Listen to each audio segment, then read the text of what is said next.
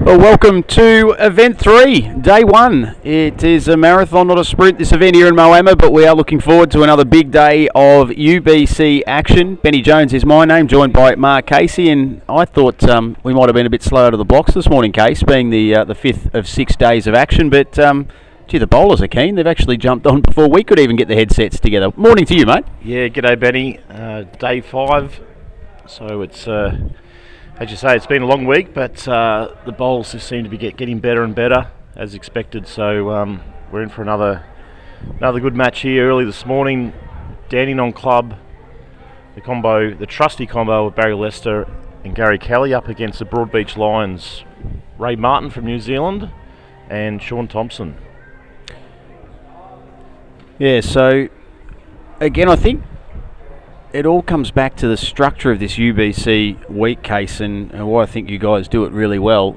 These sectional days of play, they're long days, and I imagine for the players they're even longer, but just breaking it up every second day with some amazing finals like we had last night, just I think puts that little pep in everyone's step coming back the next morning, and knowing that it is their last opportunity to bank a check or two. I'm sure all teams will be really keen. None more so, I'd imagine. Moama Green, I mentioned, are straight back in action this morning after their great success last night, with Ryan, Kevin and Wayne getting the job done in a cracking final against Exodus. It was fantastic viewing. I'm sure those who tuned in via the stream, or if you may have even tuned in to Fox and KO to check that out, would have been highly entertained.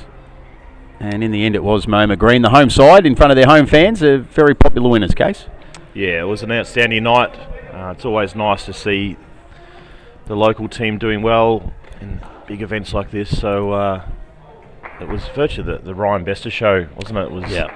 He's been in incredible touch over the first 2 events, and I think he nearly got 40 touches as well, which is just crazy to think about. So no doubt they'll be thereabouts again in our final event of this week.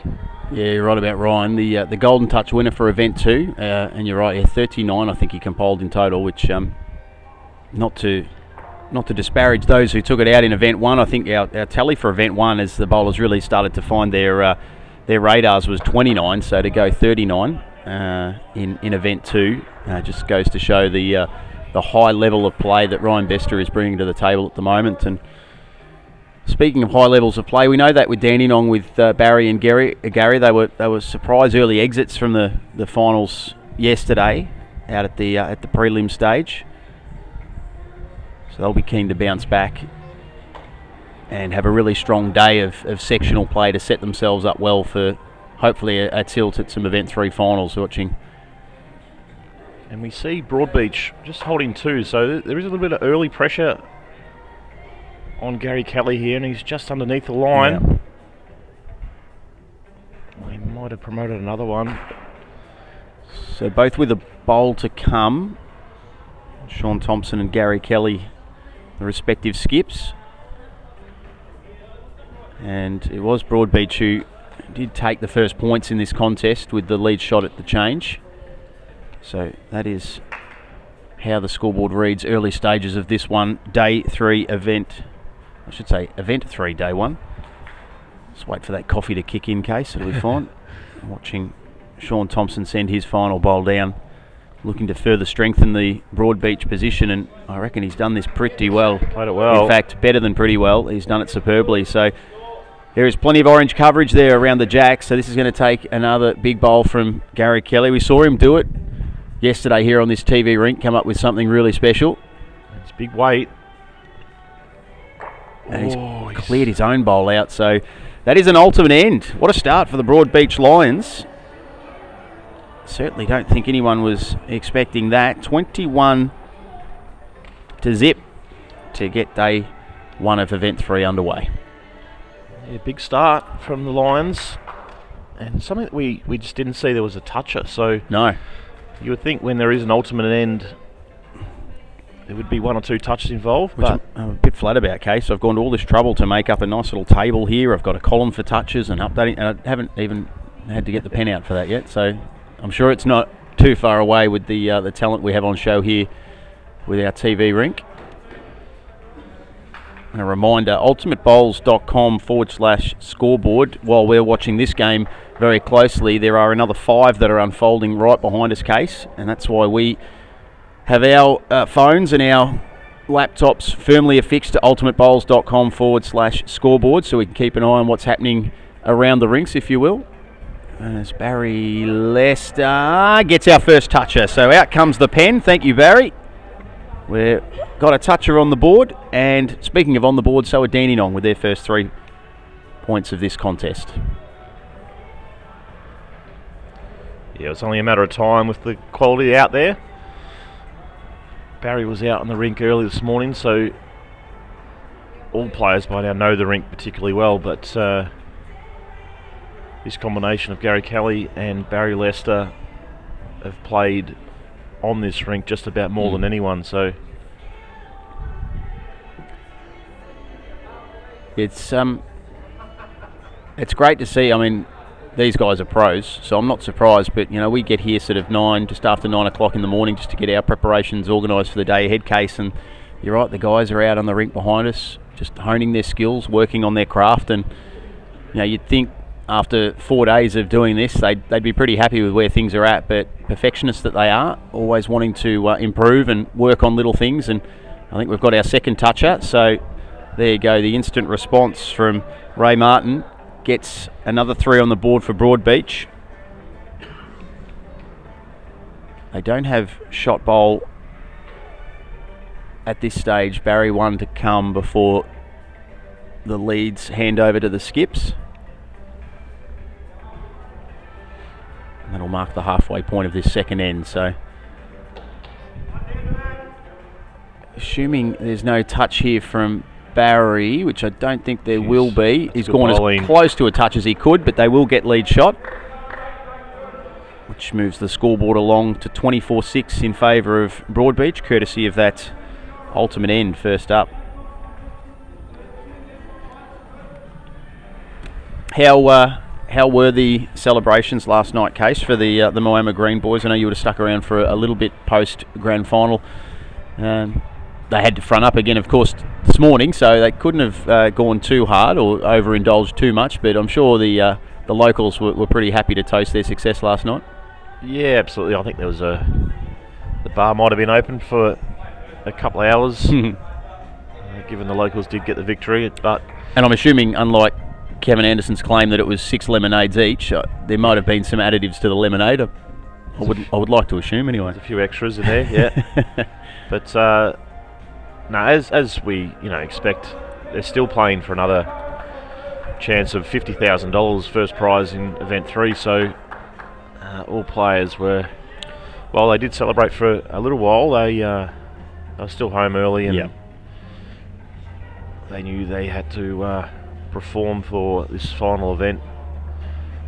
Looking at the score on ring 6, they've jumped out of the blocks anyway. Moama, they're 35-16 up over the North Queensland Roos, who were one of our really brave semi-finalists in event 2 as well, the very popular North Queensland Roos, the only team to bring a mascot along to these events. So I think the challenge has been well and truly laid down to some other teams to come up with a mascot moving forward, as we see big weight there from Gary Kelly, but unlike previous days, he just hasn't quite been able to find the radar with those drives. And look at the conglomeration of bowls around that jack, Case. That is, I reckon you'd struggle to walk up to the jack and place them that close. There's 1, 2, 3, 4, 5, 6 with no more than a foot away from the jack. Some of them crowding around it, almost touching it. Well, as we saw with Tomo's last bowl, he got a bit of a lucky result, but he was in the area. Just putting his bowl onto the jack. Yeah, well, they're holding another ultimate end here, Broadbeach. So this final delivery from Gary Kelly becomes oh so important. To go down 2 ultimate ends in succession, it would make life, I won't say nigh on impossible, because you'd never write them off, Barry and Gary, but gee, it'll make for an impressive looking scoreboard for the Broadbeach Lions. It'll virtually mean they probably only need to win one more end, really. So he's gone for placement as opposed to power here, has Gary. Let's see how this is tracking. It looks wide. Well, there you go. They're just conferring, and yep, there it is. That is the confirmation that it's another ultimate end for the Broadbeach Lions. 42-6 the score. And it's consecutive ends of 21 points on the board for Broadbeach. What a start for them. It's an incredible start. You know, on paper you would probably think the Dandenong team is slightly stronger, but we've seen both players for Broadbeach just giving their bowls a chance, always in the area, and we see another toucher. Wow. Ray Martin. Points. Yep. Just really piles on the pressure, and we noted this morning we were sort of looking at these lineups and who the Dandenong might send out early, and being the first game up, would have not been overly surprised to see either Barry or Gary just maybe have a little spell. But they've brought out the A team, and at the moment it's not playing out in their favour as we watch Barry Lester's first of this third end. Just slides that underneath the lead bowl of Ray Martin's. 45-6 the score. Don't adjust your sets. That is the score after two ultimate ends in favour of the Broadbeach Lions. We'll head around the rink shortly to find out some live and updated scores from our Section A Round 1 matches.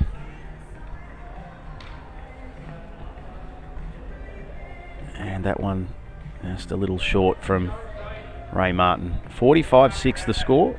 What have you got for us, Case? What's happening around the traps here on day one of event 3? Yep, so just behind us on ring 2 in the third end, the Phoenix 43 against Asia Eagles 20, so started the morning well. New Zealand Kiwis, the New Zealand Kiwis, they've had a great start in event 2, so the same combination have qualified again. They're 36 against the Point 27. Last night's semi-finalists, the Point. Yep. The Whittlesea Eagles, again outstanding in event 2, 25 to Deer Park 41. So the Deer Park team seemed to be continuing on from yesterday. They were slightly disappointing on day 1 of event 2. Yep. And on rink 5, the Challengers 23 against the Hornets 31. And as we touched on, Moama Green holding the ultimate end as well, but they're 44 against the North Queensland Rouge 16. Yep, there you go. Last night's champions up against one of the semi-finalists from last night. So, and it's the combination of Turley and Bester again. Yep. Great to see Wayne Turley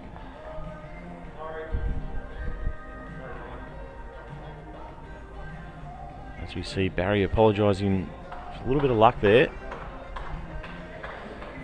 It's great to see Turl spending more time on the rink. You know, he played for Dandenong for a number of years, as we all know, and he was definitely their third player, it felt like. He played the minimum games most often, and he did his job as well as anyone, but it was this combination of Lester and Kelly. So now Turley sort of stepped up a little bit, and it was really great to see him out there in the final last night doing his bit. Oh, well, and you touched on it, Case. Just another 3 there with the lead shot to Broadbeach to further strengthen their position in this game. That not only was he just the third member, he was crucial to Moama Green's run to that $50,000 winner's check last night. He brought up some fantastic shots early on just to really build that momentum. When you got a player of the calibre of Ryan Bester following you, it's not to say you play with a little extra freedom, but you just realise and understand that if you can set up well, you've got a guy who's a great finisher, a great closer of ends, and Wayne, like a fine bottle of red, he's just getting better with age. Big weight here from Thompson. No. He got a little bit of luck, so he did get the toucher, but Jack returns to the tee. There's a blue bowl back there, so it will be shot to Dandenong. Opportunity here for Gary Kelly. It's about the first thing that's gone wrong for Broadbeach in the early stages of this one. 48-6 they lead Dandenong. Gary's going to work this one around the back, try and work in for another shot bowl. I think he's done pretty well. So first, second with Dandenong.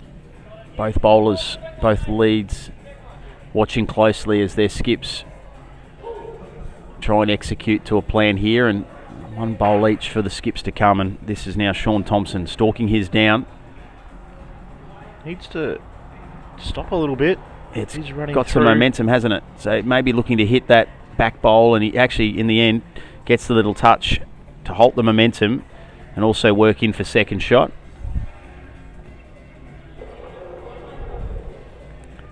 So, despite the best efforts of Dandenong, and depending on what Gary can do with his last bowl here, the damage might only be 8 shots, mind you. He's done well. It has done very well. So, first and second. So, in the end, that's a good little response from Dandenong. They pick up 15 in that end. And just keeps them in the touch. It does. Touch. But on the same token, while they picked up 15, an additional 12 points there for Broadbeach in that end. So they do maintain a very comfortable 33-point lead, but don't write off Dandenong quite yet. 54-21 with 2 ends to play. A couple of touches here early would be huge for Dandenong, and Barry Lester just underneath there. Didn't miss by much.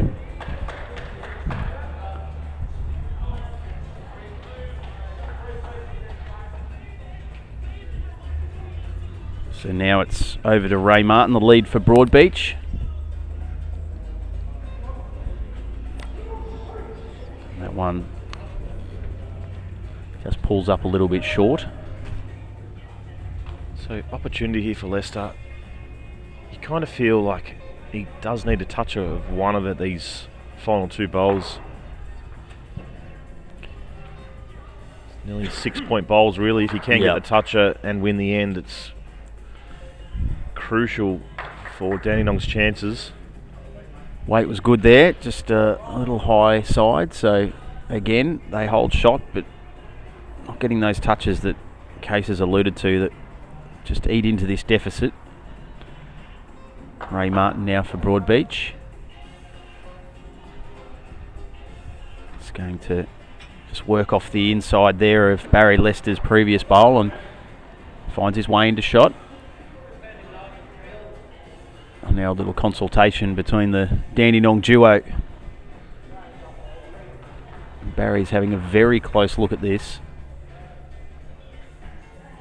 Shot clock down to 12, which is about as low as it will ever get with Barry.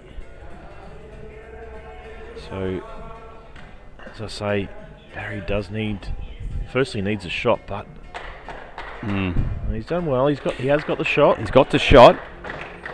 Just pushing one of the Broadbeach bowls through to the back. Ray Martin will get the final say for the leads here. And there is still plenty of room to work with around the jack if he can slide in here for shot. A tough task becomes even tougher for Dandenong. It's just going to pull up short, so they will eat into the deficit, but only by 3. 24 plays 54 with an end and a half to play.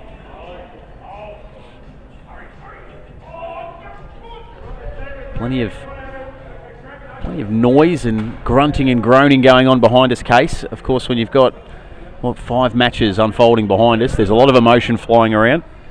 There's plenty happening out there. I think might have been Disco Aaron Wilson yelling out then, but so back to the TV rink. Gary Kelly.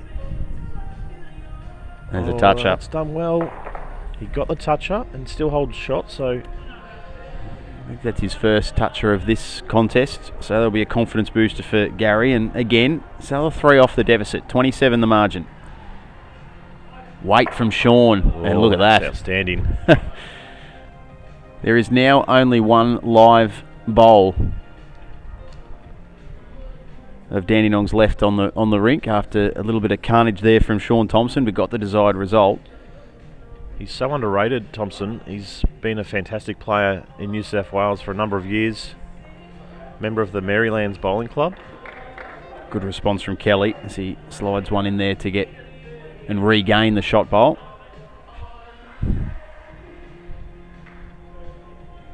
So he'll be just looking to draw up.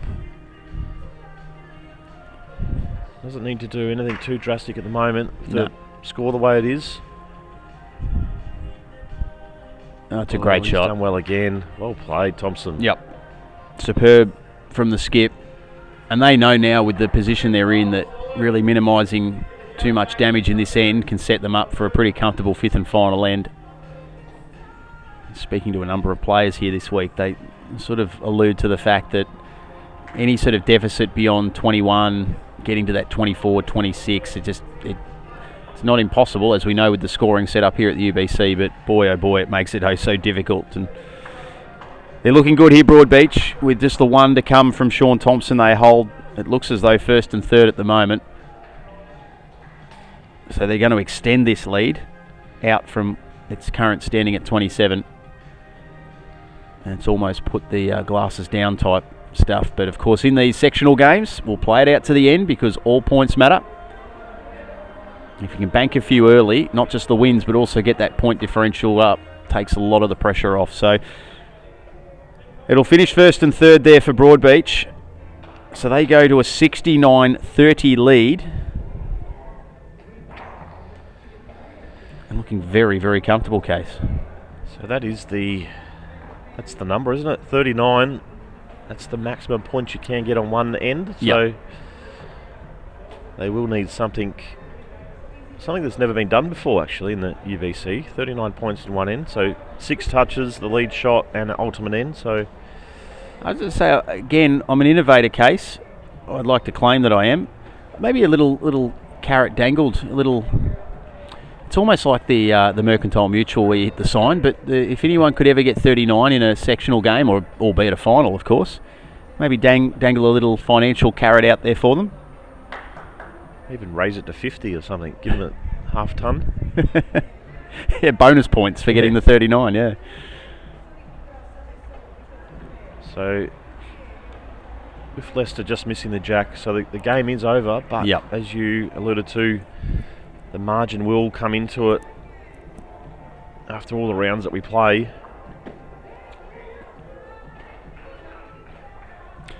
The other one I wouldn't mind seeing, Case, and I'm gonna table all of these ideas when we catch up for our next AGM, which might be too far away. Just watching Barry's bowl there slide out to the back. The 3 touches in a row for a lead or a skip. There needs to be we've got the golden touch. We need the golden jacket. Yep. So the player then has to wear that golden jacket until the next player gets the 3 in a row, which would be a badge of honour to wear. It's not a jacket. It's not something you'd be ashamed to be wearing. You're walking around in the gold jacket. People saying, "Tell you what, this bloke's obviously on." So again, I will put all these. I'll put all these forward to committee. I don't expect any of them are going to get passed through, but I can only hope and only try. Need a few different jackets, different sizes. Yeah, true. That's a very good point. It would. I think we'd go with the one size fits all. So the triple XL. A few blokes might swim in it. Some might squeeze into it. And once again, it's all Broadbeach here on the TV ring. Lead shot, margin out to 42. So I guess now for Gary Kelly, a bit of damage control if he can. You don't want to be copping too many blowouts early. We're getting some updates from around the rink too. It's a big win. Yeah, I think we're just being told, Case, that the Newland Kiwis have. Well, that is I won't say it's a huge surprise, but certainly the margin is pretty impressive. 88-44 over the point. Geez, the boys are going well, aren't they? They started Event 2 off a little bit slowly, but didn't they come home with a bang, and they've continued on here. Yeah. We know the point with their star-studded lineup will bounce back. First, second, third shot here. It's just not happening for Dandenong at the moment. As my man Mark Casey's up and about too, because I'd suggest that means, as I just flick through the scores here, Deer Park in a position of dominance as well against Whittlesea. So that's a big game first up for your boys, Case, because we know Whittlesea have been one of the star performers, particularly across the sectional rounds in Event 1 and 2. So, unlike Event 2, where you guys are a little bit slow out of the blocks, it's a super start and a big win too, 90-48, the final score. Yeah, absolutely. As we heard, they did play well yesterday. Another miss there from Gary Kelly. So, you know, the boys weren't happy about not making finals. And they got a little bit of a rocket. So, good to see Aaron Wilson leading up the front. He was disappointed with the way things went in Event 2. Pyalba Phoenix have had a win over the Asia Eagles, 74-58.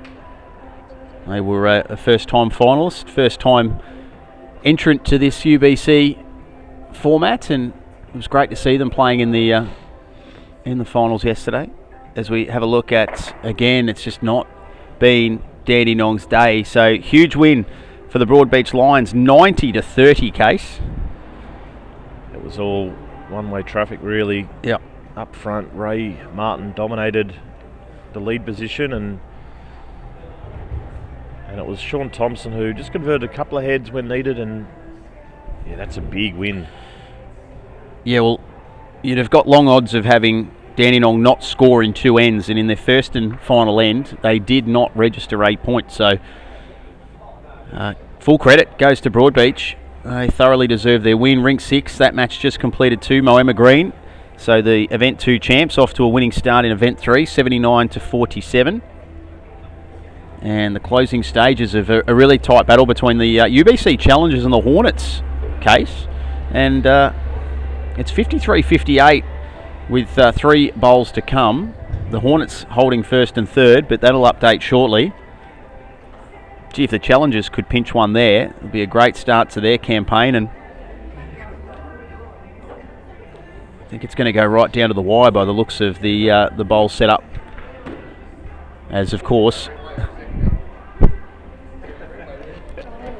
we're just watching Gary Kelly launch a couple down after his match is finished, just trying to get that eye in, and sure enough, as soon as the game's completed, he makes a meal of the jack, so that's always the way.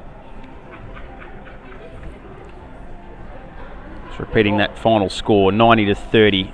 Up next here on the TV rink, we'll have the New Lynn Kiwis taking on Case's Deer Park Chargers. I think the Hornets might just hold on by the looks of what's unfolding on rink 5 behind us, but we'll have that final score for you shortly. Good to see the Deer Park fan club just arrive. All 2 of them. They'll be coming in bigger numbers than that, surely, if they're in action tomorrow night. There'll be a few more, but one of the gentlemen had a decent crack last night, so we're not naming names, Case, but no. By decent crack, what sort of time in the AM does that mean we're wrapping up, or is it just a steady over the course of a day type of a crack? There was a few gin and tonics, and we'll have to put him on a bit of a leash today, I think. Yeah. So the Hornets look like they have held on their case in a really good battle with the UBC Challengers, 68-61, with that final score to be confirmed for us shortly. But just running through those round 1 results for those joining us on our stream, that is ultimatebowls.com/scoreboard. Dandenong went down to the Broadbeach Lions 30-90, 74-58 Pyalba over the Bowls Asia Eagles, 88-44 the New Lynn Kiwis, who are in action here on our TV rink. They had a big win over the Point, 88-44. Deer Park Chargers 90-48 over Whittlesea, 68-61 the Hornets and the Challengers that we just touched on, and Moama Green 79-47 the North Queensland Roos. TV rink, New Lynn Kiwis and Deer Park Chargers. Case, who are we watching in action here? So it's another good start here, Aaron Wilson. So Aaron Wilson leading up for the great Paul Foster for Deer Park, and Sheldon Bagley Howie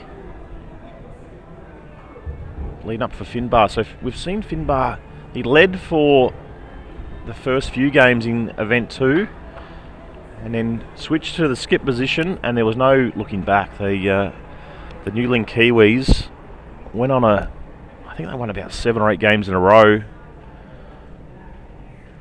and it was young Finbar, the main man. Oh, another toucher there from Wilson. He's come dialed in, hasn't he, Aaron Wilson? We didn't see much of Aaron Wilson yesterday. He didn't. We only had 3 games to play, so he didn't play any. And wasn't around last night, and I asked him this morning, where were you? And he says, oh, I went to bed about 8 o'clock. Oh, so right. He, getting himself into a zen mode, ready to go for event 3. Yeah. There's another toucher. Good start here. By both sides, yeah. Sheldon, Bailey Howie there comes up with a first 3 points for the New Lynn Kiwis. So Aaron Wilson, always good effort, just slipping through. So it will be New Lynn with the lead shot to tie things up at 6 apiece. Well done by a little response there from Sheldon Bagley Howie after a fast start from Aaron Wilson.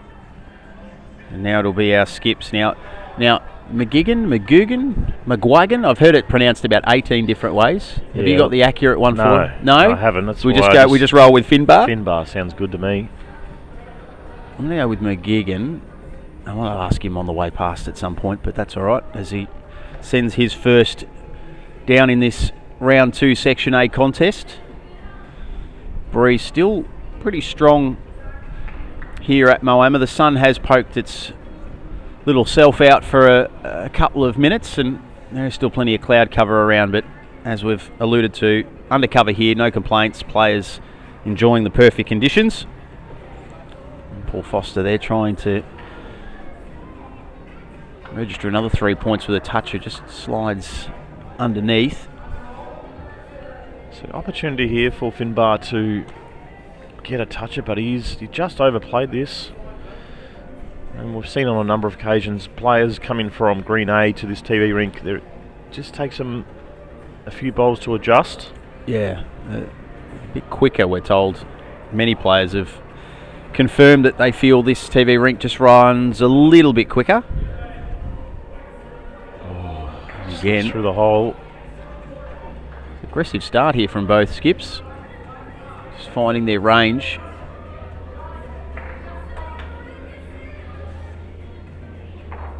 Now to Finbar McGuigan.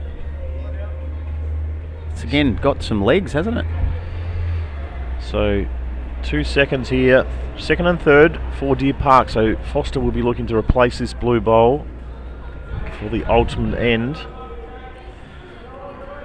Just a weight issue for the skips at the moment, but let's see if Foster can make that correction. Looks good. Aaron Wilson likes it, but he's actually in fact cleared out his own bowl, which now that changes the look of that end completely. Certainly first shot with the New Lynn Kiwis, so they'll get 10 for that. And just waiting for the confirmation, and there it is. So it was first shot to the Kiwis, second and third went the way of Deer Park, so it's a tight start. 16-14 the scoreboard reads. Interesting that we saw the lead sort of pick it up straight away, and it's just taken both skips. Yeah. Paul obviously playing 3 bowls with a little bit of weight, so he'll be looking to get hopefully back to the draw this end. Sheldon's weight there was okay, just the direction, the radar a little off. Let's see if Aaron Wilson can replicate his first end effort of 2 touches. He's gone mighty close here with his first, just slides to the high side beyond the jack.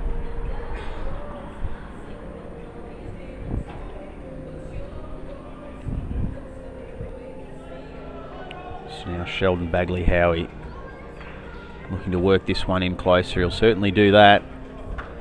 He's good correction. Yep.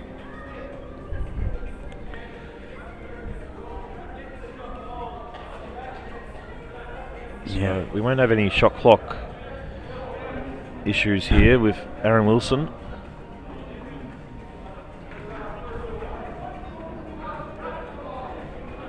Yeah, he strikes me as the kind of guy who, if he was forced to stay 30 seconds on the mat, he may actually fall asleep. I think he just wants to get his bowl delivered. He has the plan in mind. He's already thinking, even while we watch Sheldon Bagley Howie track his bowl down, Aaron Wilson's already played his shot in his mind. He knows exactly what he wants to execute. So once he gets his final instruction from Paul Foster, it's pretty simple. To the mat he goes, to the corner, 3, 2, 1, boom.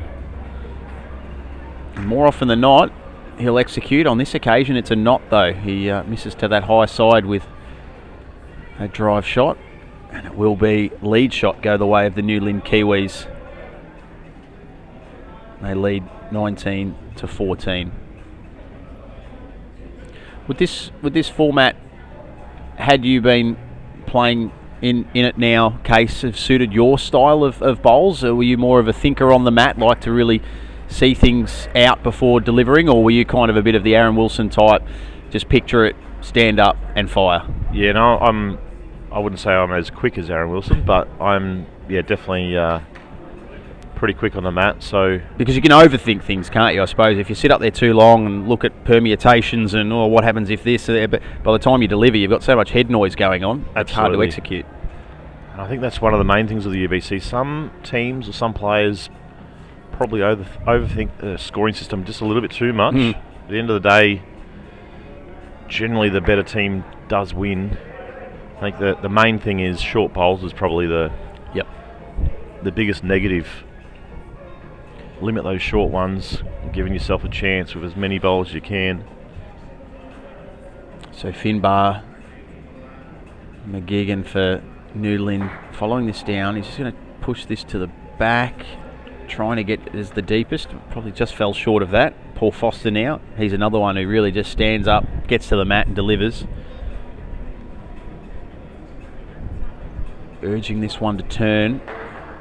He's not far away here. Aaron Wilson watching it very just needs closely, to run. And what it gets shot. in. Gets in for shot. Outstanding there from Foster. So one apiece to come for both of our leads. And yeah, it's a big time bowl. We've seen that time and time again on the portable rink in the UK. Obviously indoor, so there's no wind, there's no elements, and he would put 4 bowls within a dinner plate on a regular basis. So one of the best draw players in the world. It's a fair response. Oh, what a shot there from Finbar. How's the response? Absolutely brilliant. Yeah, no, that is high quality. And not only does he relocate Paul Foster's previous shot bowl, he's worked his way into first and second with just this from Paul Foster to come. So he took the pressure jacket off Paul, and Finbar threw it straight back and said, try this on for size, see you go second time around. And he's given this a good nudge, needs some luck. It's going to hit the wrong side of Finbar's bowl, so ball wide.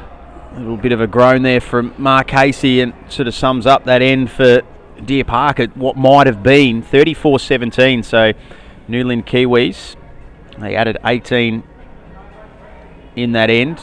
Only the 3 for the Deer Park Chargers to give them a healthy 17-point lead. We've seen both New Zealand players start this game off well. It was Sheldon on end 1, and now Finbar delivering the goods on event 2, and another toucher. So out to a 20-point lead for the New Zealand team. 2 touches apiece for our leads thus far in this contest. Of course, Aaron Wilson's came back-to-back in the opening end. Has he done it here again? Oh, goes oh so close.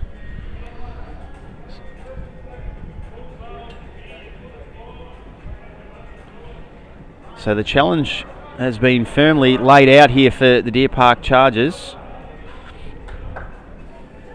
Again, one of the fancies for this event 3, but as we saw in our previous match with Dandenong Club being swept aside by the Broadbeach Lions, the evenness of this talent base that we have at our disposal here at the UBC just shows that I don't think there's ever anything like a sure thing. Aaron Wilson comes up big there with 3 very important points, his 3rd toucher of this contest.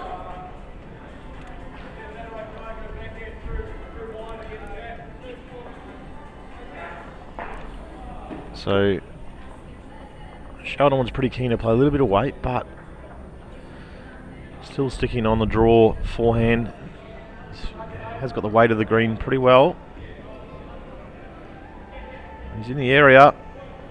Hunting it down. Very, very close to just a shot. getting a little move to the left-hand side and it would have rolled in for a toucher as well, but at the moment he'll take shot unless Aaron Wilson can upset the apple cart here with his third and final bowl. It's gone close. He's got the toucher. Oh. Couldn't have done much better other than the fact that the jack then went a little bit deeper than he would have hoped. So Newlyn will keep the lead shot, but Deer Park, I guess in a sense, cancel that out with Aaron Wilson's fourth toucher of this contest.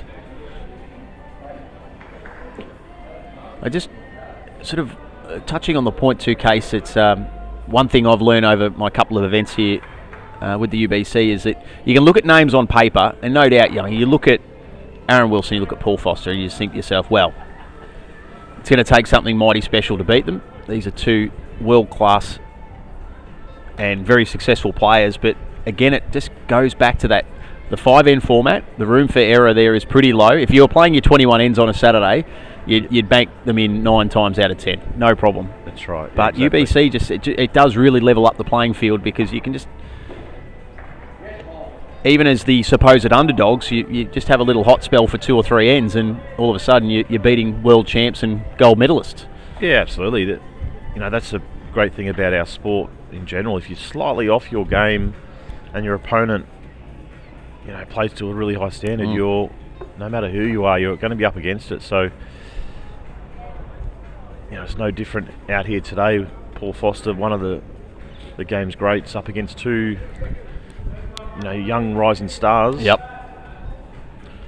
Great opportunity for the New Zealanders. Yeah, and that's the other thing that I think is tremendous about this event, this concept case, is that it's akin to me as a very ordinary, club grade cricketer in Bendigo getting a chance to go and play Big Bash. And I talk about the UBC wildcard teams, the challenger teams, this sort of thing. These guys that have come through the draft and get selected.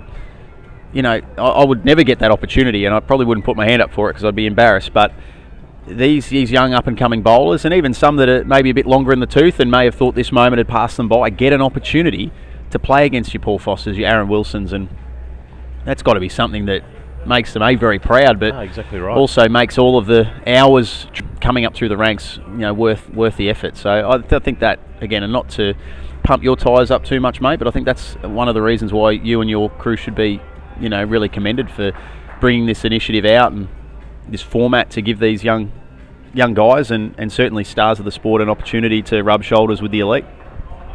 As we see Foster just needing a turn. Oh, Paul Foster, what a shot. Removes both blue bowls, and he might even secure the ultimate end here. Yeah, just waiting for that confirmation. It must be very close, and they have called it. There you go, ultimate end, and look at that. Wow. That is just, the great aspect of the scoring system here, that in one bowl from Paul Foster, they've overturned what would have been close to a 25-point deficit into a 1-point lead. That's huge. Absolutely massive for the Deer Park team. So a 24-6 shot end, that for Deer Park. They were trailing by 17. They now lead by 1. Brilliant stuff from Paul Foster. So far, the shot of the day. Yep. Big end here for both teams. Only 2 ends to go. Nothing in it. Around the rinks, we'll do that for you as well while we've got a moment here and setting this 4th end up case. The Point have bounced back as we knew they would after their first round loss. They lead 42-6 against the UBC Challengers. Dandenong, again, I thought they would have been roaring back after the disappointment of their first result against Broadbeach, where they were quite literally spanked. 46-5 they trail the Hornets. Not looking good there for the Dandenong club early. No. Pyalba Phoenix 41-22 over the North Queensland Roos, who themselves are a little bit slow out of the blocks, the semi-finalists from last night. Moama Green, anything but slow, as that looks like a toucher coming up for the Newlyn Kiwis. Great shot there from Sheldon Bagley Howie to get the 3 on the board and regain the lead. Moama 40 lead Whittlesea 14. And the Broadbeach Lions, well, they've rolled on beautifully. 45-30, they lead the Streaky Bay Sharks, who are playing their first game of Event 3 after the round 1 bye. Good to see Ryan Tatum for the Wellington Hornets moved up to the skips position. Started the morning off really well. Oh, just missing a toucher. Yeah, went close there, Sheldon. So, looking at the toucher count, yeah, Sheldon with 3 so far in this contest. Aaron Wilson with 4. Now it's over to the skips. Lead shot goes to the Kiwis, so they have regained the lead and made it 5 the margin with an end and a half to play. Paul Foster came up massive in that last end with his final bowl. And once again, if he could just work off the inside of his own bowl there, brilliantly done. Just a masterclass of bowls from Paul Foster at the moment. Weight was beautiful and just got that little touch on the front. Yep. So still a good opportunity here for Finbar just on the wider side. So Foster will be looking just to repeat what he's done, just a little toucher, just changing that little sit shot that Finbar's got on offer at the moment. He's trying to maybe get a touch on the inside of the new Lynn bowl there, so he's working his angles beautifully at the moment is Paul Foster. They hold first and third, trail by 5. The Kiwis have 2 shots to come to try and change up this, although that has in the end promoted a Deer Park bowl forward. Not the result that Finbar McGigan was after there. So first and second now with Deer Park. Hasn't this head changed very quickly? So Paul will be just looking to get underneath that blue bowl. He's done it again. Or just didn't quite take as small an edge as he would have hoped, but still, all the pressure now on the Kiwis. Finbar McGeegan, their skipper, will go with weight. Big weight. And it's missed a lot at the front. So in the space of 2 ends, and really in the space of, well, an end and Paul Foster's last bowl in his third end, this has turned completely on its head. 56-49 the score. So a 15 shot end there for Deer Park, and just the 9 for the New Lynn Kiwis. So still very much anyone's game as we head into our 5th and final end, Mark Casey. I think it's all going to be down to the leads here. I think whoever crosses over with shot will win this game. So Aaron won't be disappointed with that. It's about 18 inches past the jack.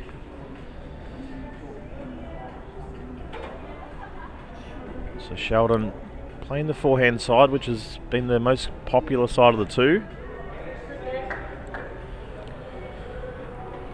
Whoever can get first in here will have a big say in this game.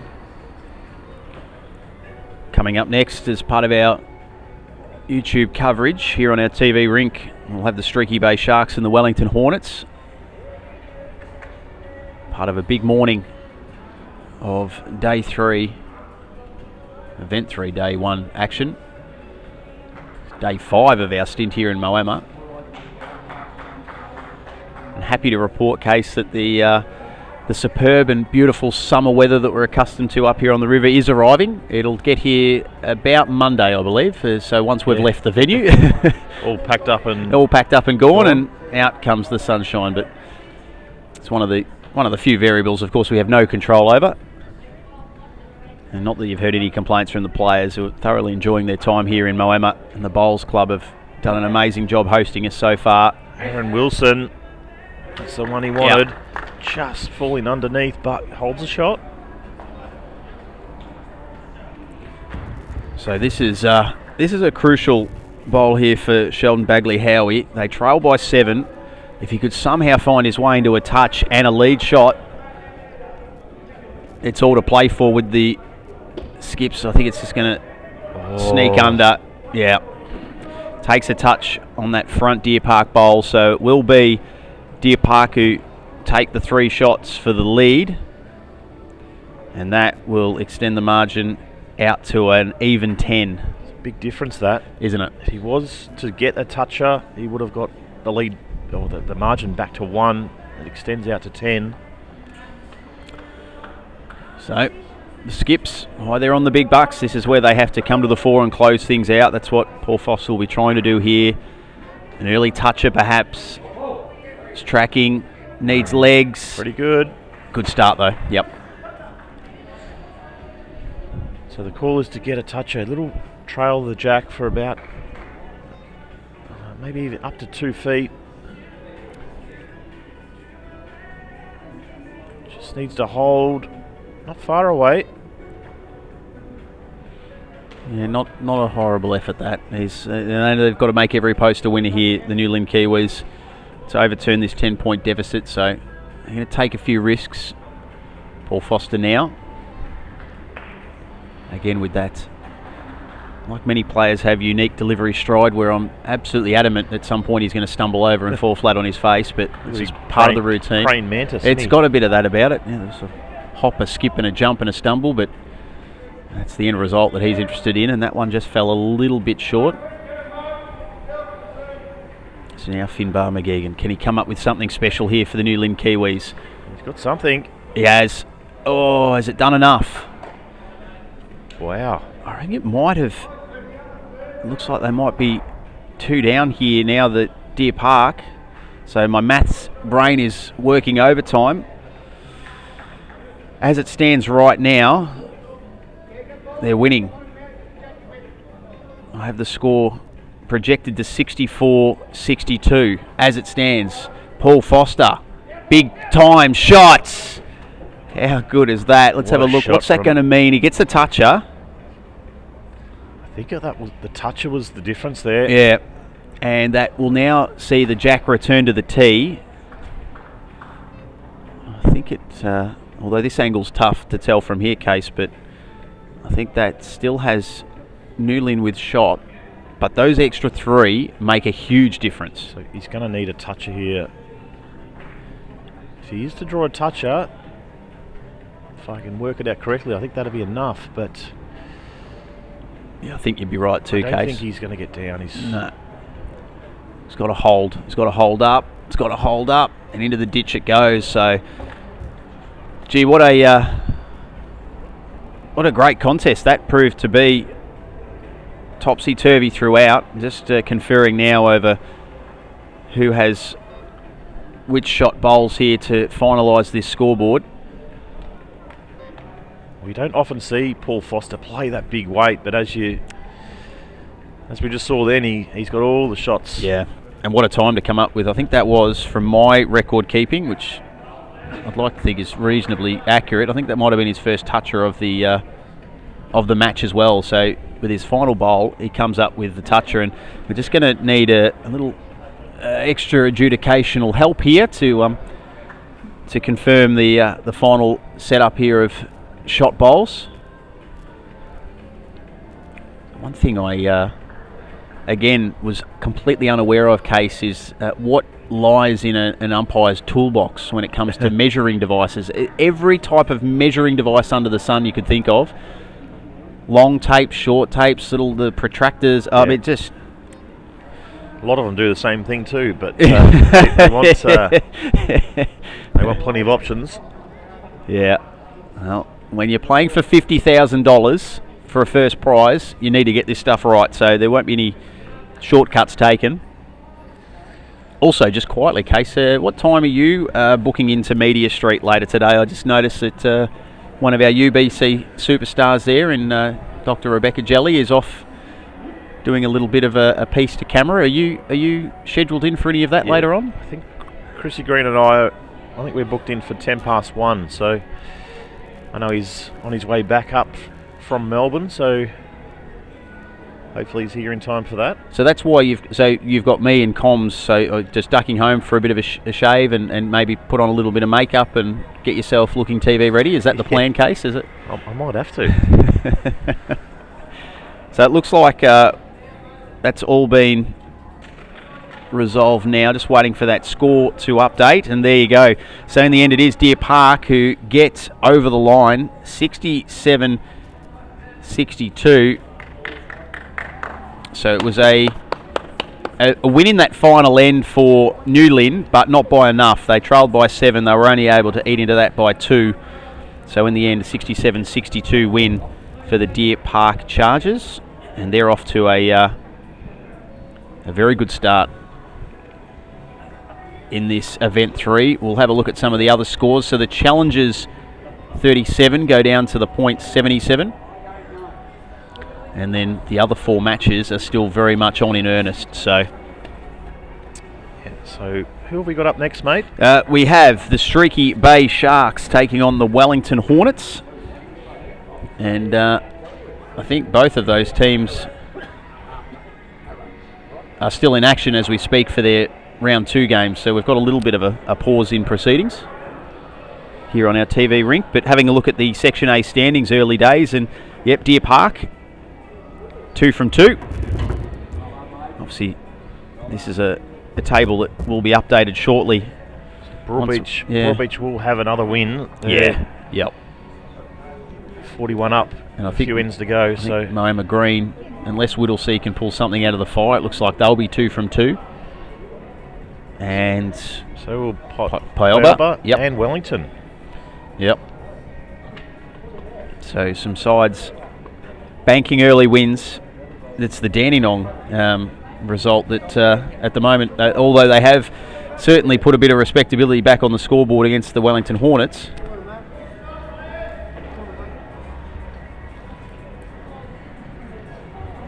they are staring down the barrel of a second consecutive defeat to start this event 3.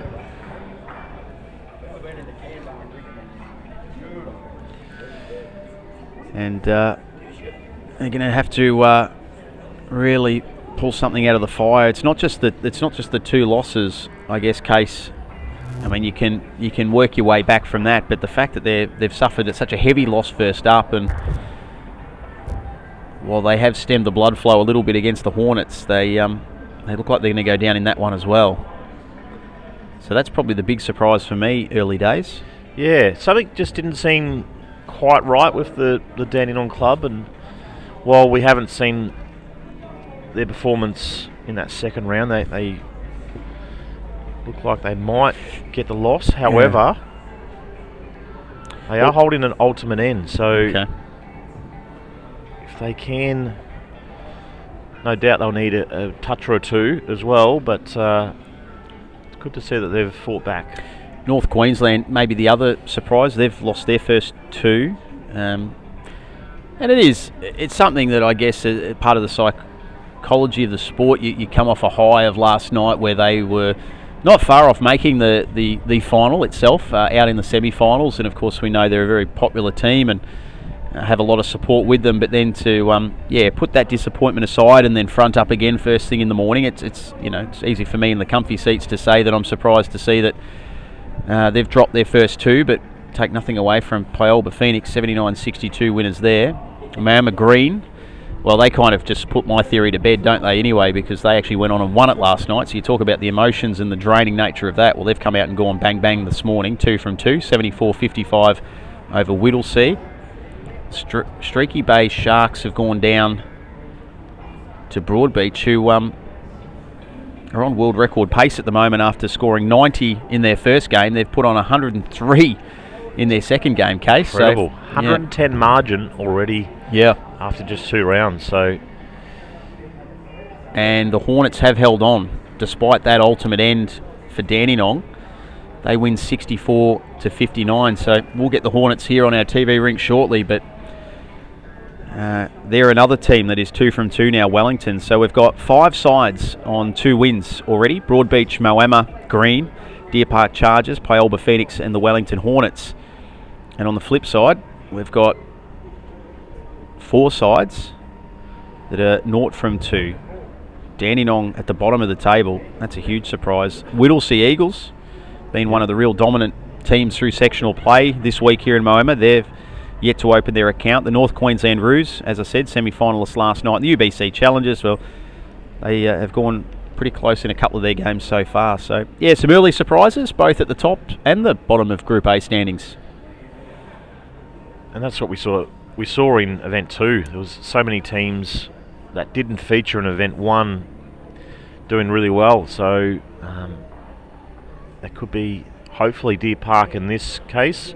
After failing Event 2, they've started off really well, and the Wellington Hornets, with that new combination of Ryan Tatum at the skips position, he's a member of the Deer Park club, and that is his position. He's one of the best skips in the game. So not a high profile player, has represented Victoria before, but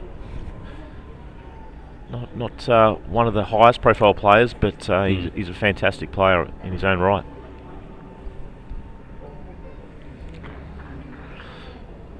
So a few of the boys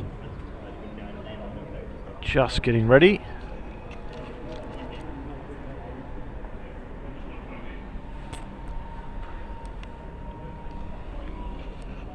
So just recapping those Section A standings, thanks to our amazing crew at ultimatebowls.com/scoreboard. As I said, 30 seconds is how long it takes for the scores to update.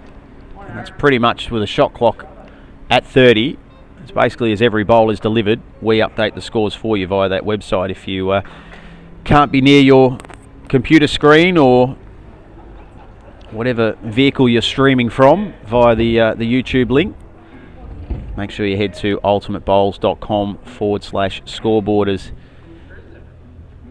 Glad to see that Tony the Music Man is here and plugged in and into action with a bit of Chris Isaac to kickstart our, I think it's Thursday morning. It's hard to keep track. We've been here so long and enjoying so much great action. You do. The days tend to just melt into another. So now we're getting set for Streaky Bay. So it looks like it'll be Darren Weir all the way from Scotland representing Streaky Bay, and more than likely Ben Twist in the skips position, and Mike Kernahan and Ryan Tatum. So surprising to see David Ferguson on the couch. Doesn't often get on the couch these days. So, and it'll be Cody Packer and David Ferguson just out this game. So this is a huge game for the Sharks here. We keep saying that it's only early in the event, but you don't want to continue to lose those early matches. It makes it really difficult. Worth noting too, Case, while we in a rather jocular sense talk about who's not playing and why that is, and it's unusual, but there are obviously rules and regulations around the three-man teams that they have to play a minimum number of games through the sectional rounds. So I think the minimum requirement is 5 for each player. Of course, players will play more than 5, but if you do have a third wheel that just needs to get the 5 away, then you have to be sort of somewhat strategic about when that is and how that unfolds. And I guess too, if you can have a really fast start and get some wins on the board early, you may even start to look ahead to tomorrow morning and how you're going to rest players and give them that chance to have that mental break before the final start. So all of that comes into it. Absolutely. Players, it's quite difficult to come on cold. So if your combination is going well, it's so vital to get those early wins on the board, and then you can bring the player that's been sitting off. Early toucher there for Darren Weir. Yep, first of this contest. First points as well. Go the way of the Streaky Bay Sharks. And as this game goes on, we will provide an update on some scores. There's a couple of big games on the other green. Moama Green and Deer Park is probably one of those. Yeah, that's big. Well, Dandenong and the point becomes big, particularly absolutely. for Dandenong. Yep. Norton 3, and not to be the harbinger of bad news, but Norton 3 I think almost makes it hard. Very difficult to, maybe an outside chance for top 6. Certainly rules out your chances of finishing top 2 in the direct path to the quarterfinals. Let's see what we've got here. Start here from Darren Weir. He's stuck this around the back. It's just going to roll, and if it can take a little tumble, thought about it, but still, fantastic lead bowling from Darren Weir and the Streaky Bay Sharks. Two teams in which case, I must say, thanks to Sports Centre, I think have some of the sharpest outfits and uniforms here this week at the UBC event. Yeah, I do like the Hornets. The black always looks smart. So Kearney looking for some contact. Oh, he's unlucky. He bounced off 2 bowls there and went oh so close to then ricocheting into a toucher. Did everything but, and ultimately it's a lead shot to Streaky Bay, and they jump out to an early 6-0 lead. And as expected, a tight start. Moama Green and Deer Park 19-14 after the first end there, mate. So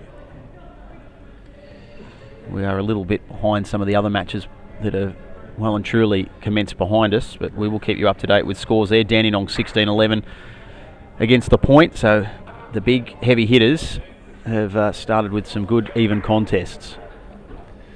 Over to Ben Twist now. So we'll draw in there for third, and this is what we will see quite often from Tayton. He will back himself in with plain weight.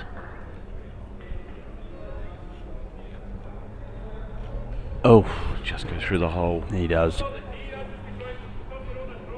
He doesn't play the massive weight as we see from like a Ryan Besser type player, but that firm runner, he is extremely accurate.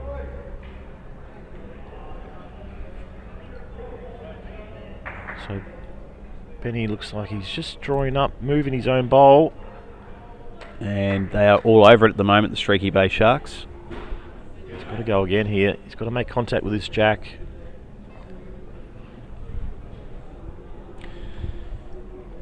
So yeah, 2 bowls to come for Ryan Tayton, but he wouldn't want to leave it to the last, particularly this early on in the contest, staring at an ultimate end. This looks to be tracking well. He's done well, got a jack. And to the tee it'll go. Unlucky that he's pushed one of the blue bowls onto the tee, but he reduces it to 2 and gives himself a little bit of room to draw in with his last. So yeah, good shot there from Tayton. Picked up a toucher as well to get the Wellington Hornets on the board.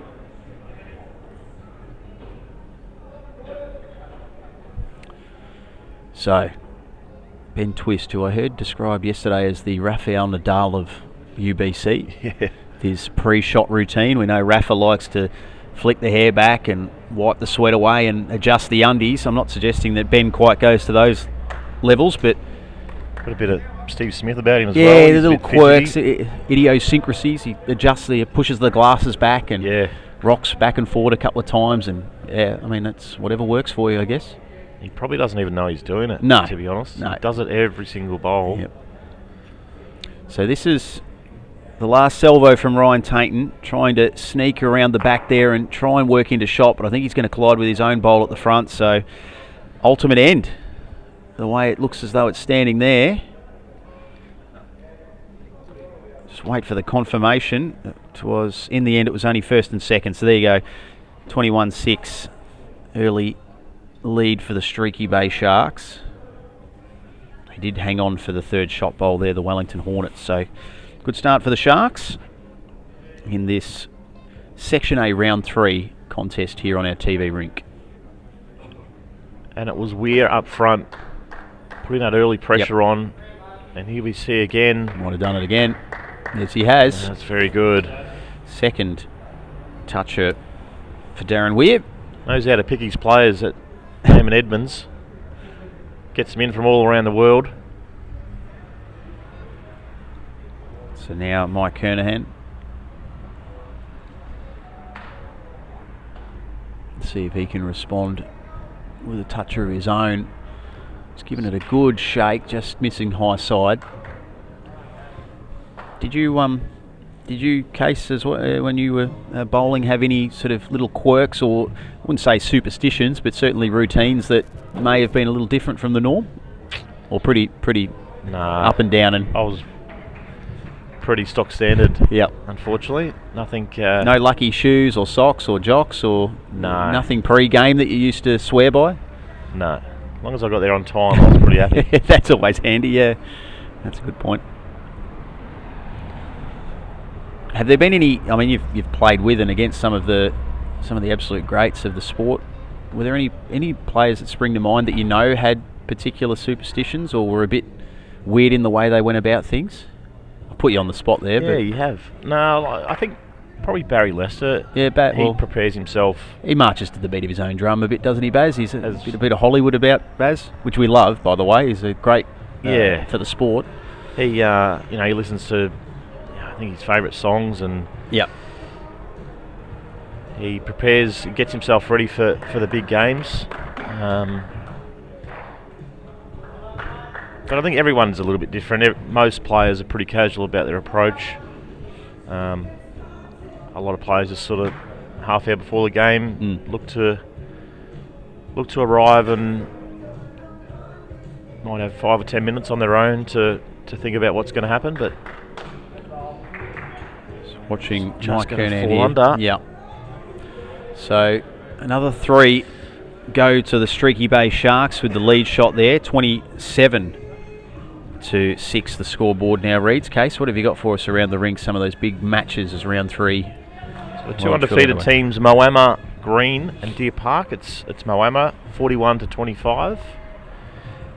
Just at the start of the third end. Broadbeach Lions 3 against Asia Eagles. Yeah, okay. 24. It's the Challengers 29. Yep. Against the Newland Kiwis 22.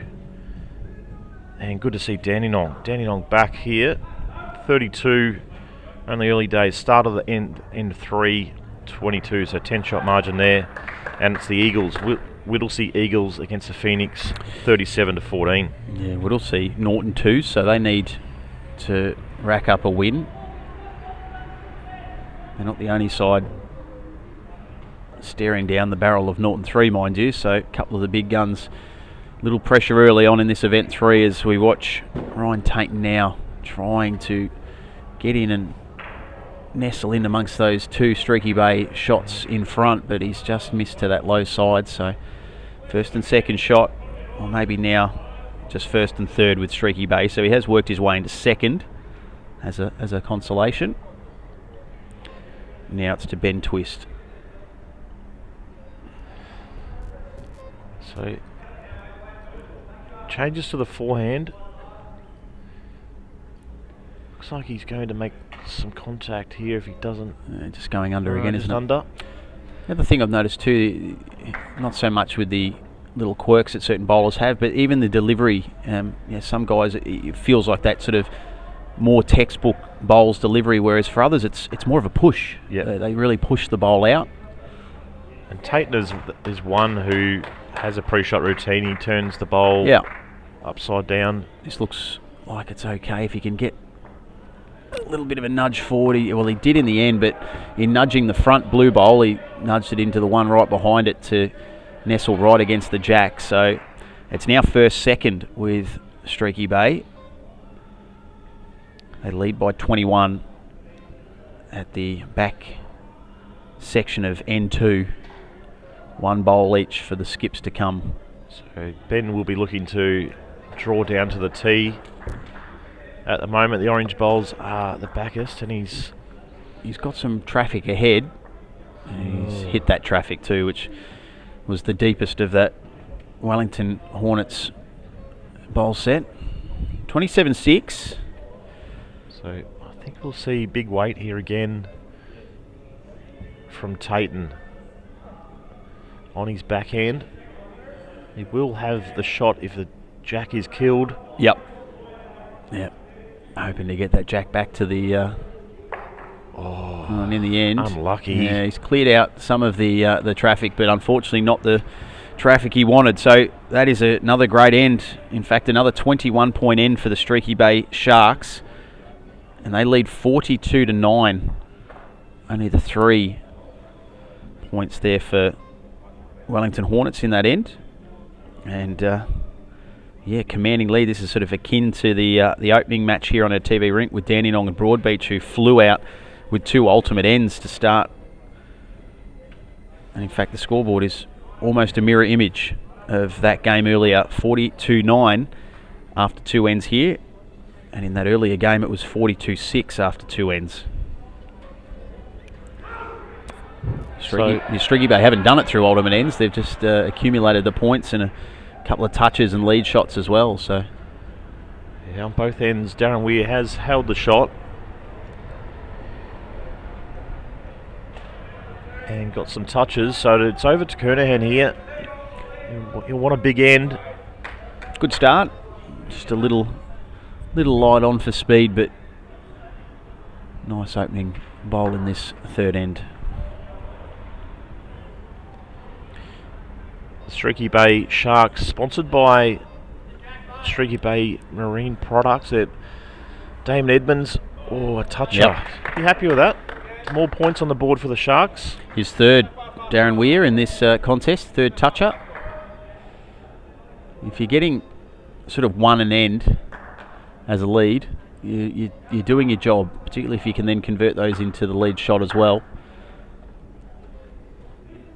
So Kearney will be looking just for about a foot of weight to get that toucher. Don't mind it, Case. It just needs to go again. And same issue as his opening bowl. Just perfect line.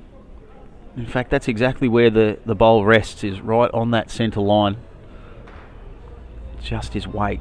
A little more muscle maybe for his third and final. So here's Darren Weir.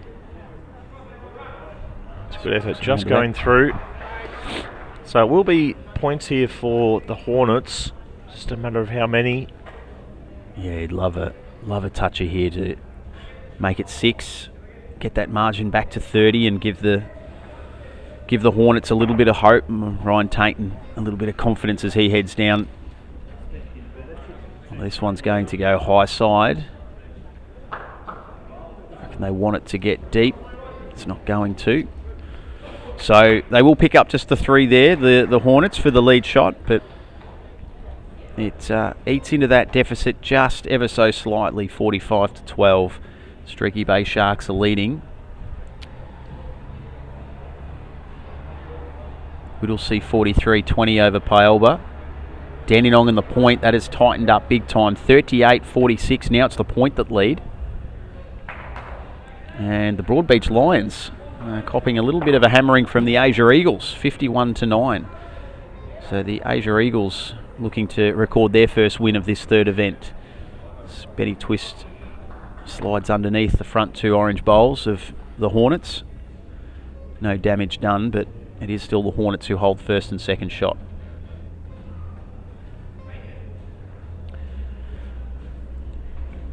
Moama Green and Deer Park, 54-39.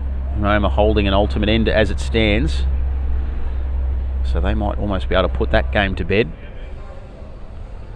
as Ryan Tainton sneaks out the back with his first. So they need to hold on to first and second here, the Hornets, if there to be any hope. The couple of ends to play. Currently holding 15 shots to Streaky Bay's 3. Ben Twist underneath and just a little light on. So now the skipper for Wellington in Ryan Tainton.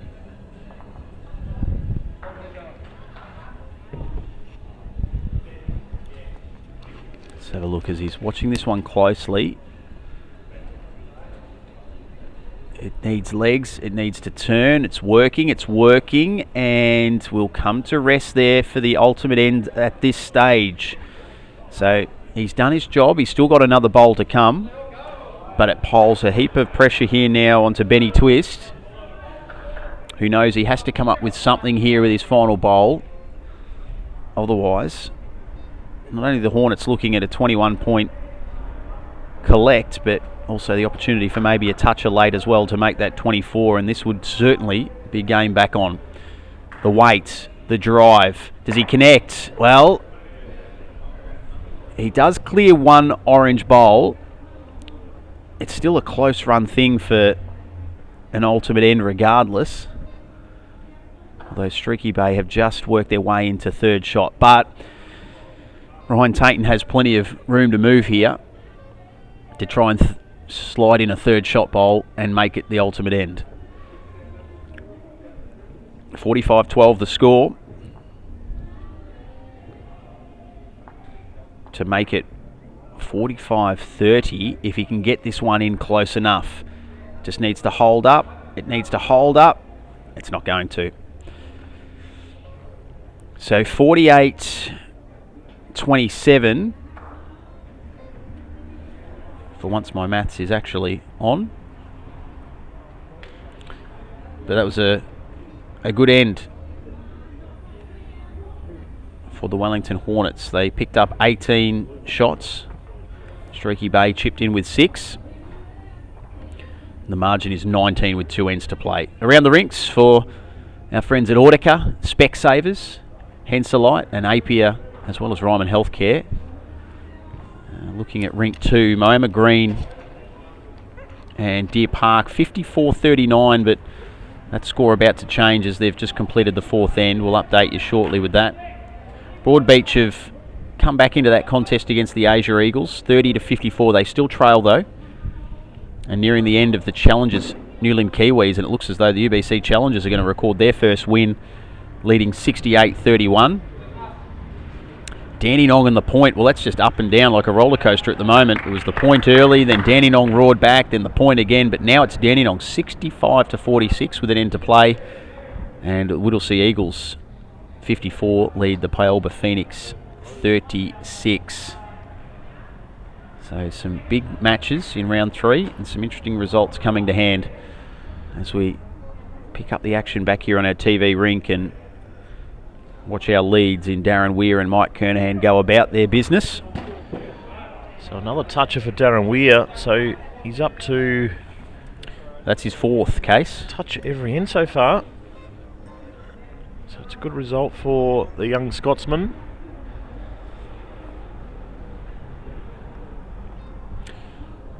Moama, Moama have converted that that end to a big lead, 67-44, entering the final end against Deer Park. And the Challengers lead by 34, despite New Lynn holding an ultimate end at the moment. That won't be enough. We'll have some completed scores in the next moment or two looking at that.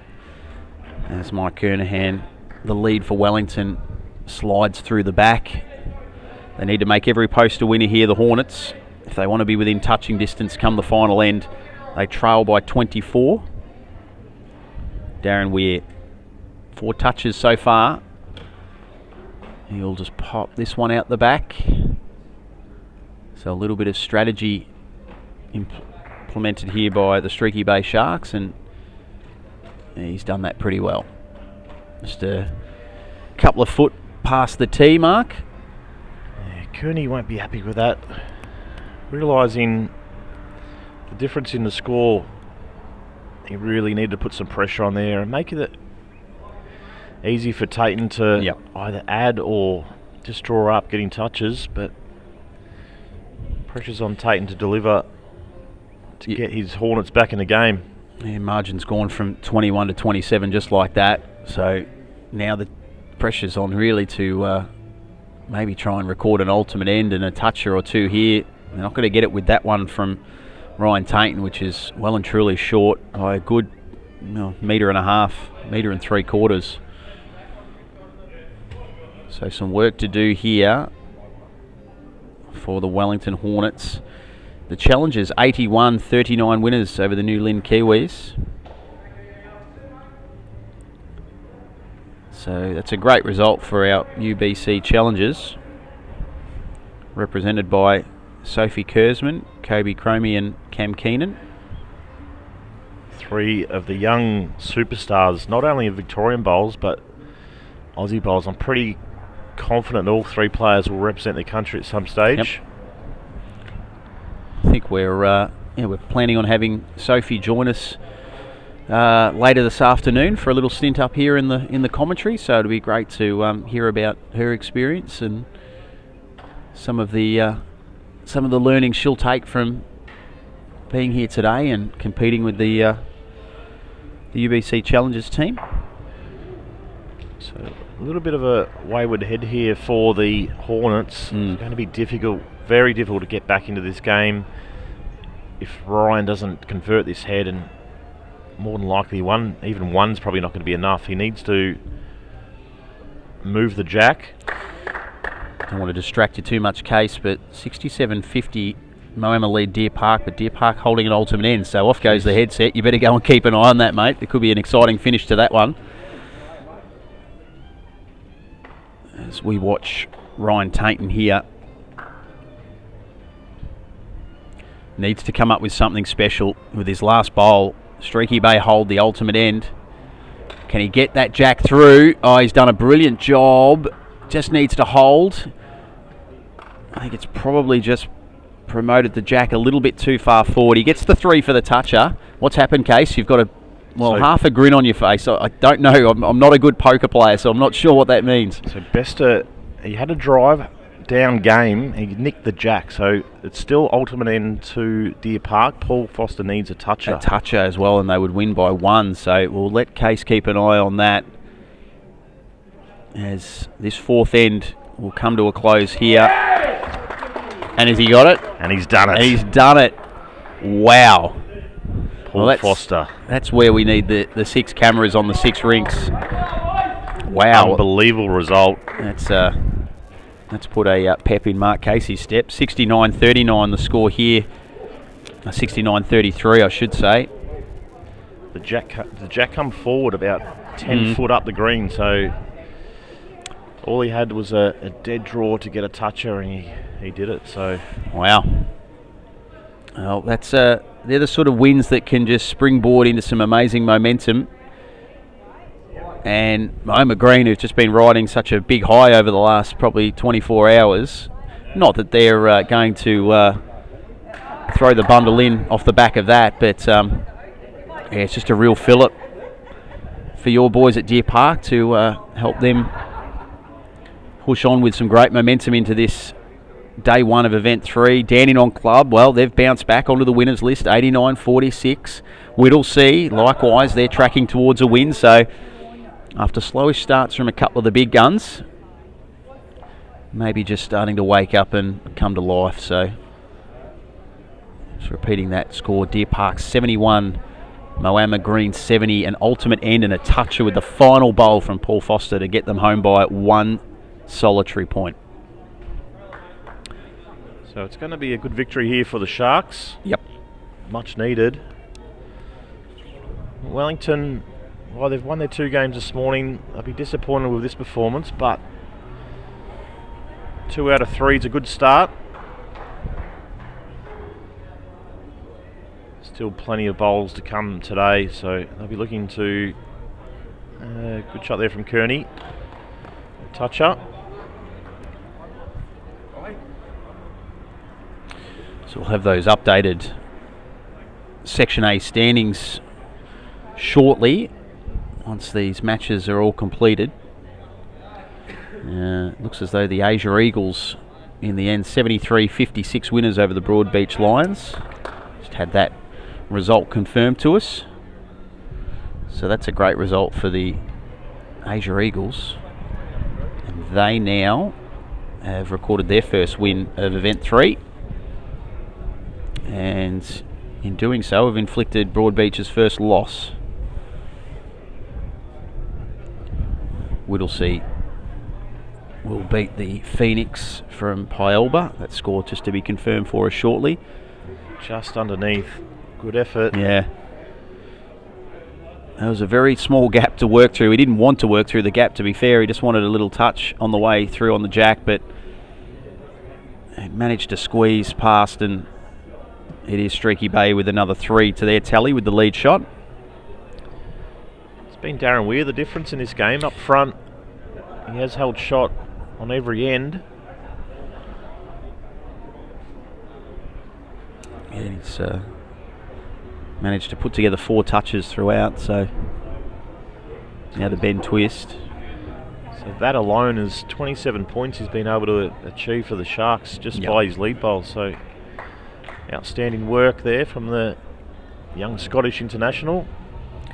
So 73-62 the final score there. Whittlesea and Paolba, their first loss, the Phoenix, but first win for Whittlesea. So that'll just make for some interesting Section A standings once they are updated for us shortly. Deer Park out on top though, and I think they will be the only undefeated team after 3 completed rounds. So they are out in front, and the chasing pack have got some work to do. Now it's here, the last, look at that, second last bowl from Ben Twist, and he couldn't have played that much better. So they're in ultimate end territory here again, Streaky Bay.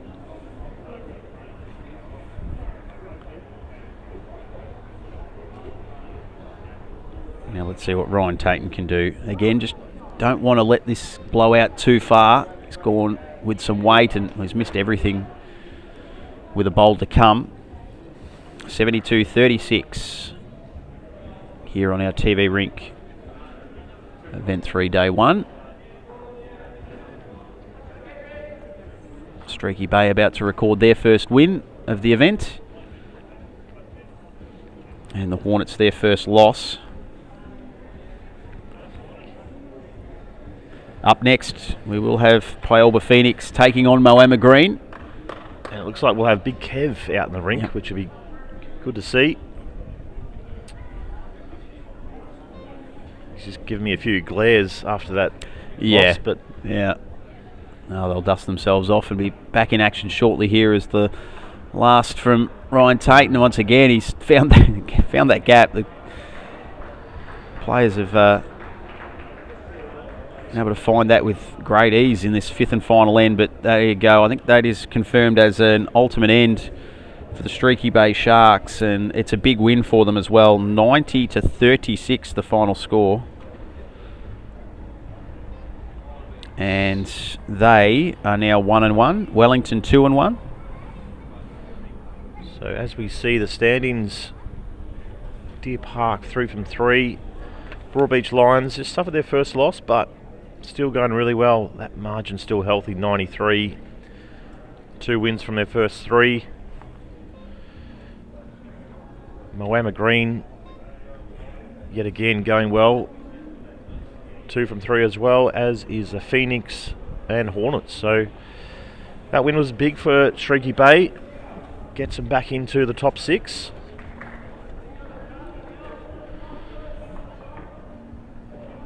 So up next, we will have Ryan Bester skipping. That's such a surprise. And Kevin Anderson up front. And young gun Cohen Litfin skipping Mark Armstrong. So this is a big game here for both teams. Round 4. This is Big Kev's first game of the day. So he actually got hit by a Ryan Bester drive yesterday, and he's still here with us to tell the tale. That's probably the most impressive thing of that. Had his foot in ice last night, so yeah, I have watched it on a few occasions. I've seen bowlers. It's probably almost like second nature, but when a drive comes through and bowls get scattered, they just instinctively put a foot out. Yep. We have plenty of protection around the ring. Bowlers, I'm sure, are aware of that if bowls do go spraying off, we are pretty well covered and protected. But as again, maybe more so on these other rinks behind us when you've got teams playing alongside, you're doing it out of courtesy. But here on the TV rink, I just let them go. Not worth a fractured ankle, that's for sure. No, it could easily hit the wrong part of your foot and do quite a bit of damage. Yeah. So good start here from Armstrong. About a foot short. So Kevin changes his hand to the forehand side. Kevin's one of the only, probably a handful of players that opts to play the tighter side of the rink. Just running through that metre. So, case again for the educational purposes of, well, I was going to say our viewers on YouTube, but let's be honest, it's more so for me. When you say the tighter side of the rink, Just sort of give us a bit of an idea as to what that actually means from a bowl's point of view. So it just means when the bowl runs down the rink, it takes a tighter line, so it doesn't bend right back to the jack. So quite often your weight needs to be perfect, as we've seen on many occasions. If you're just overweight, it just drifts past the jack, whereas on the wider side, we call it in bowls term, it often draws back into the jack, so it gives you that better chance of getting a toucher. So yeah, you'd be disappointed with that, Big Kev. Paolba with the first points of this one with the lead shot, 3 on the board. Good start for Mark Armstrong and Cohen Lipfin. Benny, you've probably watched more bowls than anyone here this week. Yeah. Probably give me your top 3 standout players. Yeah, well, I mean, one of them is performing as we speak. I think Ryan Bester is just, speaking with the lovely Jamie Rogers, who we have here, helping us out with some media work, presentations last night, and his ability to not only, we know the Master Blaster play those big powerful drives which we've just been discussing, but just coming up with finesse shots at times during the finals last night, showing just how well rounded his game is. So yeah, absolutely think that he's been in that top 3, if not the best performer so far. I mean, across the board of the 4 days, Aaron Sheriff, you expect. I mean, these are pretty familiar names. But they're definitely the 2 standouts, were they? Yeah. And if I had to throw a third in, I'll come back to you on that. I'll have a little think, because there would be a pretty good battle for third. There'd be a lot of contenders in there. So I will deliver a name for you. Aaron Tees was good, obviously, with Rilla's deep run, and they had to bounce back after a disappointing event 1. Yeah. So he was pretty solid, I thought. Benny Winther at Whittlesea. I know Lee Schreiner obviously he's the main man in that team, but as their lead was often getting them off to good starts. Yeah, I think Lee Schreiner, he's been in good touch. He's a very smart player. Lee often plays good weight. So here's a big start here for Paolba. Pressure is on. So plenty of room for at least second shot here for Bester, but no, we will be seeing big weight. Yep, so look out. Any spectators in the vicinity, and don't put your foot in front of this. Oh. Just clipped the short bowl. What a start for Paolba. It's a loose end, but still get 21 points. Yep. The ultimate end with the lead shot as well. So again, Moama not scoring in an end is a rarity here at UBC Moama.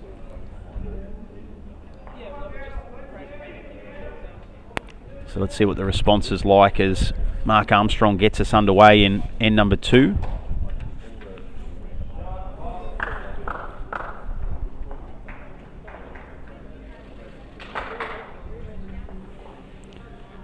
And now Kevin Anderson's first. And they'll need to bounce back here. Moama, obviously still reeling from that disappointment of the... Oh, what a shot there from Anderson. Yeah, he gets them on the board, which is a confidence booster for not only Kev but the rest of the team. His first toucher and the first toucher of this contest. The loss to Deer Park on the very final bowl in their round 3 clash. And a slow start here against the Paolba Phoenix. It's a good ball here from Armstrong. Rolls. Oh, wow. Very nearly the touch as well, as that bowl crashed down to its side. Good to see the Turley clan. Yep. Wayne and Claire Turley and their 2 kids. Yeah, it was some great scenes. I was watching back the coverage from last night, and to see the kids come out afterwards, and big embrace with Dad, and beautiful. A couple of tears as well. probably realising that with a $50,000 cheque in Dad's back pocket, Christmas might just look a little bit brighter. Well, maybe the wish list for Santa just grew and increased by a couple of items. He said one of the girls was crying. He said, "What's wrong, darling?" She goes, "I'm so happy, Dad." Oh, that's great. Tears of joy. Yeah, absolutely. Yeah, and they had every right to be proud of, as we said earlier in the coverage, what Wayne brought to the table last night as the lead for Moama Green, just regularly getting them off to superb starts and allowing Ryan Bester to go about his work. So not just the third wheel here. Wayne Turley, obviously a crucial part, is sort of consigned Kevin to that role for this week after we saw Wayne playing with Dandenong in Dandenong. And what he does offer is a lot more even off the green. We've seen what he can do on the green last night, but I think it's just that steadying person who's been around a long time. Yep. Doesn't get carried away. So, really good selection there from Moama in the draft. And he's obviously fitted in very well. So, and it's good to see Claire is actually from Moama. Yep. His wife. So she was a member of the Moama Bowling Club years ago. So he has got that connection there. What's he going to do here? Oh, he's actually made it okay, Bester. It's close for shot. Yeah, there's nothing between that orange and blue bowl surrounding the jack at the moment. 24-6 the score. So Pyalba had a toucher through Mark Armstrong in that lead section, and it was Moama though who, through Kevin Anderson's first toucher and the lead shot, are on the board with 6 and currently holding shot at the moment, but there'd be nothing in that. So the angle of the jack now is sort of going out to Kevin's 2 back bowls, so Bester will need to decide if he wants to spring it out now or save it for his last, but it looks like he... Just a little underneath, perhaps. Yep. There's another one out there. It's a real purposeful stride that Ryan Bester possesses. When he like a march, isn't it? It is. Yeah, it is. Yeah. See that Kevin Anderson's ditched the jacket too. That's gone into it's literally gone into the ditch. Yeah. So slightly, say not muggy conditions, but it does become like a little bit of a mini sauna in here. I can only imagine if it was genuinely hot outside, Casey. We were actually talking about 30-degree days, that it would get a little steamy inside and under the dome. Yeah, absolutely. Big weight here. Got it. But oh, it's a good shot. Let's have a look here where this, if that blue, I was going to say nearly held on, rolls into the ditch, but with this being replaced to the tee, they pretty much have a shot on the tee. So they certainly hold 2, first and second, Pyalba, and that was pretty special from Cohen Litfin. Tremendous shot. So a chance to extend their lead here unless Ryan Bester can, as he has done throughout this event, or this week, come up with something really big. So he's looking for the jack here. Tell you what. Oh, he did a great job. Went oh so close. He even gets a little nod of approval from his rival Skip. That is a great end for Pyalba, and they're out now to a 39-9 lead, Case. So tremendous start to this big contest for them. They put on 18 for that end, just the 9 for Moama. Around the rings, what do you got for us, mate? So we've got Dandenong up against the New Lynn Kiwis. Close one there, 46-32 in favour of Dandenong. Start of N4.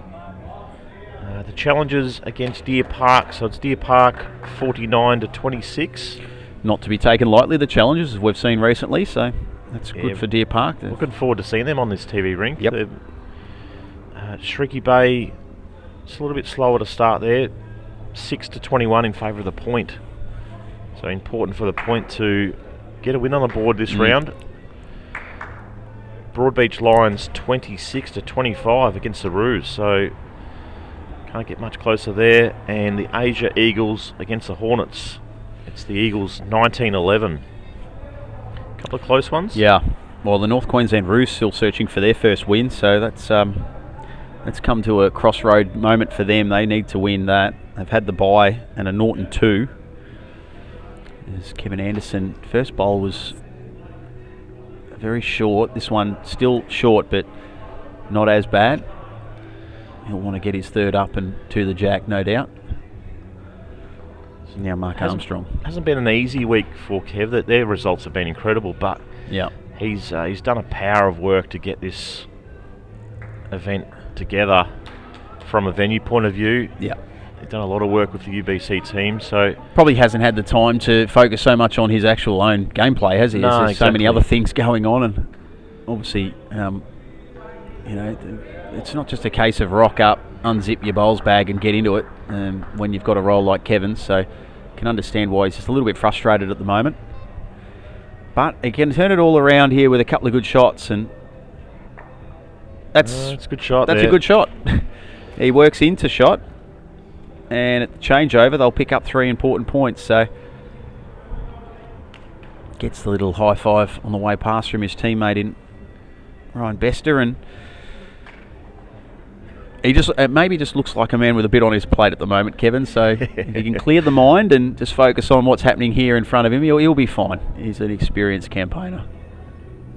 Now he looks a bit weary, doesn't he, yeah. big boy? He's looking over at us and I think indicating the same. I'm not a lip reader, Case, and even if I was, I wouldn't repeat what may have just come our way from Kevin Anderson. So Bester on his forehand, just looking to draw a counter, but looks like it's just travelling past.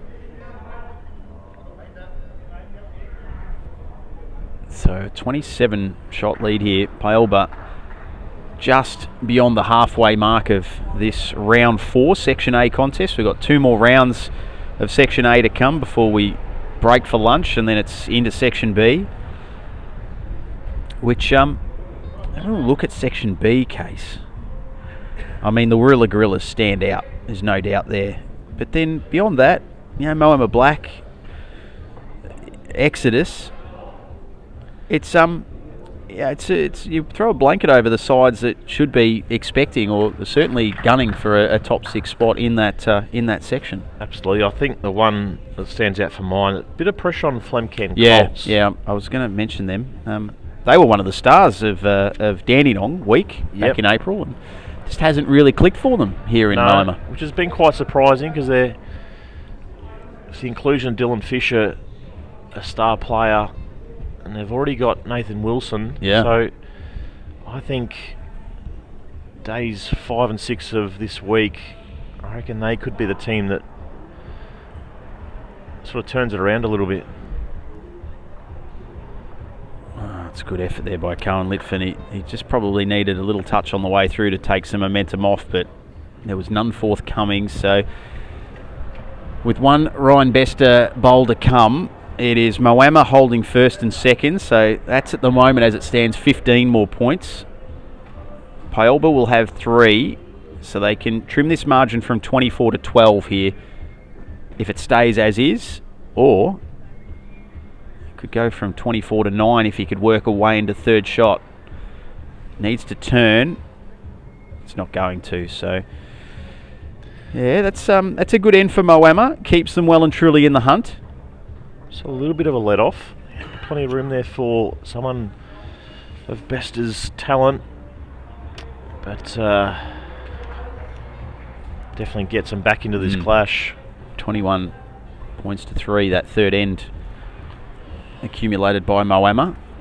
And it was Anderson's conversion shot with his final bowl. Yeah, it was. Might be back on here, Kev. Oh, very close to a toucher first up.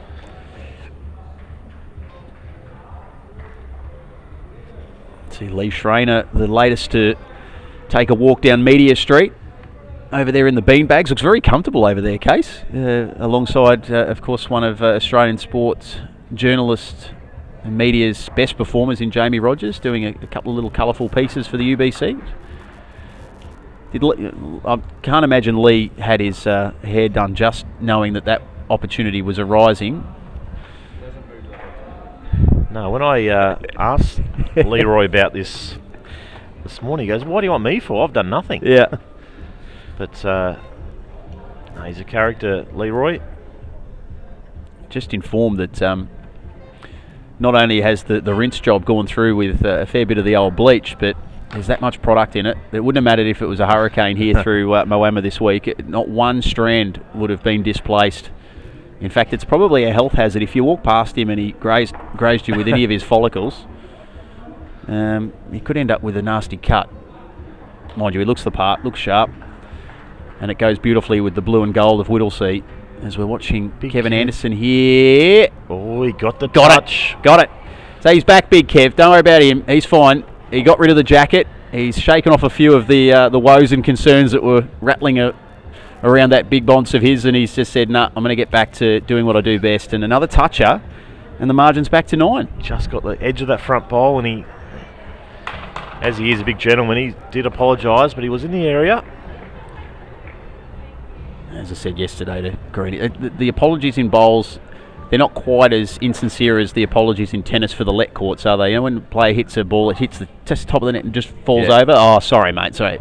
They don't mean it. Yeah. They just do it because it's the right thing to do. Well, I think we saw one. We might have seen one last night too in the final. I think Wayne Turley might have thrown one down that sort of pinballed around everywhere and fell perfectly for Moama Green, and he genuinely said, sorry, guys, that's that's... But that was not intended. Deep down, he would have been quite... You beauty. Yeah. Exactly. Here's Lee Schreiner, who's just left. He looks pretty happy with his efforts too over there on camera. You're right about that hair. Have a look at it. Mate, immaculate. And I'm not one to critique hair because mine's falling out at a rapid rate. So I commend anyone who can hold on to a good head of hair. I don't know about the colour job. It looks like something I tried when I was 19 and tried to bleach my own hair at home and ended up with some sort of orange concoction. It was quite the butt of many a joke for a while. Poor man Slim Shady, I was there for a while. I think we've all been there. Yeah, all for the sake of saving 20 or 30 bucks by getting it done professionally. Here's Ryan Bester. So game well and truly on here towards the conclusion of this fourth end. Payoba lead it by 6. If he holds around his front, he got the touch. Only just, wasn't it? He just was all over that. Yep. They hold shot here, Moama, first and third. Still with plenty to play out in this end. Let's see what Cohen Litfin can come up with here. Love to displace this front bowl. He's given it a good nudge. Now a roll in. Did he get the touch? Good shot. Oof. Amazing effort. Amazing effort.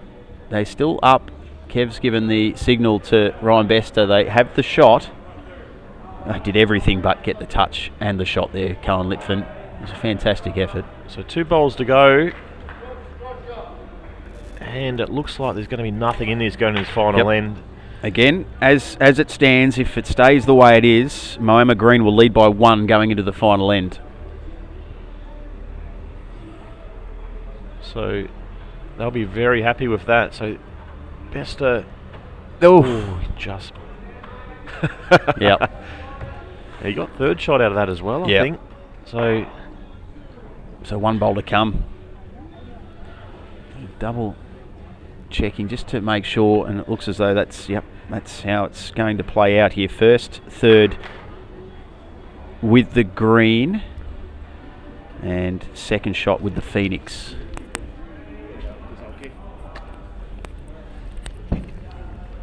So Deer Park have had another win case. 80 to 46 over the Challengers. I don't think Carl Litfin's getting past his front bowl there, so I'm pretty sure that will have Moama leading by 1. I'll just wait for that score to update. Danny Nong have had a win over the New Lynn Kiwis as well.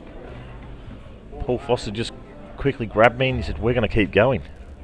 Yep. So their plan this morning was for Aaron Wilson to play the first 4, but I like it. I'm pretty happy the boys are taking a little bit of ownership there. And yeah. Well, it's the old adage, if she ain't broke, don't try and fix it. I know they have to obviously have a minimum number of games at some point, but you bank these early wins and then you've got a little of that wriggle room to experiment sort of in the back half of the sectional play. So, some ownership taken by the boys from Deer Park, actually telling the owner how they're going to actually go about it, which is good to see. When they're winning, I happy to stand to the side and let them just roll on. Honestly, don't care who plays. Yeah. So now we are looking here at shot bowl. Minuscule measurement. This is one of those many tools that I said are at the umpire's discretion to decide, and they're actually going to call out for some additional help. Are we here? Looks as though we certainly, when you're talking about a 10-point bowl, 10-point shot, that you're not going to just take any shortcuts to find out who is closer. So what is the name of this tool being utilised here? It's a caliper. Caliper. So I said protractor before. That's something completely different. Yeah, caliper, of course. So it just spreads wide enough to fit in between the jack and the bowl. Yep. We're talking millimetres here. This is almost not even centimetres. We're talking millimetres of difference between the positioning of these two bowls. Once These again, little tools, they're about 100 years old. Yeah, they they get the job done though. So we'll wait to see what the final decision is here. There's a lot of interest in it because the scoreboard's so tight, so close. The difference between a 10 and a 5-shot bowl for either side. Going back again. Yeah, exactly. So it is going to be tight, this. Once, again, it's worth noting. So it's the orange bowl shot. And then are we having a look at the third as well? No, I think they're all happy with that now. So just wait for that confirmation. And there we go. Moama do lead by 2. 49 plays 47. And that was another big end for the team from Moama Green.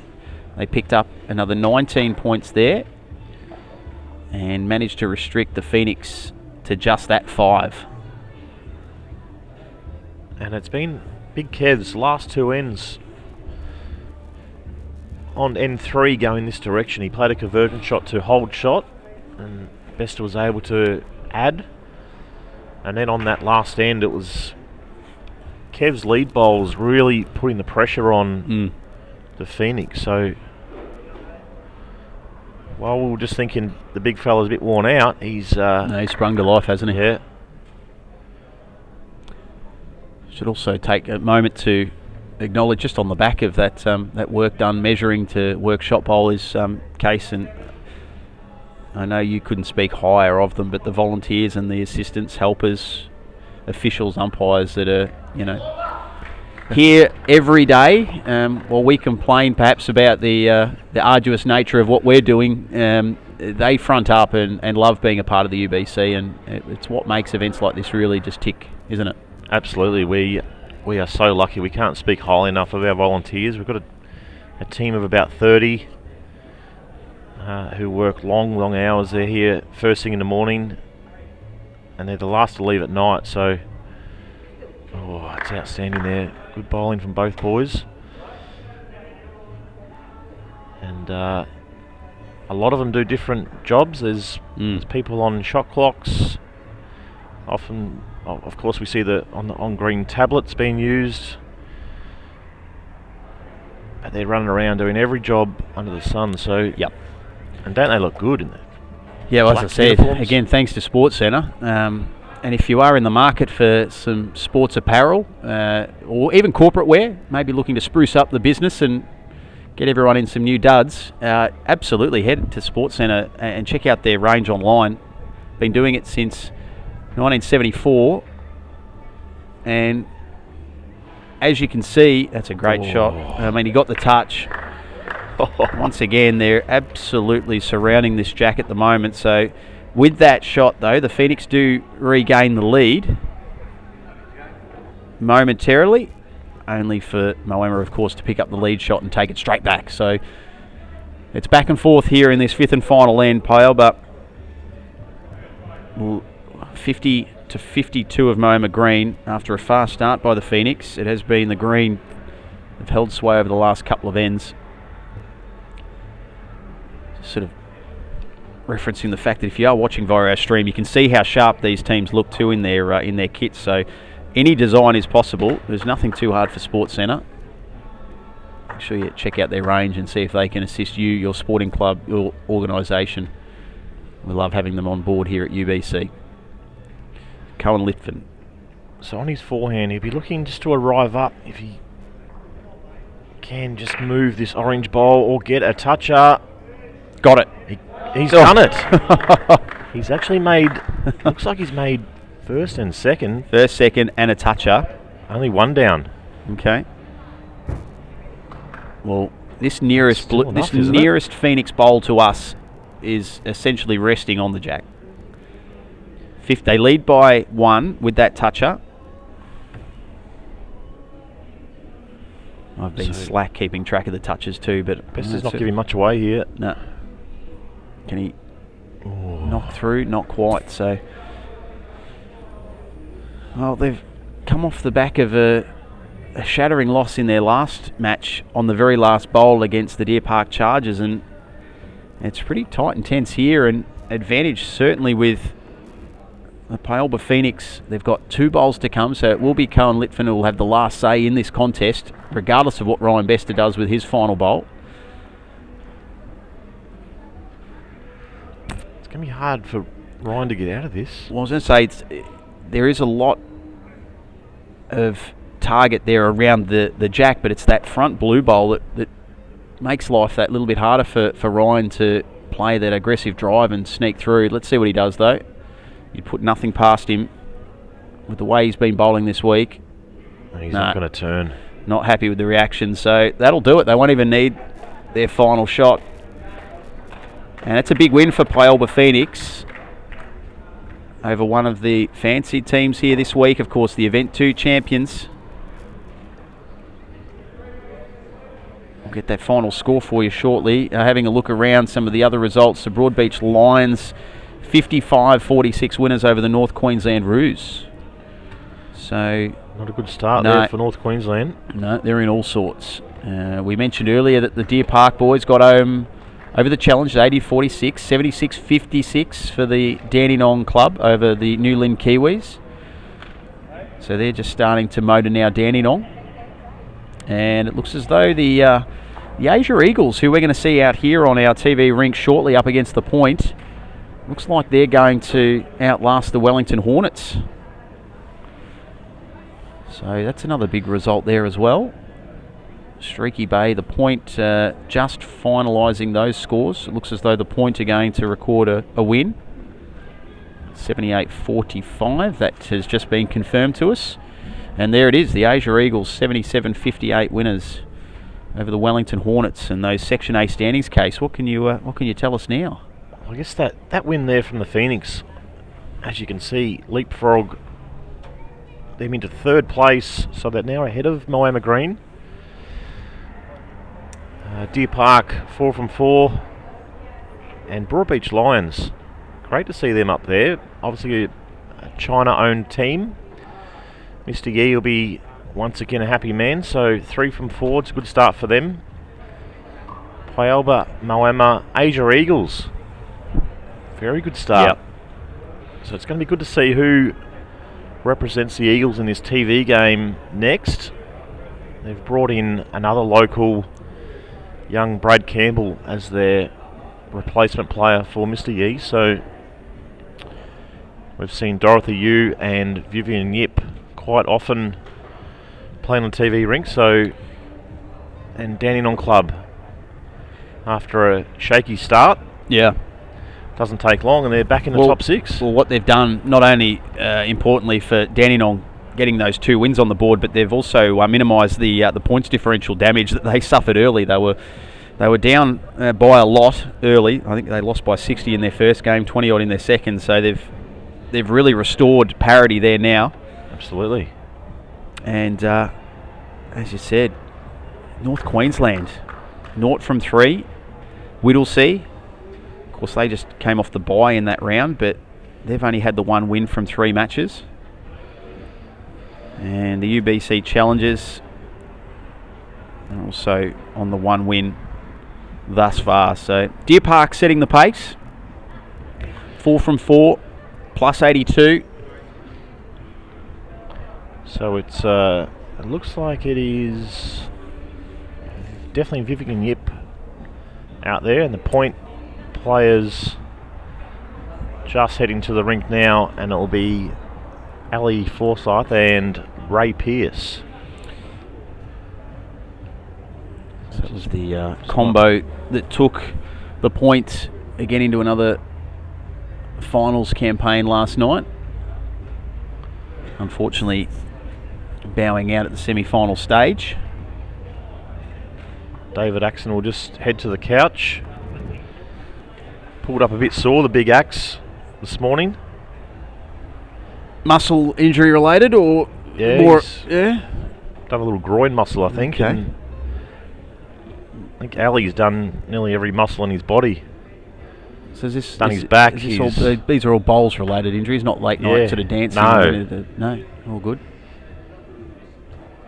So we'll see how Ali goes, but I was a bit disappointed. I was looking forward to calling a fellow, well, I say a fellow Welshman, but I do have Welsh bloodlines. Father is Welsh, grandparents are Welsh. So I was looking forward to seeing our Welsh representative do his thing, but that's all right. We'll enjoy the skills of Ali Forsyth and, well, everyone's favourite, Ray Pearce. And it'll be Vivian Yip in the skips position with the local champion Brad Campbell up front.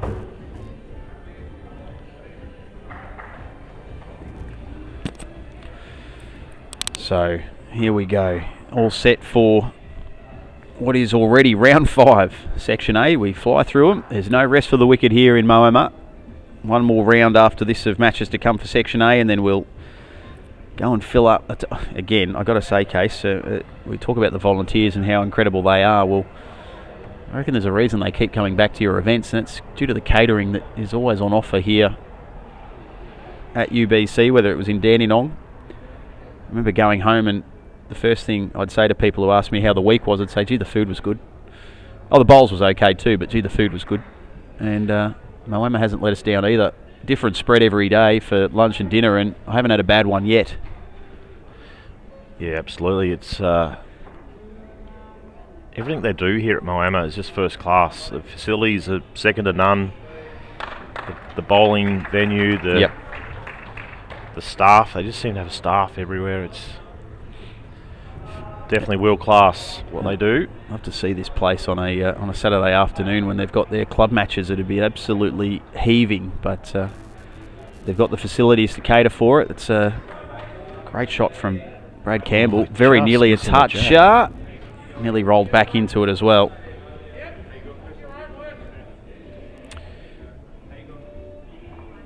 And now it's over to Ray Pearce. As we know, and as has been discussed here, under somewhat of a bit of duress this week. But you wouldn't know it with his bubbly demeanour around the place. As I said, a very popular member of the UBC fraternity. Now Brad Campbell. He'll get the lead shot, so it'll be the Asia Eagles on the board with the first points of this contest. So Brad is also one of the greenkeepers here at Moama.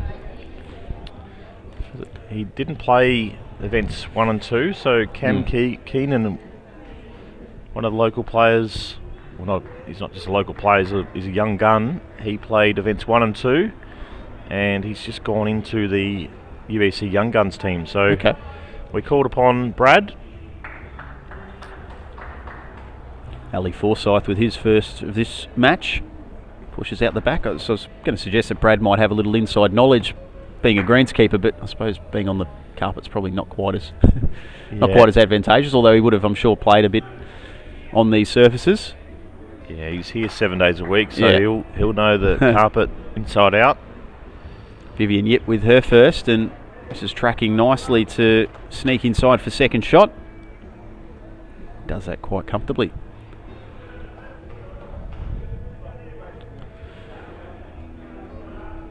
So Ali Forsyth. The points. Just needs to hold. Yeah, I think it's just drifting under and nestles in alongside their third shot bowl, but won't be enough to change the order of scoring at this point. So it's an opportunity here for the Eagles. Can she nestle in there, which she has? Yeah. And there's no target here, Benny. We often see Ellie's go-to as a big drive, but there's just a draw on offer here. Yep, just have to finesse this in.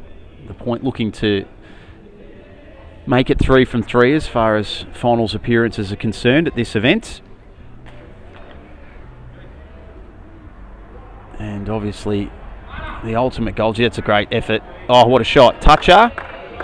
And maybe not working into shot. I think they hold that to the Asia Eagles, but Ellie Forsyth with the first toucher of this contest gets the point on the board with their first points, 3 of them.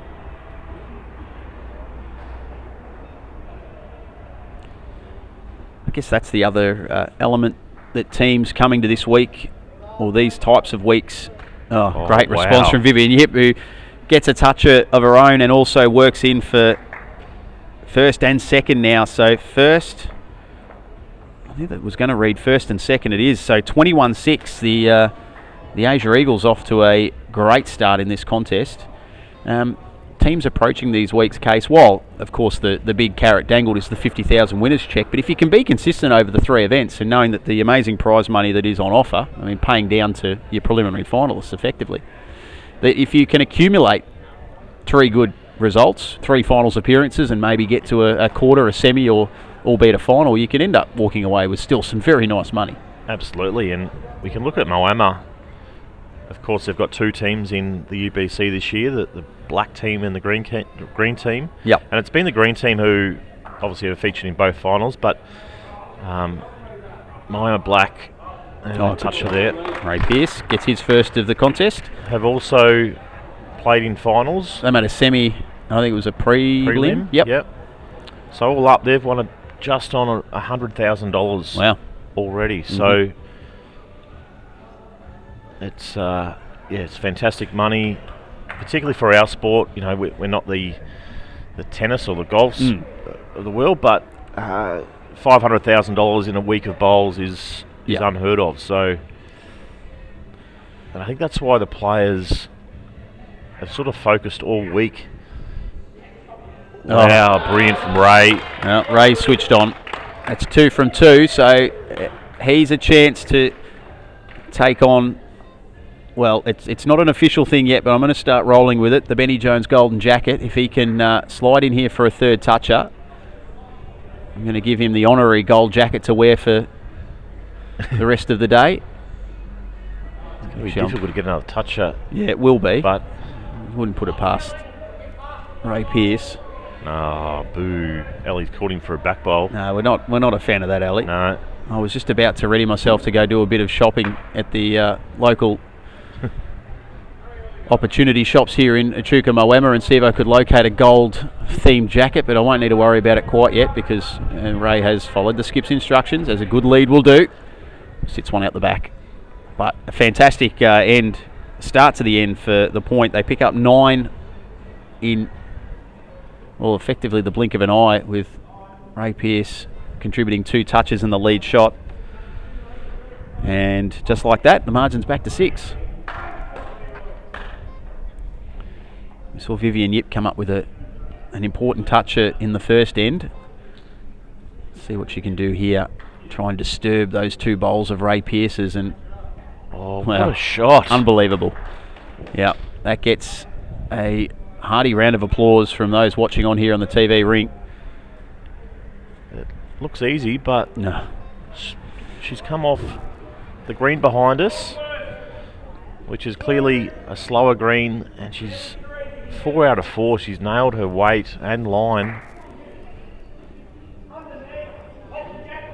Ellie Forsyth. Touches good effort. Ball, just skips through. Yeah, I used to think the same too, watching on from a far case. It looks easy. Until you actually get out there and have a crack yourself, it's far from easy. Yeah, it hooks you in though.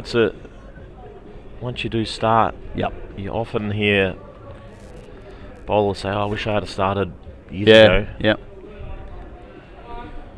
Yeah, I always hear from those that You know, we know the old great Aussie tradition of the barefoot bowls, Christmas parties, breakups this time of year, and how many actually go along to that having never picked up probably a lawn bowl in their life? Yeah. And despite the influence of a couple of fizzy drinks, they always walk away saying, "Gee, that was a hell of a lot of fun." Like, it's a sport that doesn't discriminate. Anyone can play it. And you're right, the lawn bowls bug. Once it bites, it's pretty hard to shake it. Much like the mosquitoes up here in Moama this week. It's just and like I've said to everyone I've spoken to here on our live stream so far, the camaraderie and the friendships you can make, and particularly playing with members of the older generation, of which I'm probably slowly sneaking into that category, but you learn so much about their life stories and how they fell into the sport and how the sport's changed and how much they're actually embracing the change too, Case. So I don't want to push the angle that it's being, in any way taken over by the young folk, but the older generations understand that to keep this sport thriving, you need the next gens coming through, and they actually really enjoy it. They embrace that youthful exuberance that younger players are bringing to the table. And I think you're right. With the barefoot bowls element of our sport, it's been fantastic for the clubs. Yeah. Obviously, it's a younger crowd, and they're there for the enjoyment side of things, but they're spending money in our clubs, and close by Ellie Forsyth. And all clubs around the country now. I know at Deer Park, all December was booked out. Yep. Already, so it's it's great to see, and there's so much fun to be had. It used to be, and you've been around bowls clubs a lot longer than I, clearly, Case, but I get the impression that things like barefoot bowls or just having those sorts of visitors were almost, I wouldn't say frowned upon, but it certainly wasn't advertised or encouraged. Clubs would take the bookings and make a bit of money over the bar, but it was probably more trouble. They felt it was more trouble than it was worth, because you get a few people have a few too many, and it can cause a little bit. But now they've just realised how, I don't want to say lucrative, but just how beneficial it can be, not just for the initial that day itself, but the people that do say, "Gee, this was so much fun. I'm going to bring my work colleagues down here more often," or I'm going to tell my mate, who then tells their friend and says, "Well, Christmas party's coming up, barefoot bowls. Sounds all right." Absolutely. And the flow-on effect is really paying off. So it's great to see so many clubs embracing it now, and as a pathway or a gateway through to maybe recruiting some players full-time. No, he's hit the nail on the head there for sure. So just as we start this third end, I'll just quickly give you some scores. Yep. So we've got Broadbeach Lions 32, Whittlesea 28, Streaky Bay 19 against the Newland Kiwis 29.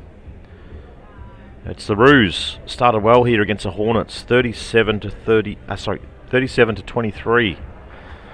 Deer Park 38 ahead of Phoenix 25. And the Challengers, that's a close one. Start of N4. 43 to 38. Well, Challengers by name and Challengers by nature, they're really causing some headaches for some of the more fancied sides here today for this day one of event 3, the UBC Challengers, which is what it's all about. As we said, Sophie Kurzman, Kobe Cromie and Cam Keenan. So it's Kobe and Cam out there at the moment. Yep. So I know Kobe really well. He's a member of our Premier League side at Deer Park. He's only 15. Incredible talent. So once our stint's done here, Case, I'm looking forward to post-lunch. The Newland Spiders were the Gorillas, but the team of Chris Green and Kev Anderson's going to come on to... Maybe Kev could use it as a little bit of a mini therapy session with Greenie, just to clear his mind. And he good luck with that. He bowled really well in the last game. Pretty much after we did appeal to Kev and his well-being and welfare. Great shot there by Ray Pearce to project the jack deeper onto the rink, but also now to have first and second shot for the point. Pressure goes straight back on to Brad Campbell here to come up with something and try and get the lead shot, as Ray Pearce nearly takes a tumble getting back over the advertising at the side of the rink. Good effort this by Brad Campbell. Just not quite there. Not quite. So another 3 to the point. Yeah, pretty much once we called out Kev for being a little concerned about his welfare, it was like it lit the fire inside of him, and away he went and pretty much turned that match on its head. He did. He did. So it's advantage here to the point on the head and scoreboard, 33-24. So here's Ali Forsyth trying to work it around the back, just collides with that front Asia Eagles bowl, sets it out to the side and a little deeper, but not a bad spot to beat.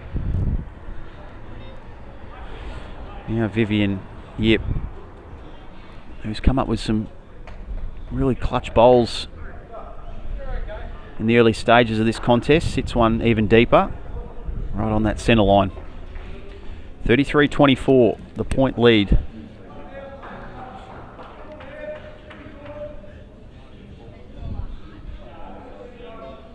Ali Forsyth again tracking wide. Having a little battle here with Vivian Yip as to who can get the deepest bowl in, and now it's going to be Vivian Yip with the weight, looking to clear out a few in front.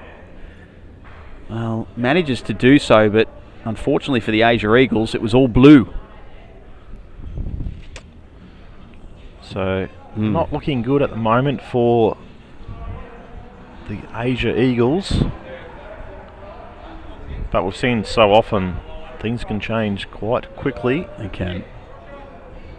One bowl each to come for our skips. They hold an ultimate end to the point, so there's an opportunity here for Ali Forsyth to sneak another one in close, which will pole the pressure on Vivian Yip to clear not one but two or possibly three of those orange bowls. He wanted a little touch on the inside there. Ray asking it to steady. So there is still some room to move here for Vivian, and a few gaps she can certainly work through. It'll take something pretty special.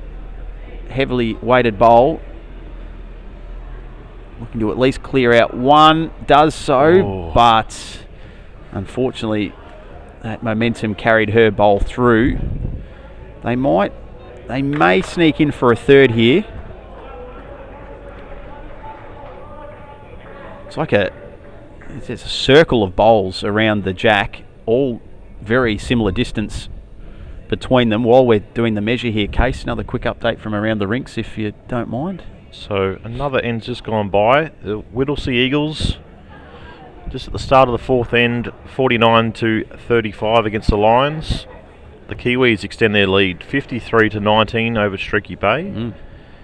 The Roos still holding sway there, 40-26 over the Hornets. Deer Park 66. Another touch just goes on to the Phoenix 30. And the tight one. Dandenong just get the lead back. Yeah. 56-52 at the start of the final end. Well, mate, since you've jumped on comms, your boys haven't lost a game. I should stay. I'm going to stay here. I'm just looking at the run sheet now. You might have to. You're not back on until. Hopefully, there's a bit of traffic. Traffic coming up from for Greenie.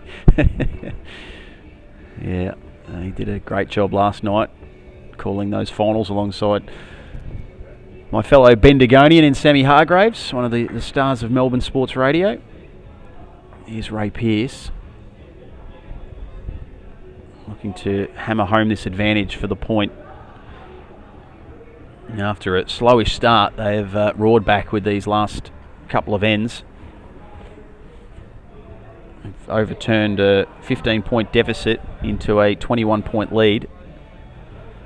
And, in fact, have restricted the Bowls Asia Eagles to just 6 points in the last two ends. As we just look into the corner of the green there, we've got the green team. Yep. With Jamie Rogers. Kevin Anderson, Ryan Bester, Wayne Turley. Fair to say it's the rose between the thorns there. Yeah, absolutely. Recapping last night's Event 2 triumph for the boys. What a great final it was too, up against Exodus, went right down to the wire. And they've had a wonderful week here in Moama, have Team Exodus as well. Matty Bouse and Aaron Sheriff. It's probably, in a game of such fine margins case, I'd say the difference between Event 1 and Event 2 for Exodus when it came down to that final was probably just Matty Bouse not quite executing the way he would have hoped. It's being ultra critical because we know how good he was in Event 1, and so often he set things up beautifully for Omar to get it done, but it just wasn't quite his night in that final. No, and talking to both boys after the game, they were clearly disappointed. Shot there from Brad Campbell. It's enough for the shot. Yep. But they can't be too unhappy. They've had a great start to the week. First and second. Yeah, absolutely. Yep. So they're 75 to the good. $75,000 worth of prize money for Team Exodus thus far. And it's not forgetting, of course, the third wheel there in Sean Ingham, in the Broadbeach Bowls Club. He's certainly played his role as well. Had a few drinks with their team owner, Brett Tynan. Yep. From Exodus. A fantastic transport company based on the Gold Coast, but Australia-wide. I imagine Brett's pretty happy with the way the week's unfolded thus far. Yeah, he was delighted. Little return on investment for the team owner. It's always like to see that. Is Vivian. Buy him another truck. He's got about 150 trucks on the road at the moment, so he's... Thought you might have put the businessman hat on, Case, and just said, well, you might as well invest in another team. Don't worry. Oh, yeah, no, you have. You've had the conversation. Exodus black and Exodus blue. Yeah, that was the... Yeah, all the colours of the rainbow if he wants to stump up the cash. But, it's... again, as we've said, just part of those little opportunities that even if you're not a bowler yourself or you've never actually picked up a lawn bowl, you can still be involved with the UBC from a ownership point of view. Get your mates together, or a bunch of business owners. That's what I said. I keep lobbying hard. I'm doing the work in Bendigo to try and get it up. I don't know what our name would be called. I'm workshopping that as we speak. Bendigo Bombers. Well, we had the Bulldogs. Bendigo. Well, I know you'd love to see some Bulldog representation. So no, I'd certainly, it flows off the tongue. I'm thinking something that would be mascotable, much like the North Queensland Roos. We need more mascots. So a Bulldog we could actually bring a Bulldog along, like like Scragger. Scragger, yeah. Red, white, blue. Although we do play on carpet, and we know that dogs are inclined to see carpet, and particularly green carpet, and we wouldn't want that happening. No. Would make the bowler's job a little bit tougher. But so I'd love to see more franchises, more teams involved from all over Australia, and for that matter all over the globe, as we've seen with our Southeast Asian and Kiwi and American friends that are on board. So it's a big bowl here from Vivian. Yeah, has just shot. Needs to keep running. Go. Oh, urged on by Brad Campbell. It didn't quite get there. So, they stay in it, but it's going to be tough. The point, pick up 8. Asia Eagles pick up 10. 40 to 56 the score. And we have one end to play here as part of round 5. Section A matches, and this is Event 3, Day 1. So that close one across behind us, going into the last bowl. Oh, yeah, wow. Look at that. Dandenong hold a 4-shot. Yeah, they do get the win. So it's Dandenong 72 to Challengers 60. They're 3-2 now, Dandenong, after being 0-2, so... And the Deer Park, big change over here. Deer Park 69 to Phoenix 60.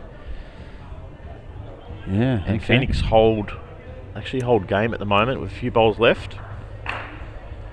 North Queensland Roos still clinging on. Only 9 shots now against the Hornets. Yeah, they must win that. That is non-negotiable for the Roos. On N4. Kiwis going to win that one, I think. 69 to 24 against Streaky Bay. Whittlesea 65 against the Lions 52. So good start here by Campbell. Exactly what they needed. Yep. A couple of close bowls. Yeah, they dearly love a toucher and a lead shot here to get that margin back to 10. Ray looks like he's just sending this one out the back. He can get past his front bolt. Well, in fact, wow. he's done brilliantly. I don't know if it was fully his intention, but he has promoted his first bowl forward with some weight to actually almost sit to shot. It's just shy of shot, in fact, so he'll take it. Now, Brad Campbell has said, can he find that toucher? It's not going to work in, but it is going to well done. Nestle in front of Ray's bowl. So 1, 2 and 3. Asia holding the ultimate end very early stages of this fifth. Attacking here. Don't see this from Ray too often, but I mean, why wouldn't we see this from Ray more often? He gets the toucher and the shot as well. What a change that is. Yeah, that's a 12. Well, effectively a 12-point turnaround. That's huge, and probably now puts the game just about beyond the reach of the Asia Eagles, who would need something very special. So lead shot, toucher. As I said, we don't see Ray have to use weight too often, but when called upon, he gets the job done. And keeping a very close eye here, Deer Park and Pielba. That's going right down to the wire. And it looks as though Deer Park now holding shot and leading by 9. That'd be enough as it stands right now. Sounded like it was a bit of Paul Foster brilliance. Yeah, again. Yeah. The money man's coming up with some big shots on this opening day of event 3. So that ball going out of bounds from Vivian means it is probably impossible now. They need 2 touches and 3 shots. So, yep. And that's put it to bed. Another toucher there from Ellie. So it will be the point going into the top 6 now. Just a very quick announcement, lunch is now being served, particularly for those players. So that'll give them the 3rd win of the morning. Another one misses the target from Vivian Yip.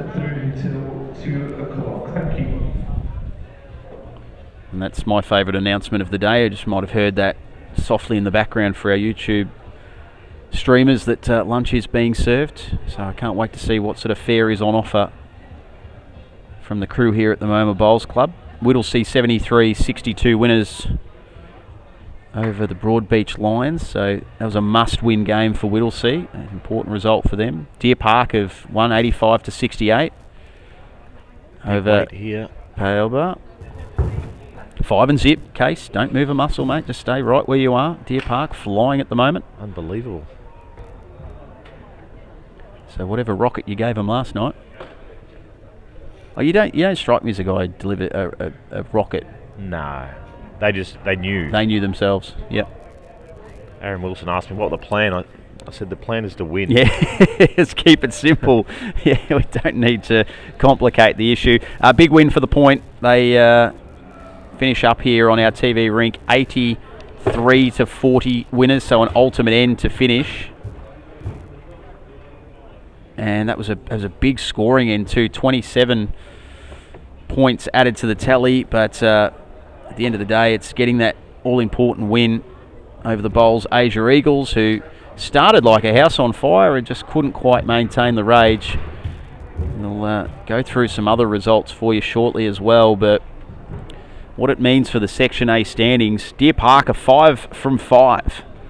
Broadbeach 3 and 2, so they're actually now 2 games in front, Deer Park, on the Section A table. So not only locking themselves, you'd think, pretty much away for a spot come the finals tomorrow, but that all-important top 2, which gives you a direct pass through the preliminary finals into a quarterfinal. So they're sitting pretty for that at the moment. And then it's the chasing pack, really. The Point with that win, we've just seen here on our TV rink, they move into 3rd. Pielba Phoenix also on 9 points. They have 3 wins and 2 losses next to their name. The Dandenong Club, who are back in action here on our TV rink, they're 3 and 2. And then a host of sides on 2 wins. Moama Green, New Lynn Kiwis, Bowls Asia Eagles, Whittlesea Eagles. UBC Challengers and Streaky Bay, they have 1 win apiece. And while their game is still completing, North Queensland are at the moment Norton 3, but that I think is about to change to 1 and 3. It looks as though they're going to outlast the Wellington Hornets. big game coming up here on our TV rink, and this will be a beauty. The Dandenong Club taking on the Deer Park Chargers. A little line-up change for the Dandenong Club. So it looks as though Barry Lester will sit this one out, and it's going to be John Fleming to lead off for Dandenong. Gary Kelly also fronting up for the Dandenong Club, and it'll be the A team of Paul Foster and Aaron Wilson for Deer Park. The Chargers are doing just that. They are charging and currently lead this Section A standings with 5 from 5, the only undefeated team so far in this event, as the Deer Park fan base has grown from 2 to about 6, so they're obviously winning and winning well. 5 and zip, couldn't have a better start, and sitting top of Section A. The challenges keep coming, and Dandenong have also strung together 3 in a row themselves. So this should be an absolutely cracking contest here on our TV rink, as we're just waiting for the end of the Hornets North Queensland Roos clash. I'd put that in the book for the North Queensland Roos, but they're not quite home yet. They lead by 11, but as it stands now, with the point scoring bowls in place, the Hornets win by 1. Keep a close eye on that result. North Queensland just must win. They sit bottom of the table at the moment. A loss effectively ends their finals hopes. And the Wellington Hornets can go to 3 and 2 and sit inside the top 6. Not much has changed there by the looks of that 11th bowl delivered, so as we just await the start of this TV rink game between the Dandenong Club and the Deer Park Chargers. Mark Casey's left the he's left the broadcast area to go and give his team a little bit of a pep talk, but they are looking good spirits at the moment, which you would be after winning 5 in a row. And John Fleming maybe just trying to sneak in to hear a little bit of the team talks and tactics while pretending not to be listening, of course. North Queensland have, I think, picked up a toucher, so they should be safe now in that game against the Wellington Hornets. ultimatebowls.com/scoreboard too, if you want to keep up to date with all of these updates that I'm giving you. But better still, via that website, you'll get them every 30 seconds. And there you go, final score just in, and they have hung on. 67-65 for the North Queensland Roos. And they get themselves off the bottom of the table, just. But what they also do is prevent the Wellington Hornets from going into the top 6. So it's a big result. Bowls Asia Eagles at 2 and 2. The Point, their most recent opponents here on this TV rink, with that win, went to 3 and 2. The Whittlesea Eagles have also extracted themselves off the bottom after a slow start. They're 2 and 2. Broadbeach going nicely, sitting inside the top 2 at the moment. They've had 3 wins and 2 losses. Streaky Bay Sharks are battling at the moment, sitting bottom on points differential. The New Lynn Kiwis just outside the top 6, 2 wins and 3 losses. Pyelba Phoenix, well, they had a big win on this TV rink a few games ago against Moama Green. They currently find themselves in 4th position. They're 3 and 2. Deer Park Chargers, as we've touched on, they're 5 and zip. They're flying. The UBC Challengers have got 1 win next to their name, and Moama Green, who sat out the last round with the bye, occupy that 6th spot inside the top 6 there. Again, on points differential, they've had 2 wins and 2 losses. So just waiting here for this one to get underway. Patiently, very patiently. I'm not sure what the hold-up is at this stage, but Deer Park and Dandenong are set to do battle.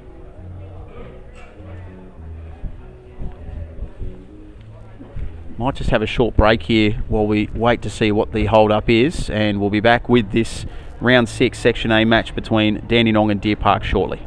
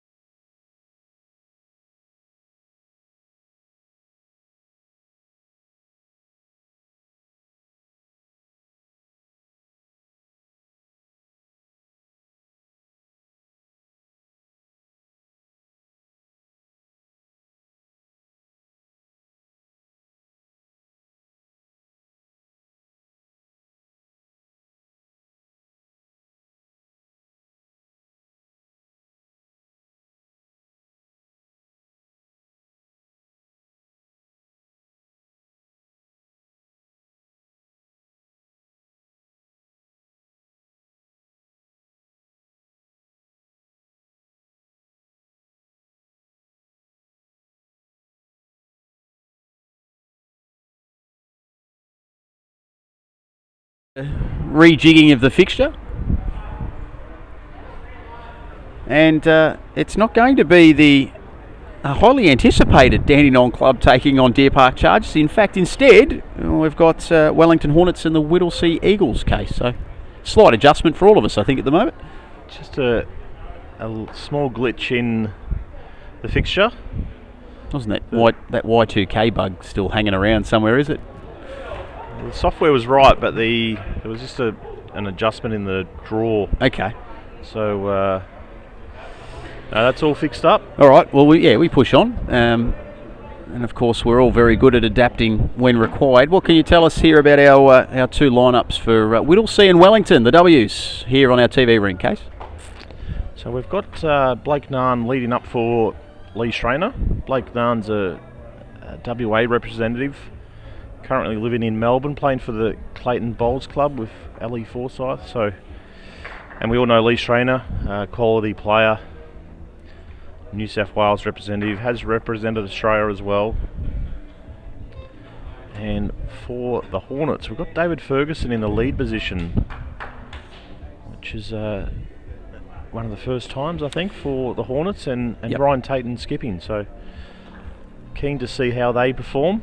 Yeah, we saw Wellington out here earlier up against the Streaky Bay Sharks, and it wasn't a great result for them on that occasion. So they'll be keen with this opportunity to get onto the TV rink again in a quick turnaround and perform a lot better. And have had a slight change, as you've touched on, with Ferguson coming in for Kernahan. So see if a slight change in structure will do the job for them. Early days here, no scoring yet, no touches, but third and final bowl here from Ferguson to try and somehow sneak in past Whittlesea for this lead shot.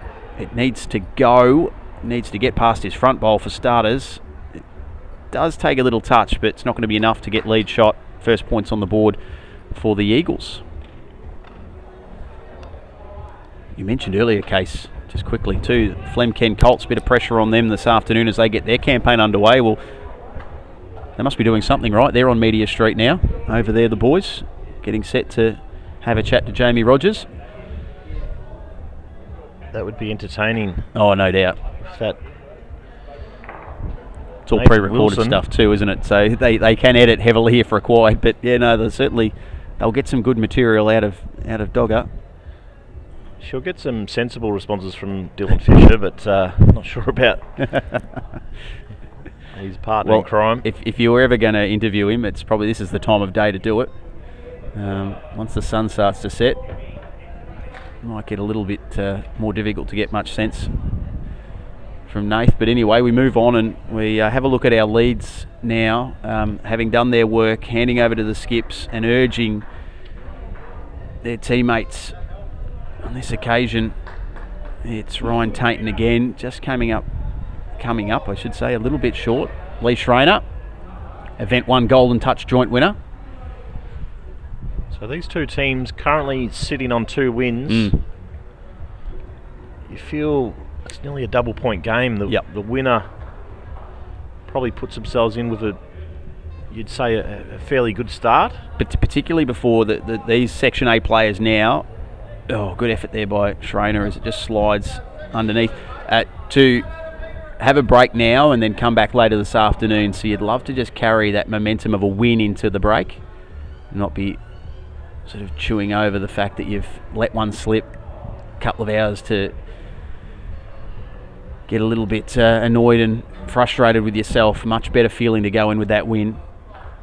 So that's what both the Hornets and the Eagles will be gunning to do here. Ryan, he's playing good weight here. Oh, didn't need that touch. Yeah, he was on track for a toucher there. So still looking for our first toucher of this contest. Leroy will be really keen to put another ball in the head here. That orange one, it's quite lonely. Yeah, surrounded by Wellington Hornets bowls at this point. This is tracking nicely. It's got to go. It's being urged on. Well done. Blake Narn happy with the efforts there of Lee Schrainer with just the one Wellington bowl to come. Having a close look here. I think from the naked eye, it looks like they're 2 down, but it's going to probably be a measurement involved. If nothing disturbs the head here, let's see what Ryan Tainton can come up with. So he's backhand with weight, looking for these 2 orange bowls. Oof. No, so wasn't able to get the job done there, Ryan Tainton. So it'll be first, second shot, Whittlesea. They picked up the lead shot as well, so 18-3. Good start for them in this round 6 Section A contest, with both sides very much keen on a win. 2-3 the Wellington Hornets, 2-2 the Whittlesea Eagles, who are a slow starter in this event but have won their last 2, so they carry the momentum in. And our TV rink action will continue after a short break following the conclusion of this game. We'll go and fuel up for the big afternoon ahead. The New Lynn Spiders and the Warilla Gorillas, the Event 2 runners-up, will kickstart Section B proceedings here on our TV rink. So Blake Nunn sent his first lead bowl. It's a little bit heavy. Let's see if he's made the correction here for his second. Looks good. Probably just needs to go a touch, being urged on by his teammate Lee Schreiner. So Blake coming late. He was a replacement player for Anthony Flapper, who went down with a bit of a gastro bug, I think. Oh, gastro bug. So not the spicy cough. No. Well, gastro, gee. But I don't know what would be worse, to be honest, having not suffered from the COVID issues. No, I haven't. I've managed to duck and weave. Well, when I say I've managed to duck and weave it, we'll come back to that in a minute as we watch Blake's shot. Clears out attacking that front blue bowl. Here's Chris Green, by the way. Good to see him. He's made it back, so the traffic looked after him. No, I've managed to dodge it somehow, Case, but then again, I may have had it and just not known. So yeah, I think everyone's had their own various experiences with COVID. But having had gastro, as we all have had probably across the journey, I know which one I'd love to avoid moving forward. It's not much fun at the best of times, and I could see why. You know, when you've got 6 days of bowls, if you have the energy sapped from you, it's probably not ideal. So hopefully Anthony is okay. Yeah. And it's a good opportunity. Blake steps up and gets 6 days of some world-class bowls competition under his belt, which is good. So lead shot went the way of the Wellington Hornets in this second end. They hold shot, but obviously second and third are to be looked at. Lee Schreiner's first. Too much room for Leroy. Yeah. Comfortably rolls his way into lead shot. Probably doesn't get enough credit, Leroy. He's right up there with some of the game's best, but often goes under the radar. I was doing a little research, as is my job, while I'm here working with the UBC Case. That's a great effort. Well played, Ryan Tainton. Yep. That Lee is an Australian representative. Yep. Has had great success here locally within Australia, and obviously state-related championships and titles and the like. So, yeah, it's a very impressive bowl CV. There's no questioning that. And anyone who's pulled on the green and gold, much like your good self, Case, obviously has got an incredible amount of talent. Speaking of which, just needed to be maybe another third of a bowl inside, and that would have got the desired result. In the end, it's Wellington who hold first and second here at the moment. And as I'm sure you can attest to, Case, there would be no greater feeling for an athlete, no matter what sport, what discipline, to pull on your nation's colours. Yeah, absolutely. It was. Do you remember your first, mate? I walked down memory lane before we sign off and hand over to Greenie, so I'm keen to hear your experience. So the first time, or let's say actually even the first time you pulled the green and gold on, but the first time you were aware that you were going to represent your country. Can you remember that moment? I'm sure you do. I remember the first time when I got selected in the squad. It was actually at this club. Yeah. About over 20 years ago. Schreiner. Oh, Brilliant. well played. Yeah. Yeah, back then they used to select the squad at the end of the Ali Shield, which is our Australian side championship. All the states are part of that. So this is early 2000s or just late 90s, early 2000s? Would have been early, yeah, definitely early 2000s. Yep. So that was an honour, and then I was able to play. So you found out by a phone call? No, I was here. Oh, you're here. They actually announced it here. Yeah, okay. Yeah, sweet. So it's a huge honour. Obviously, 2006 Melbourne Commonwealth Games. Yep. Was definitely the standout. As we see, Tatum, plenty of room to draw a second, so he does that. 24-24. Can't split him at the moment. 2 ends in, the Hornets and Whittlesea. So that was a good end there for Wellington. They picked up 21 shots and restricted Whittlesea there to just the 6. Yeah, well, unfortunately I wasn't around for the 2006 games. I was swanning over in the UK, living the dream over there in my gap year. That's a touch-up to start things off there for David Ferguson. So I wasn't around for the Com Games. I was getting regular updates just to keep me abreast of how the Aussies were going. And obviously we scooped the pool with multiple medals throughout that fortnight. But yeah, again, just the opening ceremonies and things like that. It must still be pretty vivid in the mind, Case. Yeah, at the MCG, and being a Melbourne boy. Yeah. Had all my family and friends there. It was just incredible. And as I think Greenie and I spoke about a couple of days ago, I was able to play with Wayne Turley, who was obviously featuring a lot here in the UBC, and Billy Connells, and we were lucky enough to finish first. So back then you could only play one discipline, and we were in the triple. So we finished after the first 3 or 4 days, and the next sort of week and a half, we were able to sort of sit back and cheer on the boys and girls and relax. And the one rule we had was you couldn't interrupt your fellow teammates, which is absolutely understandable. And so we had to either come home early and get to bed with everyone else, or stay out until they left. Exactly. So we opted to go. I was to say the option B was probably the preferred one. Couple of questions for you, Case. So the bowls venue for the Com Games, where were those taking place? Was it Darebin? Okay. Yep. Had 4 greens there. Nice facility. Permanent grandstand. Doesn't get used that often these days, but there's a big sporting precinct out there. Yeah, absolutely.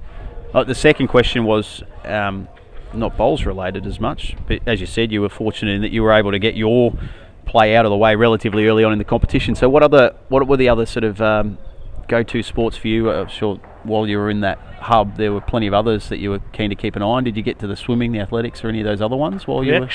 We actually didn't get to, well, personally I didn't. I think a few of the guys did, because I was at the bowls every day. Supporting your teammates, of course, as you said. Yep. We roomed next door to the boxing team. Oh yeah? So we were very close to them. Brad Pitt, back then Australian heavyweight. He turned pro. He's won a few. Well, he won a few professional fights, but he won a gold medal. And back then, with the name Brad Pitt, he sort of got a fair bit of media attention. I was saying, probably gets you into a few clubs that you talking about. He actually that did happen at St Kilda. So, but no, it's just the whole buzz of the village is, you meet some of your sporting idols, and Turles and I were lucky enough to meet the Queen. Really? Shook the Queen's hand, so fantastic. That was a bit of a thrill. But was there? I don't know if there's protocol. Well, I know she's rest in peace, no longer with us. But is there protocol around were you able to divulge whether was there any conversation? Or was it just a shake of the hand, very polite, hello, ma'am? She sort of made we were sort of lined up. She struck me as a lawn bowls fan. Well, she was. She asked what we did, and we said lawn bowls, and her exact words are, she goes, I love lawn bowls. So obviously both Wayne and I were as nervous as can be, and it was. Can only imagine. It was a big thrill.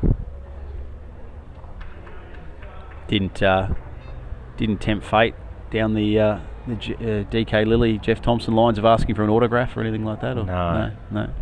And you'd have a photo of that moment, I'm sure. Do you ever? We wasn't. didn't. Oh, no. We actually didn't even know what was happening. Trying to walk across from the food hall, and we needed to get back, get changed, get on the bus and go and play, and we couldn't get across the road in the village, so no doubt we were a little bit late, but once they heard why, it was probably okay. You can make an exception there. Pick up the action here, the closing stages of this third end. It's a really good battle between the Hornets and Whittlesea. 30-24 the score at the moment. Hornets holding shot.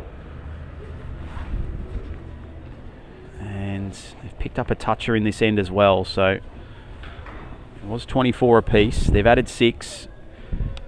The third shot bowl is to be looked at closer. Let's see what Ryan Tatum can do here. Can he slide one in? It's just going to fall under at the front of that head. And now it's over to Lee Schreiner with the final say in this third end. Head around the rink shortly too to get an update on a couple of these last matches for the morning section of Section A. We'll just I'll head across as soon as this ball is delivered. It's difficult for Schreiner to get around this front one. His weight needs to be perfect. Yeah, on that backhand side. It's trying, it's not going to get there. It's just going to run into those front bowls. So first goes the way of the Hornets, so they'll move along to at a minimum 40. Whether they pick up that third shot bowl, we're about to find out. Well, they didn't, but it was second and third to Whittlesea, so the margin is 8. Case, what have you got for us? So on ring 2, we've got North Queensland Roos 48 against the point 33. Yeah. Broadbeach Lions started really well, 42 against Moama Green 12. Okay. Yeah, they've Deer Park going well again, 56 to Dandenong Club 31. And the Challengers, gee, that's a good result for them. they get up. That game's done. Yeah. 69 to 54. So it's great for our young guns to get that win. Yep. And the New Zealand Kiwis, the New Zealand Kiwis, 78. Halfway in that final end, 24 to the Eagles. So that would be another win for the Kiwis there. Yeah, that would get them to square the ledger up at 3 and 3. The Asia Eagles, they would go to 2 and 3. But yeah, all eyes at the moment are clearly on the Deer Park Chargers. They're flying. They're looking at 6 and zip to start their event 3. And Moama Green, maybe there's another story there too. Flew out of the blocks with their first 2 wins and maybe staring down the barrel of another loss. So if the Lions were to win that game, that would put them 4 wins out of 6. Yeah, and Moama would then be 2 and 3. Yeah, so interesting. Good shot there from Blake Nunn.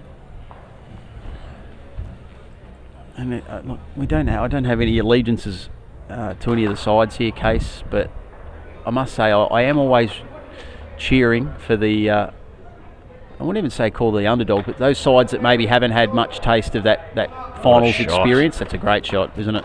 Unbelievable result there. Just facing the shot bowl off and touching the jack himself. Got the toucher in there. Yep. Those teams that this week we haven't seen in the prelim and qualifying final stage. I'd love to see some new faces and new representation. So hoping that a couple of those teams. I'd love to see the Challengers get in there. This would be, so they're currently 2 wins, 9th spot. Broadbeach, I think, may have made 1 final and a prelim final, but I'd like perhaps see them if they could finish top 2 through to a quarter final, and then you start talking some of the serious coin around those finals matches. It's set up well here for Wellington at this stage. They lead by 11 and hold first and second shot. Still plenty of space and room to operate for both the leads, both the skips, I should say, here. Ryan Tatum's not happy with that one. It's going to. Yeah, it's a poor bowl there from Ryan. So Leroy, with his first, he'll be just looking to draw up. Playing a little bit of weight. Needs to turn. Trying hard. Gets it. Well played, Leroy. Toucher. So 3 in the bank to eat into that deficit. And they move into shot bowl position as well. First and second, if you don't mind. So that was big. Margin is 8. But they're going to need Ryan Tatum here to come up with a couple of big bowls to finish this end. He's got some room around the side to get at this jack, and Far he's away. done really well. That's a great shot from Ryan very Tatum. well. Gets a clap from Dave Ferguson. And the team owner, Mike Carroll. Yep. Pretty happy with that one. Covers the jack as well. So Leroy has opted to probably play a harder shot, but he's got to clear all those bowls at the front. Yeah, he's going to work through the gap. Is he going to get there though? It's going to just duck under. Great effort. But now is it sliding under the blue as well? Geez, it's still, I mean, considering the obstacles in front, to still get it to there, fantastic effort. So skips have one to come. And this is really delicately poised, this contest. Wellington, who are probably, again, one of those sides, no strangers to making finals, but they haven't really had a deep run yet into an event. So they're one of the sides too I'd love to see. Ryan will be just happy to run and get third, so he does, and he blocks that forehand shot, importantly. Yeah, and it's just cause now for a little bit more thought for Lee Schreiner before he delivers this final bowl. 11 out on the ring. They're well spread, and all balls down to this last one for Lee Schreiner to keep Whittlesea well within touching distance. First look at Leroy. No, he's, hang on. Oh, unbelievable. Simply unbelievable. Even Lee is shaking his head. He's not really sure. He was gone. He did. Said, oh, hang on. Yeah. Halfway down, he had an about face and thought, no, it's actually right. So he couldn't get any better poised here. Case 51 apiece. Wow. Yeah. That was a big change in the score there from Lee's last bowl. 19 point end, that one for Whittlesea to overturn that 8-point deficit and make things all squared up. I've made the fatal mistake of telling my wife that I'd be off air at 1 o'clock for a chat, and she's now calling at 1:06 saying, why haven't you called me yet? So I'm not asking the boys to hurry up by any stretch, but our marriage could depend on it.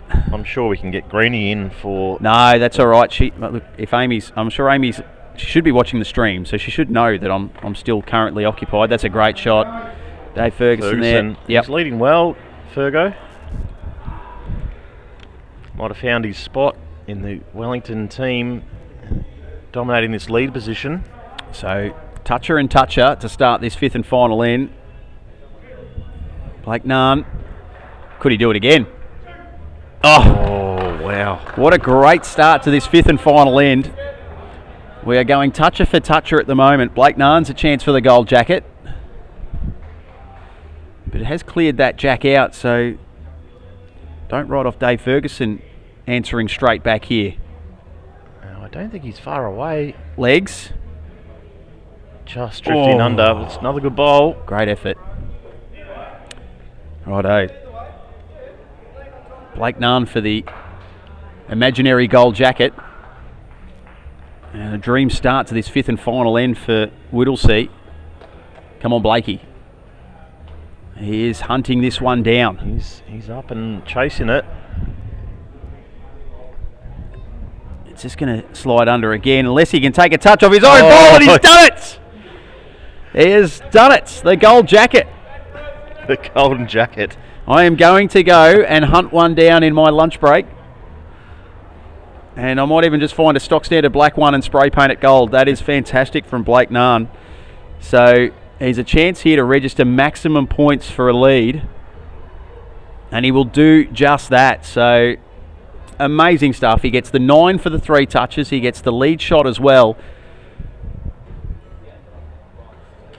Just touching that front bowl. So an ounce of luck, but yeah, you never know if you're in the area and you do have weight. Yeah, I was just saying they've just put the lead shot They've given it to the Hornets, but that's all back to front. So we'll just wait for a second here. There'll be a slight score adjustment. Now, I did pick up on that. As soon as the scoreboard ticked over, I thought that that didn't quite look right. So that looks a bit that's better now. Yep, there we go. 54 to 63. So a 12-point lead end. I think they've now confirmed that's right. So it's all good. Beauty of the technology we're working with. Even mistakes like that can be quickly rectified, and players can get on with the action. So Blake Narn. The best thing about that for Blake is it's on the TV rink, so it's recorded for prosperity as well. Absolutely, yeah. Good shot, Leroy. And a good start there from Schrainer. So, yeah, 9 points separates these two teams. Yeah, if they go on to win from here, we'll see. Spoke about the importance of this for them. As Deer Park Park just get another win. Continue on their merry way. Tight one against Dandenong, but a win to A win. little bit of luck here. Oh, we needed the jack. Not a bad effort there from Ryan Tainton. So, yeah, 70 to 65. And Deer Park, well, they're probably now into a position case where they can play around a little bit with the formation for the afternoon matches. 6 and zip. Yeah, we'll be definitely bringing in Jay by Norris. It's just a matter of what the boys want to do. So the way they're going, I might just leave it up to them. Yeah. Big win for North Queensland over the point too, 61-59. Wow. And that was even after an ultimate end by the point on the last end. Yep. We know that the Challenge got up against Streaky Bay, so great result for our UBC Challengers team. Moama Green have bounced back with a victory over Broadbeach, so they've turned that one around. They were in some trouble early on in that contest. Tainton needs to change this. Oh, that's not what he was after at all. So, Case, have you informed Greenie that he's probably sacked from commentary duties? Because you have not missed with Deer Park since you've sat here on the headset. Six and zip. So I'm not going anywhere. Oh, actually, no. Actually, scrap that, Greenie, because I've got to go and get some lunch. So someone will have to step in for someone at some point. You've got to talk to Amy before you get lunch. Yeah, that's good point, that. What's more important? I think you know the answer to that one. Yeah, I think we all do. So a sea of orange surrounding this final bowl here to be delivered by Ryan Tainton.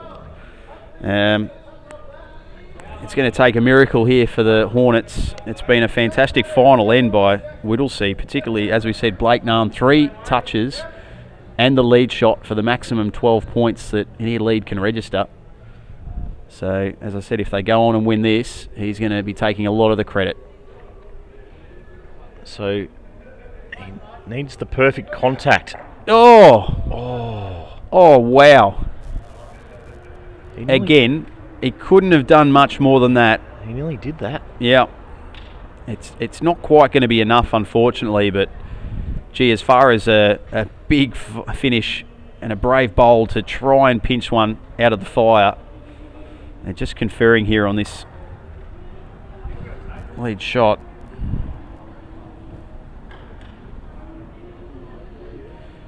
We'll be taking a very short break and returning our stream to pick up in about 15 minutes' time. 1:30 start for those Section B matches here on our TV rink. We'll have the New Lynn Spiders and the Warilla Gorillas. But just waiting for the confirmation of the final score here in this one. It's going to be Whittlesea to hold on. Oh, umpire. No, umpires. So I'm trying to, again, as we said, it's not the result here that's in question. It's just the final score and the importance of all points registered during these sectional matches. Did you have a final score there from the Bowls Asia Eagles New Lynn Kiwis for me, Case?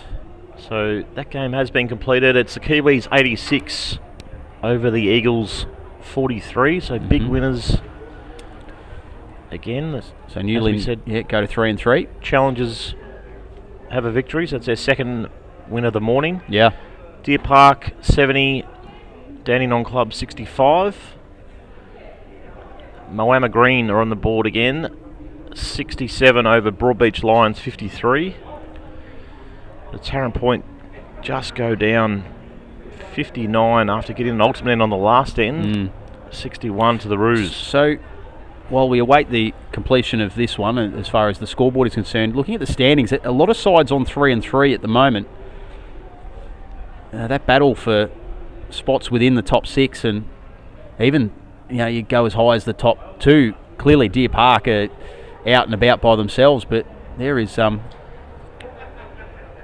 there is still plenty to play out as far as positions 2 through 6, and outside the 6 you've got a chasing pack of Dandenong, and now the challengers are in the mix. Whittlesea, who are about to go up into 9 points. It's on for young and old as far as this Section A is concerned, and we sort of looked at this Section A as being probably the stronger of the 2 sections. And there are a couple of surprise packets. Newlyn Kiwis, Broadbeach, who've had a really good start. Just crazy to see, after only 6 games, that Deer Park are actually 3 games clear in top spots. Yeah. So yep. You don't often see that. And there's a big group, as we can see, 2nd through to 7th, all on 3 wins. So what it also does, I mean, for Deer Park's point of view, not only does it give them that safety net of knowing that they've probably done enough now to, at the very least, make the 6, but certainly put themselves in the box seat for top 2. It means the chasing pack really can't afford many slip-ups, and at some point these sides 2 through 6, 7, 8, 9 are going to play each other. So yeah, it's all sitting pretty for Deer Park and setting up well for what should be a big afternoon of play. Still waiting for the confirmation here. We're going to be a very short break here at this stage, Case. By the time they finish measuring here, we might be straight into TV rink action, but it will be Whittlesea that will win this match. It's just a matter of a final score, which we're just awaiting confirmation on. And who have we got after lunch? So we've got Greenie coming in. Hopefully Kev Anderson's happy to have a chat. We'll look forward to hearing his dulcet tones at some point. I think we've now just had the adjudication come through. So there's the end score, 71 to 64. And it falls in favour of the Whittlesea Eagles. So Whittlesea now, as I said, go to one of those teams with 3 wins, 2 losses. The Wellington Hornets, they go to 2 and 4. We'll take a short break. Here is our UBC Event 3 stream continues on YouTube, and stick around because in about 10 minutes time we'll be back for some Section B matches. We've got about 15 minutes until we get started with another great afternoon of ball.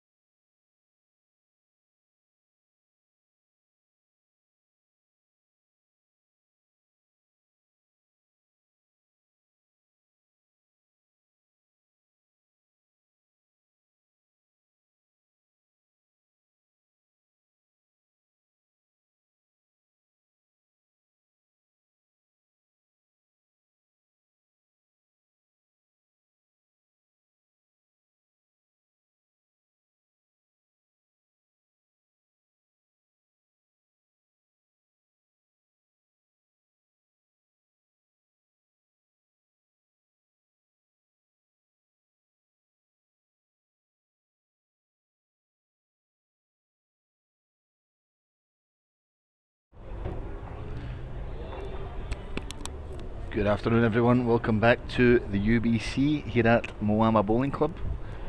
All the commentators have run away, so you're stuck with myself for the time being. So we've got New Lynn Spiders against Warilla Gorillas here, which is the first match of Section B.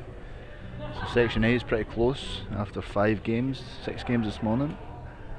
Deer Park Chargers and Paul Foster and Aaron Wilson, they're on 18 points, and there's 7 teams on 9 points, so definitely a lot to play for in Section A. We'll see how we're going. So Paris to start us off on the forehand. She's not short, but she might run into the jack here. Just missing. So Cody Whitlock and Aaron T is representing Warilla, last night's runners-up to the magnificent Moama Green team.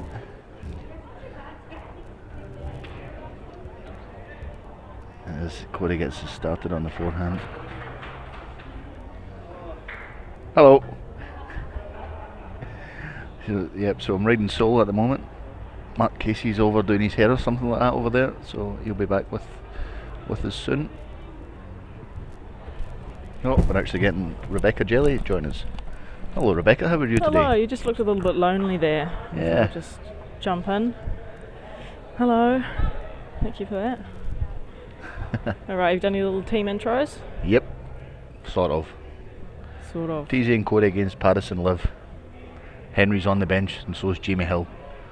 Must be a strong bench. Cody shot again. Well, I guess it took you last night, so yeah, we'd be pretty strong. Yeah, that's not enough. You can begin your matches. Oh, we'll Good luck start. to everyone. Let's play bowls. It's not too bad here. Just needs to get back. Just holds off a touch on that backhand side coming down this way.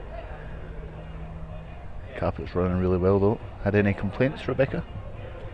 Yes, but I'm obviously not going to tell you about them because you might cry on air. Just people that lose, probably. Yeah, that's exactly right. Yeah. It's amazing that, isn't it? The winners seem to be pretty happy. Yeah. Good shot here, Cody. Gets the 3 points. So just a reminder about our scoring. So the conclusion of the end, first shot 10 points, second shot 5 points, third shot 3 points. Any toucher is 3 points, doesn't matter where your bowl ends up. And at the crossover, so after the 6th bowl is played, is another 3 points. Well done, Rebecca. That was really good. Have you Thank said that before? Thank you so much. Yeah. Maybe I'll just record it and then hit play. Yeah, good idea. So here goes Liv on the backhand. She'll be looking to sit the ball or trail the jack for that 3 points. She's watching it. Don't know if she's going to get back far enough. It's never wasted behind there. Another one behind for later on. So this is the first game for our Section B teams. Section A have played 6 games, mostly. There's a few around that mark because we've got byes and also these feature games which affects that. But sitting top of the table are the Deer Park Chargers with 6 from 6. That's a great start for Deer Park. Paul Foster and Aaron Wilson played all 6 this morning, so obviously the boys are obviously playing well. The Bears last night helped. They absolutely robbed us. Lemonades. We were beating them right up to the last bowl, and Paul drew a toucher for the ultimate end and a toucher to beat us by 1 point, which was very, very sad. Oh, it sounds like you're over it well and truly now. Yeah, we're just here for the fun. We've done our job. So second place in that section, Broadbeach Lions with just the 3 wins. So it's all open up underneath the Deer Park Chargers. Also Newland Kiwis on 3 wins as well. Newland Kiwis, they were awesome last night, the 2 boys. Simba and Keanu were outstanding. They probably deserved to beat us actually. They just probably played the wrong shot at the last end, the quarter final, and we got out of jail. Very fortunate. No, they're good bowlers and hopefully they fire up again for this event. Yeah, they're good people as well, which is obviously more important, Rebecca. It absolutely is. Great kids. Well, not even kids, they're great young men. She's close here. Oh, what a shot. Brilliant shot there. What a shot from Liv. So 3 points for the toucher, and we'll be holding ultimate end, which is of course 18 points, but Aaron's got another bowl, so we'll see what happens here. He's out on a wide line. It's all on weight now. Looks pretty close. And he's done it here. Easy. Is he going to get the toucher as well? Yeah, fantastic ball. Let's have a look at it. Corey's not even watching it. If it fall off it, it's pretty close. What length do you think they'll play? 26 metres? UBC length, I reckon. 26 metres. Yep, they've done it. 26 metres. Corey Wedlock on the forehand.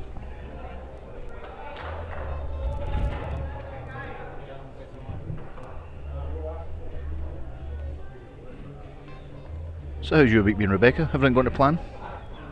Oh, mostly. There's always a few hiccups here and there, which I try to iron out before they occur, but you can't always plan everything.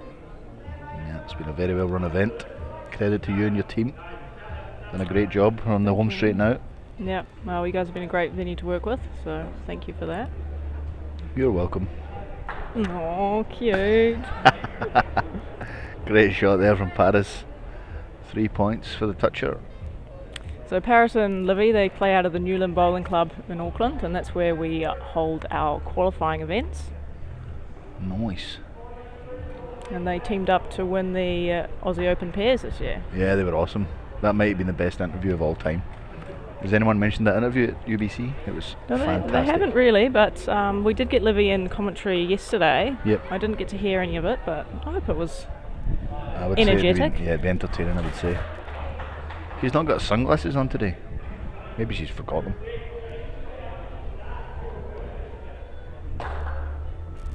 Paris switching over. Just going to go at a really good spot here. Always good to have a back one against these fellas because they don't miss. Who's your tip for this event, Rebecca? Newland Kiwis. Newland Kiwis. Newland Kiwis? Yeah. How many beers did you have last night? One. No, one? no beer. I didn't have any beer. How many wines did you have? 1 or 2 wines. Bottles? No. That's been pretty good afterwards. The social side of things has been really good. A few of the players staying around and supporting the club, which is what we need. Good atmosphere afterwards as well. It's always good to catch up with a few people you haven't seen in a while and Yeah, absolutely. have a bit of fun.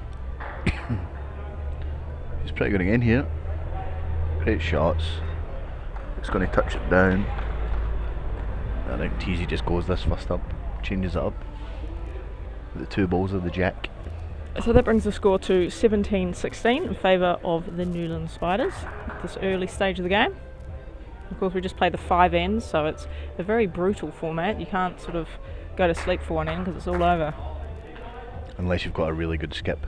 Well, unless you're the 3rd player and you're on the couch. Yeah, then that's you what can. you want. So I was ranked 44 out of the 44 leads. Were for you? event That's 2. fantastic. Well done. Yep. I ran last in stats. Well, someone's got I to. won 6 ends out of 25.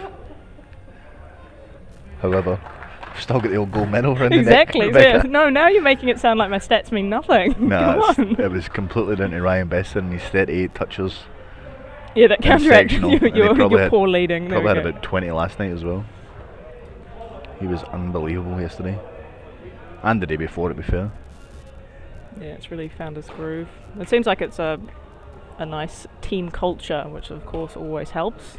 Yeah, we actually pride ourselves on that. Yeah, with it our seems to team. be Both teams. 3 that kind of get shitty with each other, Yeah, which you nah, see they can sometimes, and forget teams it. explode and it's Yeah. all over. Like Wellington. Every event. Wasn't really going to name any team, No, but I'll name them. we have seen it happen with a few teams. Yeah, they get cranky. Really cranky. They do get cranky. But they're having a good time. They're all mates at the end of the day. They just take it a bit too They seriously, I are, reckon. you always hear the whole, "Oh, I'm never going to play with you again," and then, Yeah. next event, there they Yeah, are they've together. kissed, they've had a beer, kissed and made up. Yeah. Then the next day they're fighting again.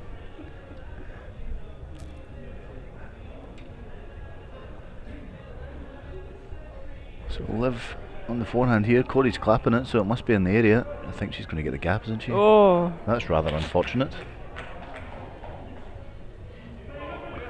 Teasy's probably going to have to draw another one here.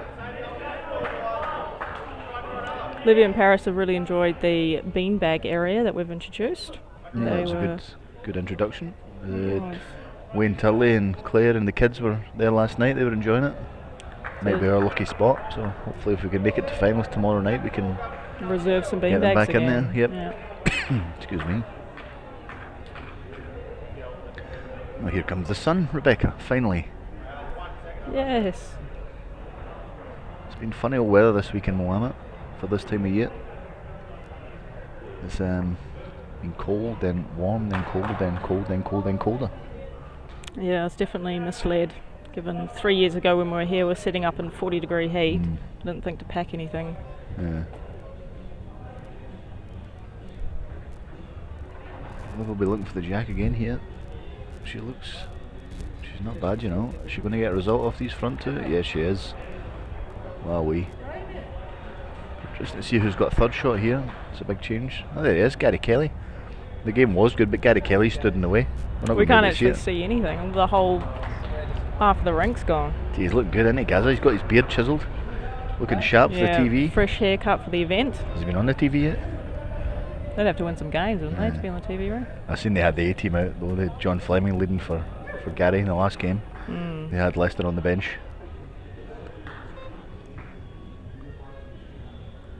But as a cutthroat format, Dandenong have probably been the most successful club. I'd say. They have, absolutely. UBC, most successful franchise. That inaugural year was incredible.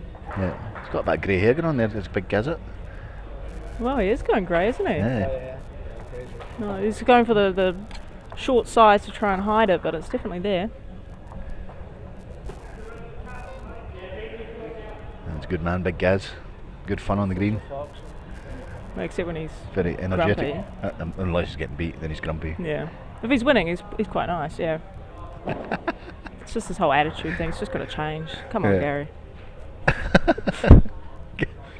You could be quite a good bowler if you just change your attitude, mate. Gary Kelly's absolutely copping it here. He's hoping we're on mute, but I don't think we are. He's come over to say hi. He's just been absolutely rinsed.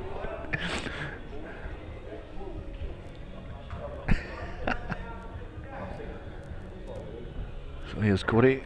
Wonder if he slung this one hard enough.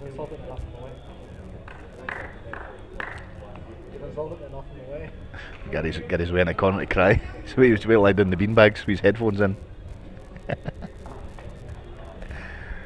And Teasy having a look at the TV there. Getting a right good close up. What's he doing? Looking at himself in the reflection, I think. I think he's looking at. No idea what he's doing. Teasy had a bit of a faux pas last night on the interviews. He said he was looking forward to playing Exodus in the final. And we hadn't actually played our semi-final yet, as Paris gets a toucher. He was very apologetic before the game. No, I missed that. He came up and told us he was reasonably embarrassed, but I thought it was quite funny, to be fair. Exodus have been on fire as well. They've been outstanding, as they always are. Yeah, another team of three great mates that get on really well. Yep. Seems to be the secret to UBC success. Sure is.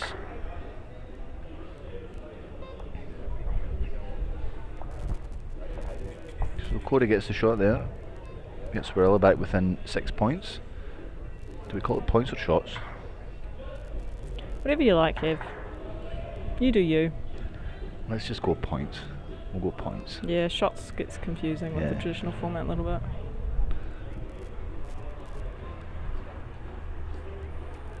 So if you want to see what's happening on the other rinks, we have got 6 rinks in play at any one time. You can head over to our website, ultimatebowls.com.au/scoreboard, and you can see exactly what's happening in terms of the result, but also position of the heads as well. So it's like you're watching it live, which is cool, and the section standings. But Kev can give us a quick run through, maybe. I can't because the computer's. You can't because of technology, but luckily we can access it on our phone. So here he goes on rink 2. Rink 2, Exodus and the Raptors are drawing 24 all. Sounds like a boring game. You're never going to believe this. Rink 3, 27 all. How boring is this? Between Golden State and Hong Kong. On rink 4 we have the Bowls Asia Tigers annihilating Southern California Tsunami 41-10. That one's finished. Shake hands. Rink 5, somebody off to a flyer against the Flemken Colts. 30 shots to 9. Oh, that's just changed. It's 45-12. And on rink 6, Weepa Crocs are 32-22 in front of the wildcard team. So a few close games out there. 2 of them drawn, which is strange. You don't often see that. No, Rebecca. It's not. Of course, in sectional play, a draw is a draw, and you just get the 1 match point. But as soon as we are into our finals, a draw gets really exciting because we have our 1 bowl shootout. Have we had any of them yet? I don't know, have we? Not sure. Yeah, we have. Have we? Of course we have. Our preliminary finals of event 1. Yep. Who was it? Streaky Bay against... I don't know, I can't remember. Who drew the shot? Not sure. It was short, the shot. I remember that. It's a shot though. She'll be looking for the jack here. Big reward if she gets this. She's after it, you know. Is she going to bend? Is she going to bend for the jack? Oh, she's got some of it. That's a great shot. 3 points That for is a touch great up. shot. And it's left Teasy absolutely nothing. Teasy's almost trying to draw the shot here or get third. A bit of trouble here, Teasy's going to have to play one. But you wouldn't put it past him. Man of his capabilities. What do you reckon? Does he like it? He is close. This might be shot of the tournament. Has he flung it? Oh, he just not flung it hard enough. Why are you not throwing him hard enough, Aaron? Throw it harder. That's all it is, just a little bit harder. just throw What it is he harder. doing? Not that hard. He'll be happy with that though. That's a brilliant bowl. Makes a big difference getting the third shot. 6 points to be precise. 3 off them, 3 on me. So it's actually a 6 point swing. Thank you very much for that. You're welcome. Right, Paris, she's been going pretty good here. On the forehand. Looks like she's playing the blocker first up, is she? Yep, there's she's Kev's played- standard bowl coming down, She's but played by she's played Paris. the blocker. Blockers are really handy sometimes. Not as much in this format though. Not so Rebecca. handy when you're trying to get your 3 points for a touch. Yeah. Shot here from Corey. Is he going to hang on enough to get it? Yes, he is. Great start from the neck. Why do you think he gets called neck? I'm not sure. Do you know why? Nope. Paris on the forehand. She's pretty close as well here. Just needs to drop in a touch. Going a good home though. Never wasted that. It's almost as good as a toucher there because the jack always moves in this game. Especially on this rink, the jack tends to move a little bit further than what it usually does. I don't know if it's just the surface. The jacks, if you watch the jacks moving, they go really far for not a lot of Or maybe force. people are just excited about being on the TV rink and they're just Yeah, delivering they're that bit just harder. throwing them really hard, yeah. I wouldn't know, I didn't get one.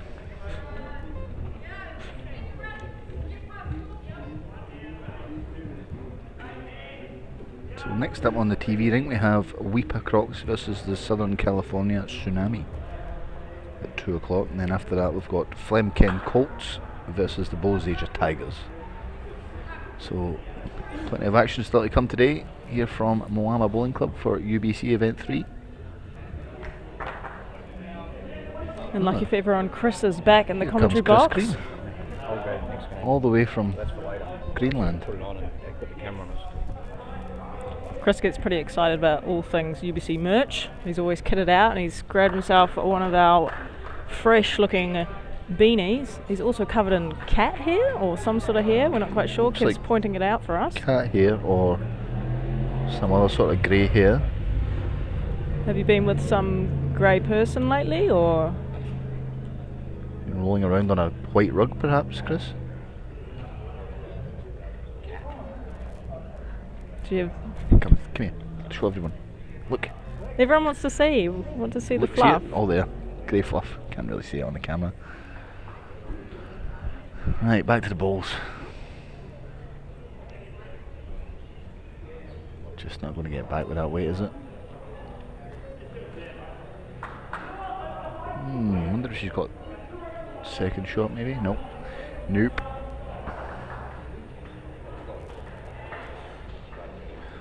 So just a quick update over behind us. Exodus have taken the lead against the Raptors, 40-35. Golden State have put their noses in front of Hong Kong, 45-36. Asia Tigers have really kicked on in the first game of the day. They've stretched out to a 65-19 lead against SoCal Tsunami and Sunbury are belting the Colts 64-26. The other game is a close one. Weeper Crocs 38, Wildcard 37. Oh, it's just been updated. It's now 56-37. Well, this computer must be slower than your telephone. Oh, it's a good bad result there. Just giving it a bit more space to draw the shot.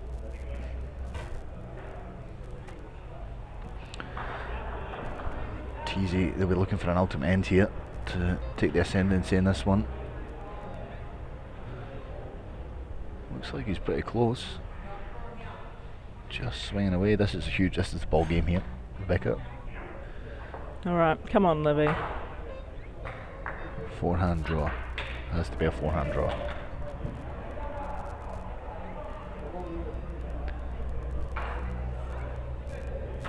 Yep, she's on the draw. She's on a good track here. This is all going to be down to weight. Tell you what, Rebecca. I'll tell you Corey's what. She called has it. drawn the.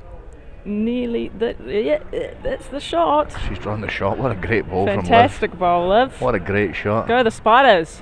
She's jumped over the fence in excitement. And she's big ball here now from Tees. He's got stickers on. Is that illegal? Take the ball off. Take the ball off. Oh, they're stalking it. What's he going to do here? Oh, this is going to hurt them. That is going to make Teasy and Jeremy and Corey very sad.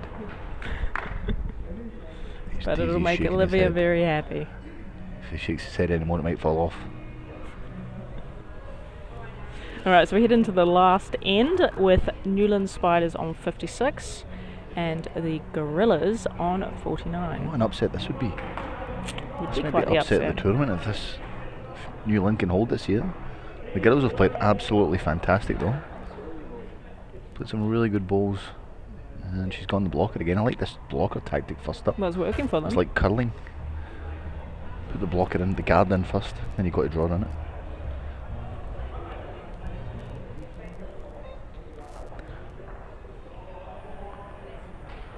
Corey will be looking to nail this here first up. We'll be looking for a touch around the 3 points for the lead crossover, which will bring the gap down to 1. Good start though. That makes that hand theirs. They've got to swap over now. Paris on the backhand. Should be looking to nail this. First in here is crucial. I'm going to make a call here, Rebecca. Whoever wins the lead battle will win the game. Ooh, okay. Whoever wins the lead battle will win the game here. Great effort there from Paris. Just slipping behind. Always handy. What do you have for lunch, Rebecca? What did I have for lunch? I haven't really had lunch yet, I don't think. There's some Thai chicken over there and it's really, really nice. But it's got mushrooms in it and mushrooms are disgusting. Didn't you get to have a say in the menu? Didn't you just say get rid of the mushroom? I picked it, but yeah. Other people like mushrooms, but I try and see who likes them and then I bar them for life. It's really selfless of you, you know, choosing a dish. Yeah. See, if I was choosing from the menu, I'd just choose things I liked. Is it up? Oh, Go Paris. Just final shot. So that's the game over now. Wirral have won because I've made the call, so Wirral are going to win. Sorry to spoil it for everyone. So that's it done? Do we wrap up here? Or? Nah, we'll watch the last 6 balls just in case anything untoward happens. But Corey's, what's he done here? We didn't want to give the shot away. We'd have lost the game if we gave the shot away there. Alright, here we go. Alright, so 3 points to Wirral for lead shot.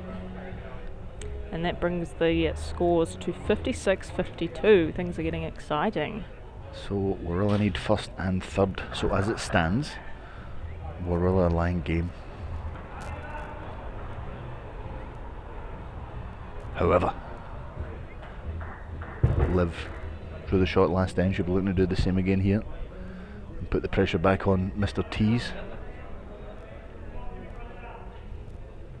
Tell you what, speed's good here.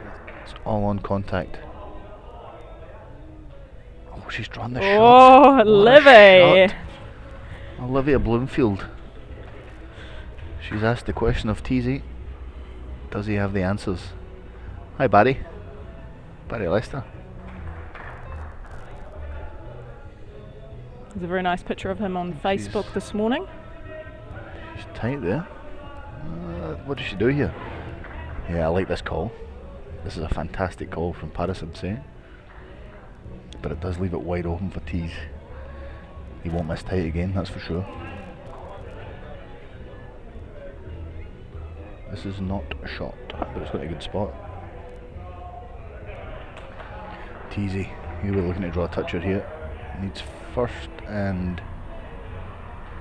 shot if he gets a toucher.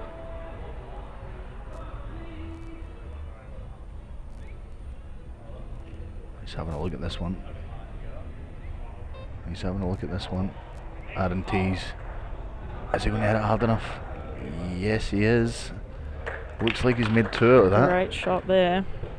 So Teasy is now holding game. And Olivia Bloomfield has 1 ball to fix it. She's just got to go with the jack, hasn't she? It looks good. There's 4 balls to come off. There's a good shelf there. So any sort of weight onto the jack, and that'll leave Teasy with nothing. Jack back will win the game here. Liv is on the backhand. The ball's on its way. Paris is getting interested here. Cody's looked away in disgust. Olivia Bloomfield. Olivia! What a shot! What a great shot! Fantastic shot from Olivia Bloomfield. Fantastic. And that's left Teasy with nothing. Teasy's going to have to go. Teasy's going to have to get the 3 balls out here off the green. Or hits the jack really hard, bounces out of the ditch, back up. Yeah. Which would you play? Yeah, he's called it. He's called it. He's called the jack, the bounce back. He's watching it. What's going to happen? Teasy. If that stays in, he's a chance. Oh my goodness. Oh my goodness, if that stayed in. What a fantastic game. Yeah, well done. What a great result there from the Newland Spiders, off to a flyer. Looks like they've got a couple of shots there as well. A little bit of margin for them. Most of the sections come down to margin. Yeah, they do. It's almost having an extra point, the good margin. So, yep, great result there for the well done, Spiders. Newland. 22 points. Yeah, Livy will be smiling. Alright, and I'm going to head off and let you take over with Chris. Okay. Hello, Chris. Thanks, Becca.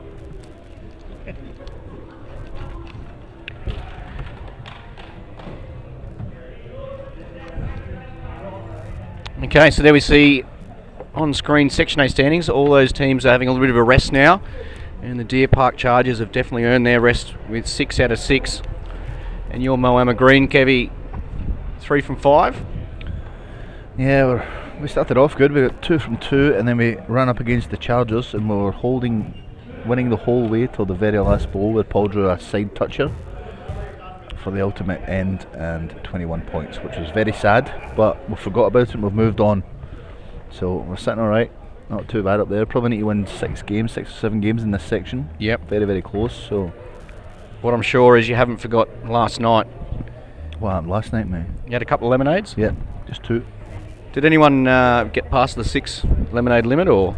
Nah, I think everyone was very well behaved. So beautiful. I did hear it was quite busy for a number of hours after the event, which is it's great for the club itself. Yeah, it's awesome, mate. The club is very happy with what's happening, and everyone's behaving themselves, which is the main thing. And they're also having a good time, which helps. So, yep, it's really good. Obviously, last night was amazing, getting the win in front of the home crowd, mate. It was pretty special, but we're back into it again today. Yeah, and you No rest pinpoint for the wicked. You pinpoint Stewie as well in your speech and his efforts. Yeah, he's phenomenal, mate. He just doesn't stop. He's just when the big events come to town, the UBCs, BPLs, the state pennant finals, he's outstanding. His organisation skills are unbelievable, and he's just got a passion for the game, mate. He just loves the sport. He loves putting back into it, and yeah, he does a fantastic job. So we're very, very lucky here to have Stewie at Moama, and lucky to be part of the UBC as well. Yeah, you're a good team. We're lucky to have him involved with us as well, but you're a really good team, and you said he walks around with a smile and he's got a passion. Well, it's much like yourself. You're always walking around with a smile. You're making everyone else laugh as well. It's contagious. Yeah, it's at the end of the day, there's people in a lot worse situations than us, mate, so It's only a game of the balls at the end of the day, so yeah, try and enjoy it as much as we can. Yeah, and up now we've got the Tsunami against the Weeper Crocs. So who's playing here? Carol Healy against Sean Baker. Tell you what, these two boys are two of the best around. Chris, two of the best players in Australia going head to head here. New South Wales against Queensland. Yeah, it's incredible too that or Weeper against America. How often that's said, the best bowlers are on the rink, because we're littered with some of the best bowlers in the world in this event. For Weeper Crocs, Caden Burley and Carl Healy skipping, and for California, Lauren Dion and Sean Baker. Yeah, it should be a good one here. As we see Lauren Dion just kicking us off on the forehand. Just going to slip past the jack. There's a few balls just slipping past there now. It's just not turning as much as it was the other day. I don't know if that's down to the weather conditions, making it a wee bit quicker maybe. But they've also just come from the slightly slower green behind us, these guys. So I expect the first few balls will be just through the head, as we see here as well. Take the boys a couple of balls to adjust, then they'll be into the swing of things. I've been driving back from Melbourne this morning through all the rain, so please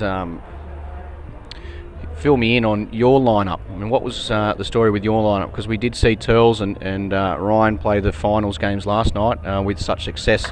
What was your lineup looking like this morning? We started off a game with Turles and Bester, so they won the first two games. Then, like I said earlier, they got narrowly beaten by Deer Park. Then we had a bye, so I came on after the bye. We also swapped bowls colours, so we felt it was a good opportunity to get me out there. And yeah, we played alright. We had a really close one on the TV against Pialba, which we were pretty stiff to lose that one as well. And then we went back across there and we had a good result against Broadbeach, which was also a close game. So now we're very happy with the start, mate. 3-2. You take that at the start of the morning. You're sitting down having your Cocoa Pops. Oh, exactly right. And has there been any construction work around the club done for all the targets that Best has hit? We saw him hit the backboard last night. We've seen him hit a number of screens, or not TV screens, but the boardings around the other green. I've been good mates with Bester for a lot of years, mate, and I think yesterday was the best I've seen him play over the course of the day. Yep. He was unbelievable. Right through every game, finals, he just didn't miss. It was actually quite good to watch. I said to my boss Liam last night, I said, they'll be talking about this in years, how good Bester played. Yeah. Obviously it's the first time my Moama team's won a UBC event, but Turles was fantastic as well. I was hopeless. I'd say to Taylor and Rebecca, I was the worst lead in the whole field. And Bester was phenomenal. It was frightening. It was really good to watch. He was just drawing the shot, driving, going back to drawing the shot. Just the full range last night. He was outstanding. Yeah, there's very minimal amount of bowls that he wasted last night, and it was great to see Turles actually playing, because we've seen a number of finals which he's been involved with along the UBC journey, and he's quite often just playing a number of games in the sectional play, not seen in the finals. But that was really good to see, especially with his kids and wife here as well. It was a fantastic night last night. The kids had all the Moama gear on. Claire was over there in the beanbags as well, and it was just a great day all round. It was right good family feel about it. Turtle's a great guy, obviously, very family orientated bloke, and he was a proud man last night, especially in front of the kids. Made it extra special. And Turtles and Bester actually won 10 games out of 10. They never lost a game in event 2. We mentioned that on the broadcast, thanks to your little insight there. They're undefeated. Yeah, they were. Yeah, they just didn't even look like getting beat, to be honest, mate. Look, played Exodus in the semi-final, and Bowsey's balls were finishing 18 inches away instead of within a foot, which it was the previous finals night. But Turtles was outstanding. Just really solid, setting it up for Bester, and Bester done his thing. He was phenomenal. And look at this shot from Carl, just scooting by, but in really good areas with his first two I wonder if that'll of change this match. Carol's shot. Let's see what Bakes does here, but I wonder if Carol will be tempted to go the ball if Bakes misses. Yeah, he's got the ones at the back. He's got the tee as well. Just not sure how it's sitting, whether the ball's covering the jack up. But this man won't be far away. The great Sean Baker. He's not badly down. Just has to run a touch. I think this might even make Carol's mind up for him here. Just where that's landed, it makes it slightly more difficult.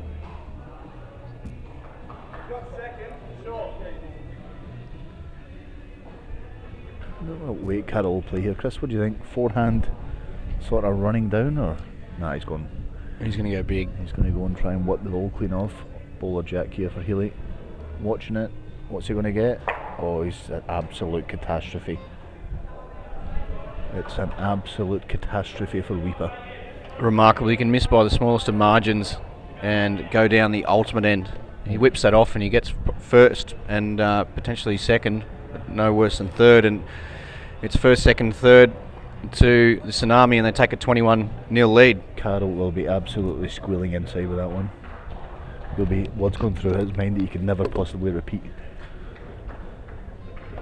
But it's the first end, so he can forget about it and move on, because he's got to. As we see Lauren leading us off on the backhand. Sean Baker has actually been calling Lauren Ralph all week. Ralph Lauren. Ralph Lauren. Not bad from Bakes. Quite a funny fellow, Sean Baker. Very laid back character as well. Yeah, he's very relaxed, and so's his style too. Yeah. Sensational player.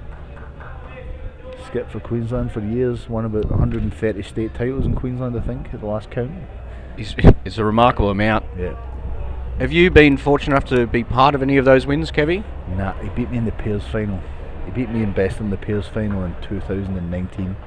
He went on to win the Australian pairs that year? Yeah, they did, and I was very sad. So I took all my frustrations out and went and won the singles 2 days later. I wasn't even going to play in the singles if we won the pairs, and then ended up playing. So it's funny how it works out, but it worked out good that time. But Bakes and Jada were an unbelievable combination for many years, and I think they've just reunited again at Musgrave Hill. Big Jado's moved there, so yep, they'll be a force to be reckoned with in the Queensland Premier League this year. It's remarkable. You talk about some of your singles victories. You had a number over in Scotland as well. The amount of players in this UBC who have actually got singles titles under their belt, and how far that goes, with, especially in the lead position, because it is like a 3-bowl singles game. Yeah, that's essentially what it is.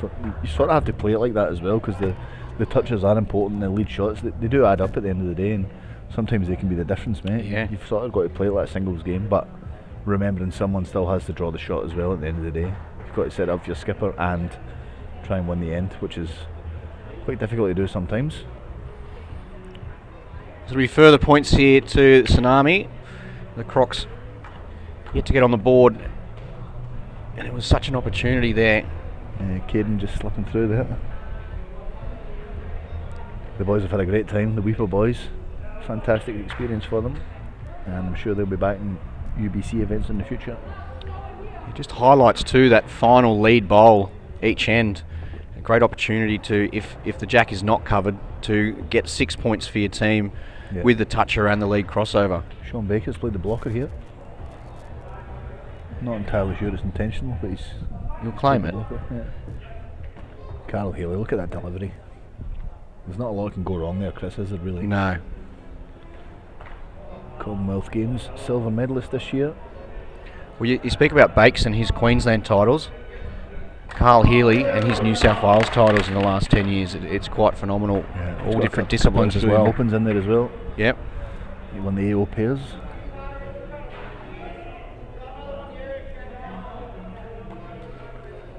Bakes sort of raking down the backhand here. Backhand social weight here. Just raking down, see if he can change it up, give himself a chance with his last one, or he can get the ultimate result and put one of the oranges onto the blue, which he almost does there. He sets up for his last one. He's got 2 or 3 second shots there. How are your members feeling? Just been last night, there was obviously the great support, but it's a period now for them to have a little bit of a rest. When we got here a couple of days early, there wasn't a session where your greens weren't full of bowlers. So they love it here. Our members are fantastic. Obviously there's a few of them volunteering this week. There's too many to single them all out, but they've been fantastic with the big events we've had here. We've had obviously UBCs, BPLs, state pennants, and they do miss a lot of social bowls, but they never really complain. They muck in, they help us out, and I think they're just happy to see some of obviously the greatest bowlers on the planet coming to a little small town like Moama, which is, we're very lucky here at Moama. The club looks after us really well, and we've got the most fantastic facilities around. They hard push to find better grass greens as well. Luke and Brad, they do an awesome job on the greens, so we're very lucky here at Moama, and yeah, the members are fantastic as well. Yeah, you definitely look after the membership with all the different social bowls you've got, and just the price point too. They're super cheap for all their social entries, and there's always prizes on offer. Yeah. So even if you're a travelling bowler or you're from another club, it's a great opportunity to get to Moama and have a game on either this fantastic indoor facility, covered facility, and those great grass greens you mentioned. Yeah. Yeah, it's a good place. There's plenty to do in around Moama Chuka. In the summertime, the population probably quadruples. There's half of Melbourne come up here, so yeah, it's really a great facility. And if you're in around the area, pop in and see us. You can always have a roll up if there's no bowls on. More than welcome. Yeah, great shots there from Carl Healy. Just getting him back in the match. Back in it after the first end's debacle. What's happening over the back, Chris? Who's on this session? We've got Moama Black, 21. Go Moama. They're leading Warilla 3. The same score, 21-3, but it's the Raptors leading the Spiders. The Colts, 24, lead Hong Kong Qualifiers 9. And Exodus, 29, lead the Wildcard 19. And another 21, and that's for Bowls Asia, up against the 9 points the Golden State have got on the board. And they're approaching the end of the second end in those matches. A few ultimate ends there to start off with, it seems like, Chris. Yeah. 21s tend to be the lead shot, and three shots, first 3 points, first 18 points, sorry. What a toucher, obviously. Speaking of touches, Ryan Bester, 38. The first event, 29, and he's come out and said, all right, well, if you want to set the mark at 29, I'll just go way above that and get to 38. Is that the record, Chris? It is a record, is it? Yeah. He was, like I say, he was absolutely phenomenal. Like, usually I don't really talk him up much because he's my very good mate, but yesterday was just, it was on another level. It's the best I've seen him for 2 or 3 years. And yeah, it was good to be a part of it. It was good to sit in the front row and watch it last night. Boys were amazing. There's Lee Schreiner's having a little nap over there on the beanbags, mate. I don't know if we can get a camera on that. I wish we could. Leroy's just crashed out on the beanbags. He's had a big week already. He's just opened his chicken pat. Look, he's away again. He might be tuning in and just heard you give him a little bit of a wake up alarm. Nah, he's away back to sleep. We'll just leave. It looks comfy over there in the beanbags. Leroy. So, Caden Burley applying a little bit of pressure here for the Crocs, which is good to see. We need to start getting some of these. Lauren, Ralphie. What a great shot here from Ralphie. Has he got the toucher? No, rubbish. Get them up, son. Get them up, Ralphie.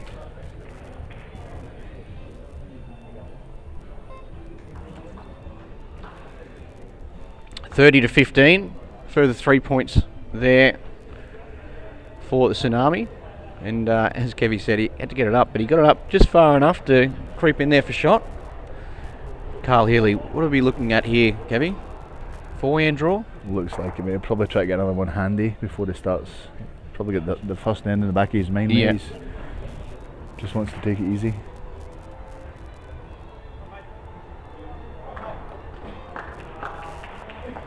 Look what at this. A shot here.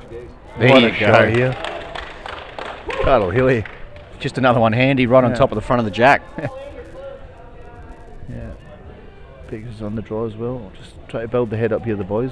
Biggs looks as if he's quick though. But he's big, wanting a good home. You might even get the tee here. When you look back at last night, Kevy, how big was that final end against New Lynn?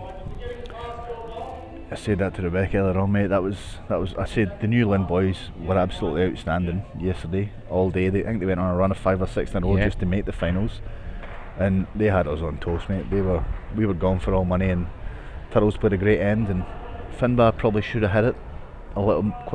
His second ball, I think he should have hit it, but he backed himself on the draw, and fortunately for us, he missed it. But no, they boys were fantastic. It was good to have a couple of beers with them after, and.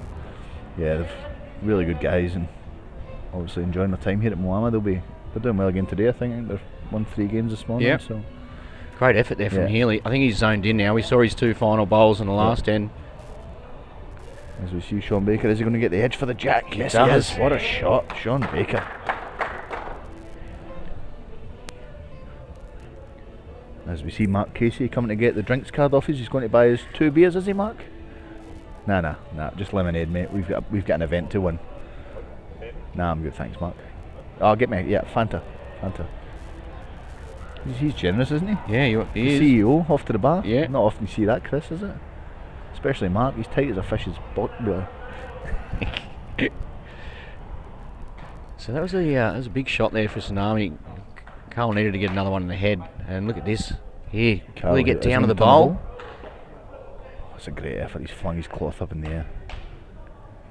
There's a bit of clapping going on. He's got to wake Leroy up. Oh, he's woke him up. He couldn't have played 3 much better bowls there, Carl. No. He's really got Weeper back into this match, and Bakes is this is pretty big. If you can draw the shot here, puts California in a very, very strong position. How's his weight? Is he up? He's just going to get caught on the short one. Slightly under the weight, I think, there. yeah. Not the end of the world for Bakes. He gets second and third shot. Yeah, so they're only biting into the margin by 2 there. Maybe not. I'm going to get a little measure out.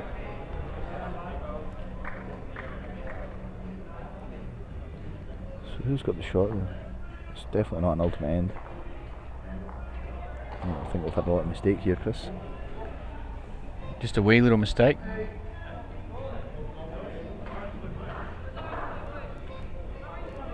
Orange, blue, blue. Orange, blue, blue. So Lauren Dion got the shot. Baker got the shot there. So they'll have a quick look at it, and the score Yeah, that's corrected right. itself. Yep. So I think the score knew that Yeah. it wasn't right, and it's gone, no, wait a sec, I'll just correct myself here. And 43-26 as we head into the 4th end, and it's Lauren Dion for Southern California Tsunami.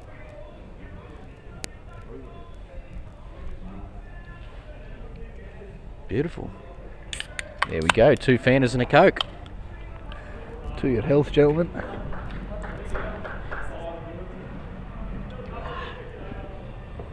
Tell you what, Kevy, Mark Casey, he just wants to, I think he might do commentary for the rest of the day, because ever since he's been on commentary, Deer Park have been charging. It's about time Matt done something, to be fair. Deer Park, they're my tip for this event. Paul's, he's sort of scratched around the first 2 events, but I think him and Disco have just hit their straps for this one. But also, Moama Green. Oh no, Moama Black, sorry. We've already done our thing, we've won our event. We're not asked about this one. Moama Black is their turn to take over. Speaking of that, it was good to see the Moama Black supporting you guys last night. Oh yeah, we're a team, mate. We had a nice team dinner on Saturday evening over at Junction in the main club there, and it was awesome. It's good to catch up with everyone. Obviously Alex has been playing a bit of pennant for us. Played with Deer Park last year and said the bowls coordinator wasn't treating him well enough, so he came down here and we've looked after him this year.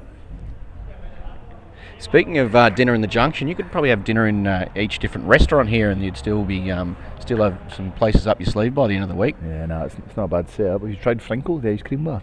Oh no! Yeah, mate, that's the goal. Do they That's deliver? the goal. I wonder if Mark could go and get some Frinkle. Do you know what? I'll bring you some Frinkle for the next game. Oh, this sounds good. So it'll be open.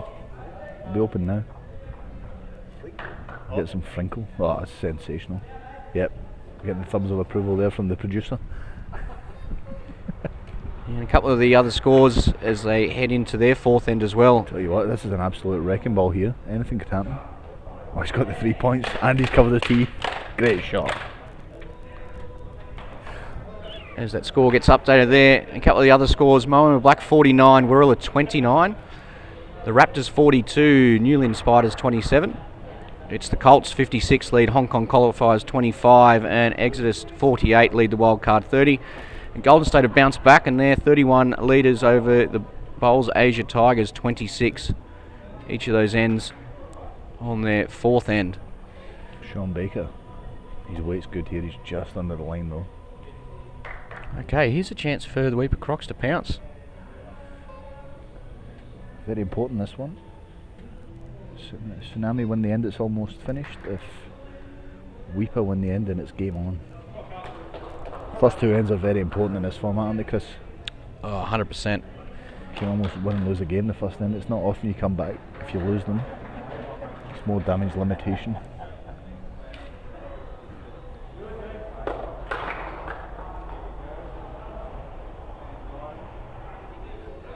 Have you got an end that you focus on, or is it just sort of overall? But is that something you really focus on, a first end?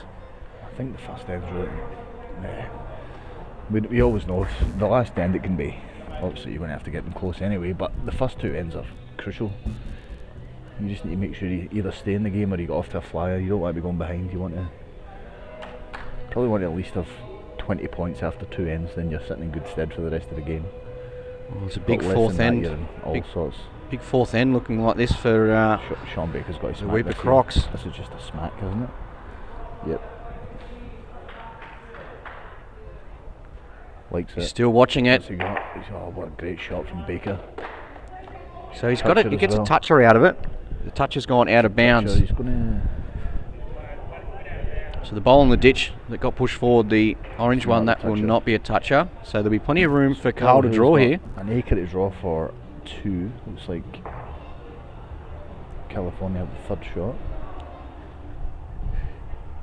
I know some teams focus on not playing too much aggressive weight on the first end, but you haven't got to worry about that with Ryan Bester, because as we saw last night and a number of other games, he can play the big weight and then come back to the deft draw. Yeah, since the first end of the tournament on this rink, his first ball was 2 metres past, then he went back toucher, front toucher. Yeah. And since then he's just been on, which helps. Yeah, we've seen a number of teams really drawn for 2 here. who've just been caught out. As you say, it's a touch quicker on this rink, and for teams coming onto it and trying to play weight early, that it takes them an end and a half, 2 ends to actually zone in. Off a touch, yeah.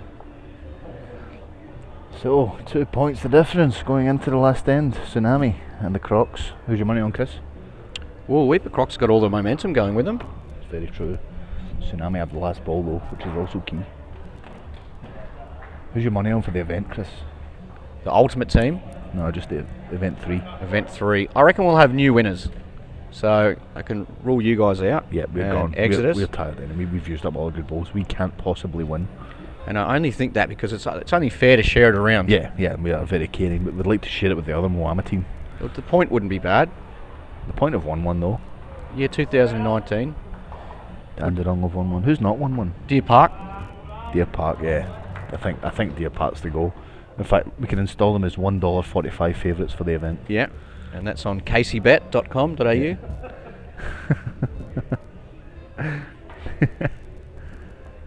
I'd like to see one of the international teams going good. Yeah, it would be good to see one of the internationals. I'll tell you what, the Newland Kiwis, the qualifying boys. Yeah, they've been awesome. Yeah, they've been really good.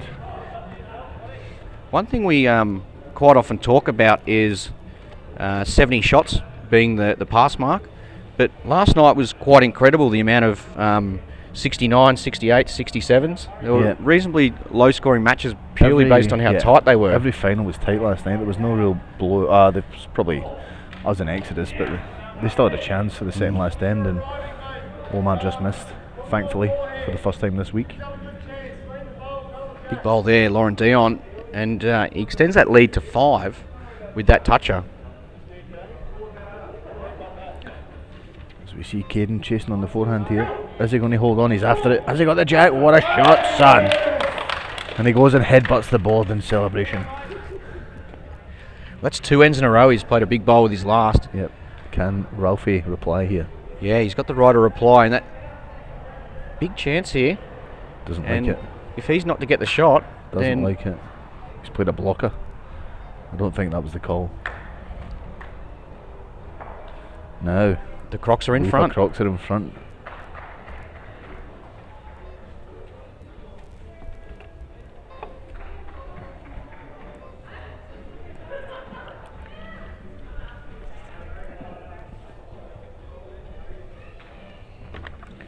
So, Kevy, you guys are back on at...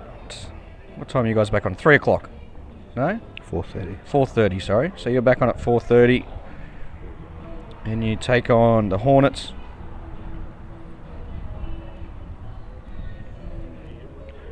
Then we've got a bye, I think. We've got a feature game tonight as well. Yes, you have got the bye. Yeah, feature game against the Point. Oh, me v you, Chris. Oh, yeah. Are you going to play that? Are you going to play the feature game? I don't know. I'm trying to stay away from the blue balls because I hate them. Yeah, good Carl Healy with his first. Another touch-up. Sean Baker, is it going to fall in? No, that's a catastrophe for Baker. The thing for Carl here is he can just keep attacking that jack. Yep. You know, he keeps getting the points and come the conclusion of the end. So he's thinking about it. Tsunami now lead at least first and third. Was he thinking? He was thinking for a sec on the backhand, maybe to cover the oranges, but his best shot's down on the forehand because if he does get that jack, he just keeps scoring himself. Yep, makes it harder for Bakes. He is going around there, so Bakes has got to draw the shot here. If Bakes draws the shot and gets a toucher, he'll win by 1 point. Is that right? I'll just follow your lead. I think Kevin. that's right. So Sean Baker needs to draw a toucher here. Just not going to get down, but is he going to get right back? Try. He has got still the best chances back, then. I reckon no matter what happens here, Bakes is going to go the jack in his last ball. No matter where Carl goes. Currently 4 in front. Can move that margin to 7 with a toucher, but looks like he's going to play his backhand. Does he go right back or does he go? I think he's got to get the tee. Bakes has got the tee at the moment. Is this running? Oh, I don't think he's up here. I think that's what he was trying to Bakes, play, trying to Sean cover that Baker. little area there. If Bakes gets the jack, he wins the game. And there is some workers there, a couple of angles there. As Lauren was saying, he gets up through that orange too if he's a bit tighter. So here he goes, Sean Baker, forehand with weight. He's watching it. He's not watching wide. anymore, he's wide. That was the wrong miss there. He had to miss under if he's going to miss. So it'll be a victory here for the Weeper Crocs, and a hard-fought victory too after the first end when Carl Healy just missed and he peeled his own out.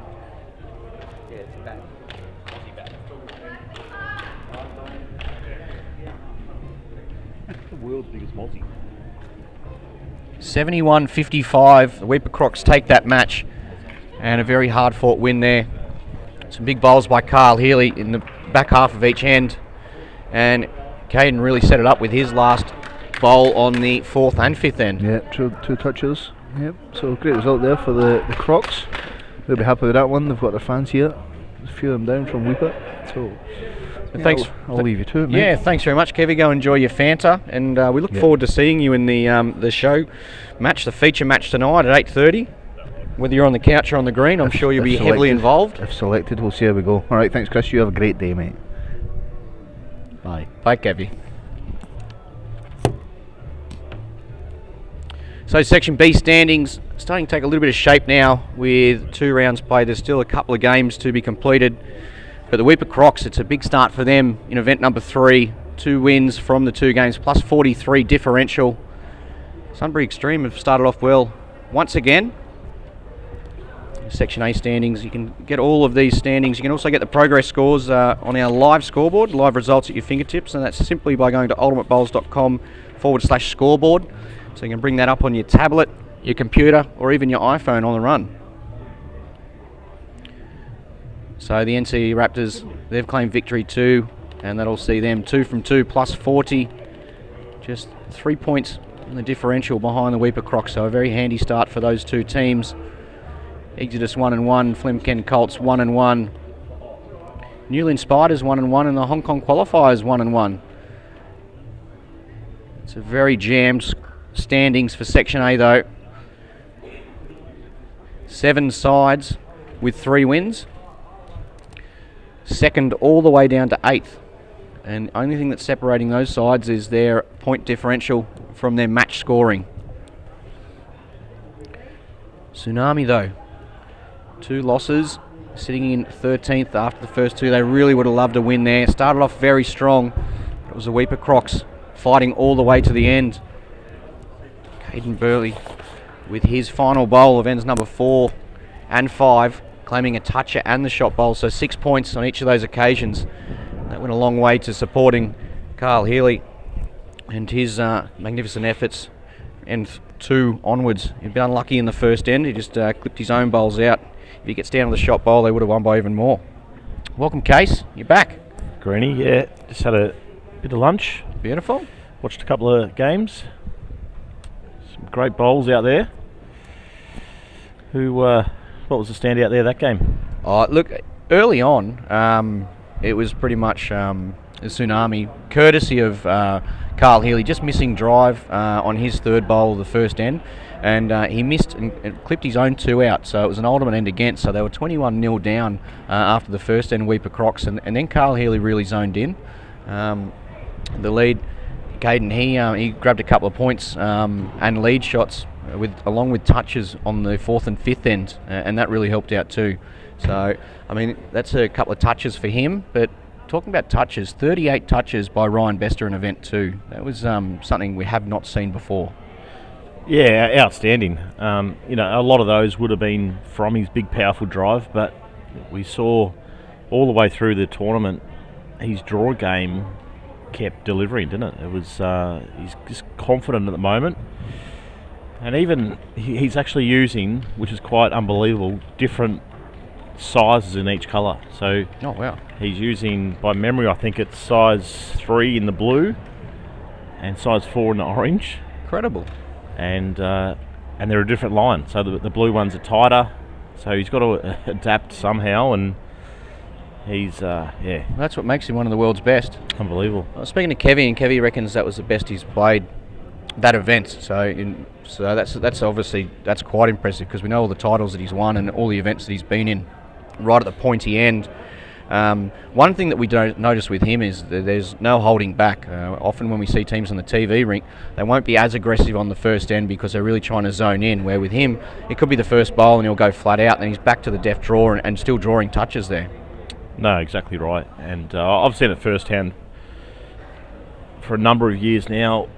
When I was with Helensvale, he's been a key part of the Broadbeach club, so it was our big rival, and it was quite common. He's known for his big drive, but he can draw as well as anyone as well, so no doubt they will be featuring again in the finals. They've got a little bit of work to do, but I still think they'll get through to the top 6. Yeah, they're sort of those teams that battle along, and they're a very, very consistent side. The Flemken Colts and Bowls Asia Tigers, that's our next up match. We can see the Flemken Colts making their way to the rink, and Dylan Fisher, he's a star of his own. Absolutely, I'm a huge fan of Dylan. Not only is he a great player, he's just a good young person. He's a policeman now, so he's got a really good career ahead of him there, but as we can see him visualising the rink, he's been a gun for a long time now. It's quite impressive there too, for he's still a young player as such. He's got a wealth of experience, but for him to focus on his career and then come back and be playing so well, it ticks all the boxes really. Absolutely. He does all the things right too. He prepares for his games. Doesn't play as much as what he probably was, 5-6 years ago, but as we saw, he made the final of the Australian Indoor Singles this year. Yep. So he's obviously back playing very well. Current state skipper. And it looks like we're just having a look down there. It looks like it'll be Boy and Lena playing, and Nathan Wilson will be playing. But how will they play it, do you think? Do you think Wilson skipping and Fisher leading up, or will they change it around? Yeah, well, yesterday we saw Dylan skip a few games, but I think now a fresh start, event 3, I think their go-to combination has to be with Wilson. He's the shot maker, and that's the way they're going. And look at that big smile. Yeah, he's going to perform. Have a look at him. This is one team that I would love to see progress through to the finals tomorrow night. They've got a great support crew, and they've been a touch quiet events 1 and 2 by not making the finals. So there's plenty of cheering and support that's still in storage there. So it's actually Emma. So this is a late change. Lena sitting out this one. So the Bowls Asia Tigers with the orange and Flemken Colts blue bowls.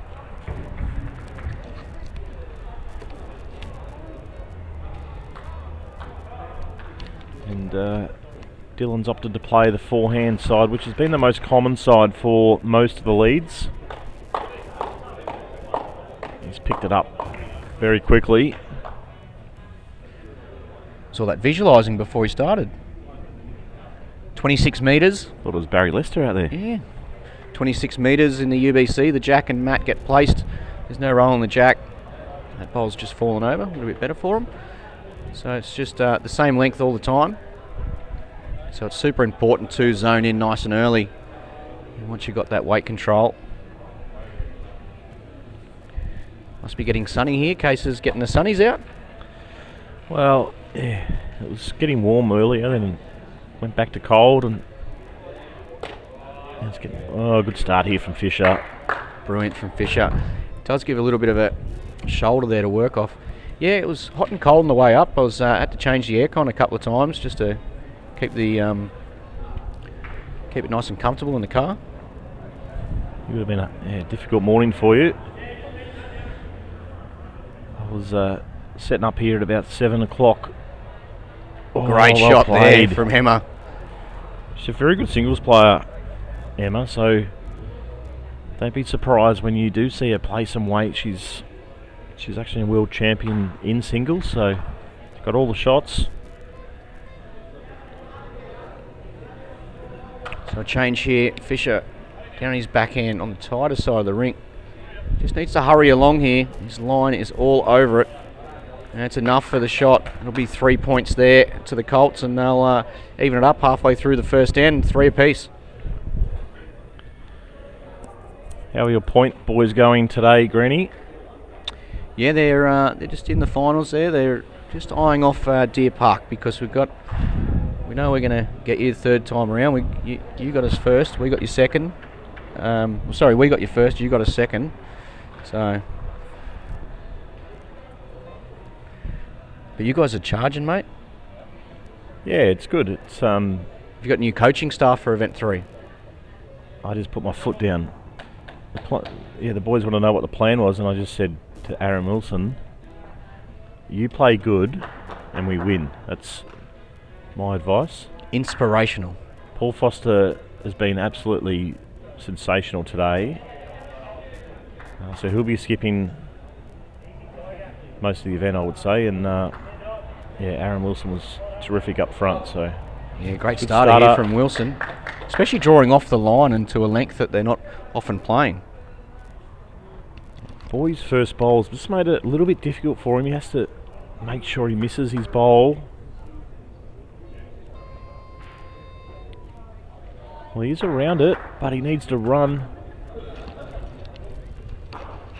And might just get past it. Yeah, that's enough for second. He'd be quite happy with that. When I got here this morning, Granny, some of your players seem to be quite injured. There was a couple of back complaints, and David Axon pulled his groin, and everything under control there. Yeah, I ordered some massages for the boys, and they were just saying it. I think it comes back to the booking officer. I think he's killed that on the draw.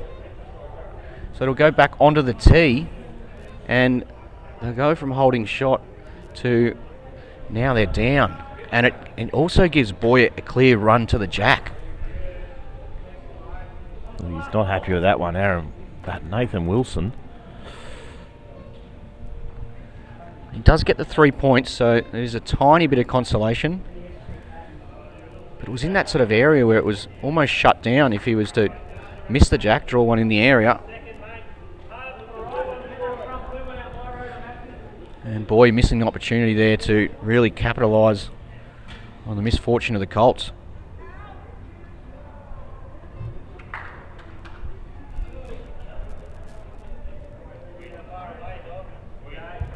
Okay, can he make up for his second? Looks like he's pretty good here, Case. Oh, what a shot. Just needs to stop. He has. Fantastic shot. So as it works out, he gets first and third, and well, he gets a toucher for his second bowl. He knew what he was doing. Yeah. He just felt like drawing somewhere else and, you know, getting a little bit of practice underway on this TV rink for hopefully the finals. But it is only early. It's round 3 for this section. So each section play 6 games in a block, and then following that from 4:30, Section A will be back out here for 3 rounds. Then Section B for 3 rounds, and then from 8 o'clock we start our feature games. The feature games tonight, we have North Queensland Roos against the Bowls Asia Eagles, the Point up against Moama Green, Weipa Crocs and the NC Raptors, followed by Bowls Asia Tigers and Moama Black. Gonna be another big night of bowls here at the Moama Bowling Club. So Emma just running a bit through there, but maybe just thinking back to last end and considering the fact that, well, the jack might get moved to the tee again. Always a big chance the jack will move. So chance here for Emma. Her line was good. Looking to just take off about 5 feet in running.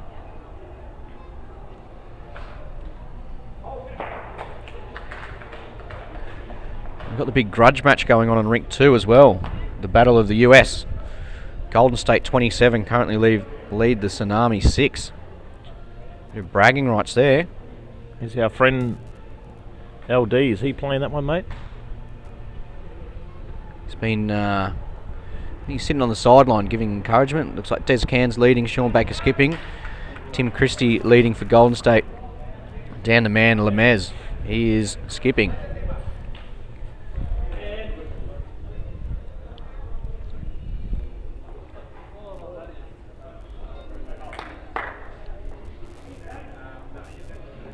We see the Malaysian players just with the really nice techniques. They're capable of play on all surfaces, fast greens. The 3 representatives they've got here are probably the 3 best in the country, so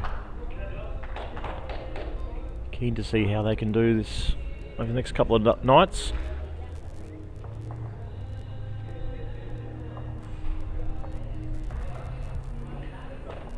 The Colts with an early lead at 22-8.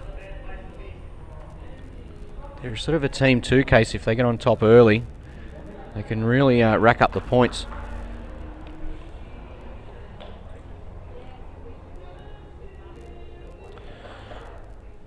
So Boy, there is definitely room to draw, but he is moving. Just going running through a couple of metres.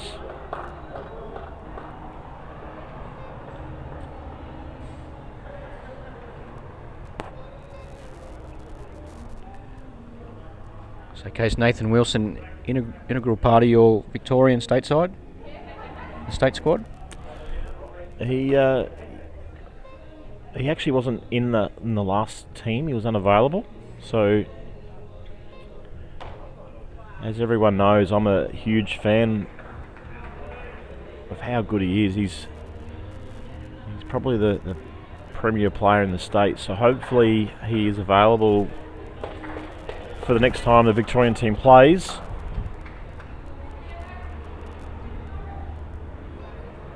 Play against him a lot for Altona, so he's a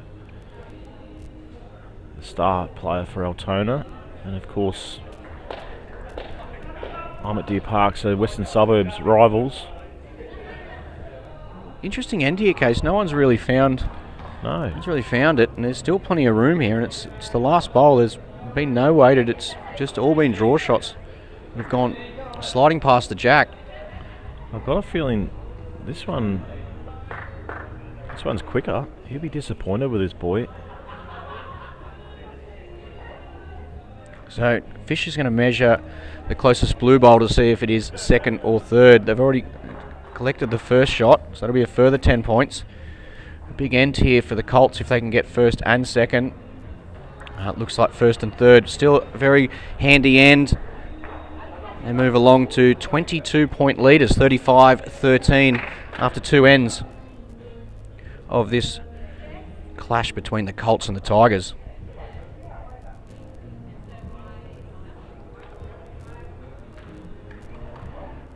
A couple of updated scores. Golden State moved out to a 45-9 lead halfway through the third end. Exodus 36, Weeper 21 after 9 bowls of the third end.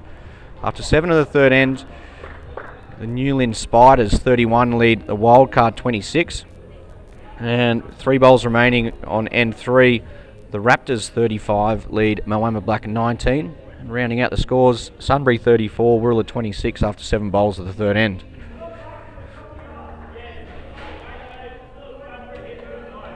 Just going through the standings in this section B, incredible that we can see the Wirral Gorillas just losing their first 2 games, and they're currently minus 67, so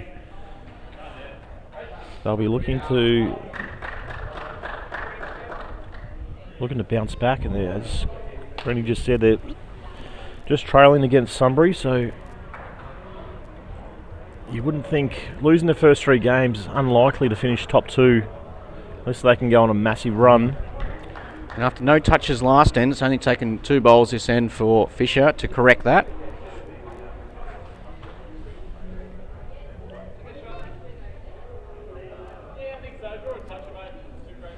So we've seen a much better end here from both leads, getting their weight.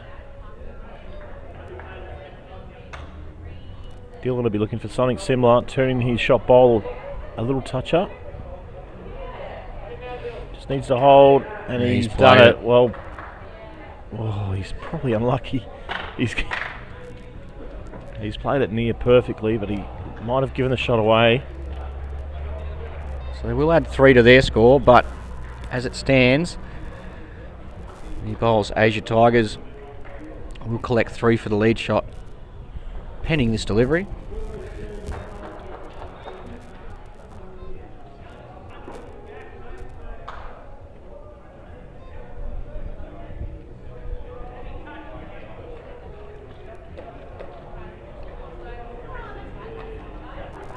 So not a bad head for Nathan Wilson to play to, though. 3 close bowls from Fisher.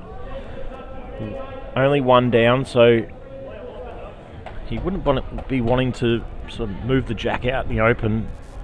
They keep getting the scoreboard going their way. Even if they do go down 1 here, it's not a bad result.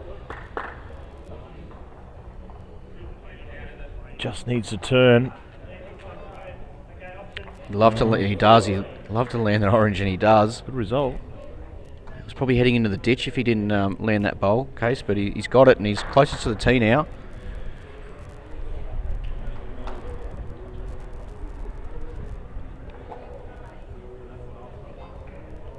Just needs to run, boy. Not far away. Be happy with that. It's not bad. So Fisher just asking Wilson fraction less weight. Give him that chance to just bend a little bit more. Can get between the 2 front blues to the shot bowl. He's got onto his own though. What's the connection like? Oh, he's done well.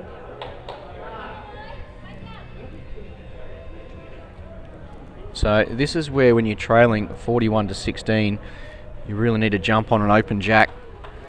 You can't get a touch, you want to get as close as possible. Start applying a little bit of pressure on these Flemken Colts. They're just sliding through once again.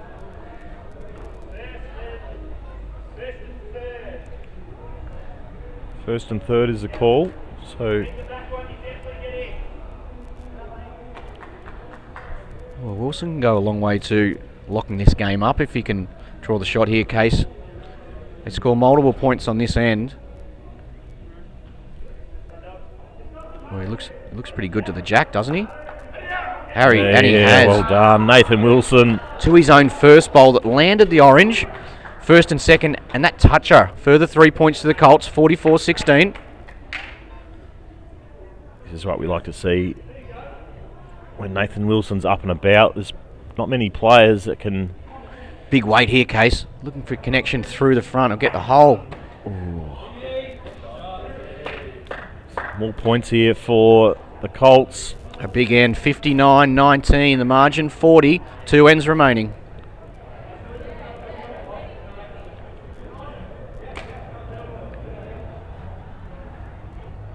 We've got some of our volunteers over speaking with Jamie Rogers right now, and your father-in-law, Case. I'd love to see some of his little short, sharp, 60-second random questions. Thank God they're doing it now, not last night. Yeah, last night I saw him in the stands. A little bit of Swahili would have been... Yeah, a bit of dancing around. I'm Not sure if he was trying to stand still or but there was the dancing was coming out, but we had about a 5 seconds little package of him.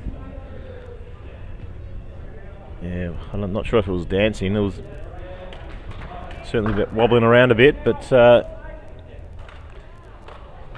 it looks like the Colts here are going to be in a really good position going into this fourth end to further their lead. They've got to get back into this game, the Tigers, and it needs to come from Emma up front. Hasn't been a lot of touches this game, so it's going to be difficult to get a touch on her hand with Fisher's bowl. Looks to be quite in the way of the draw, so... And only early on in sectional standings, however, the Bowls Asia Tigers are 6th and Flemken are 7th, and they both had a win and both had a loss. It's just the Tigers have +2 differential and the Flemken -1 differential. So a solid win here for the Colts will see them move into the top 6 pending other results.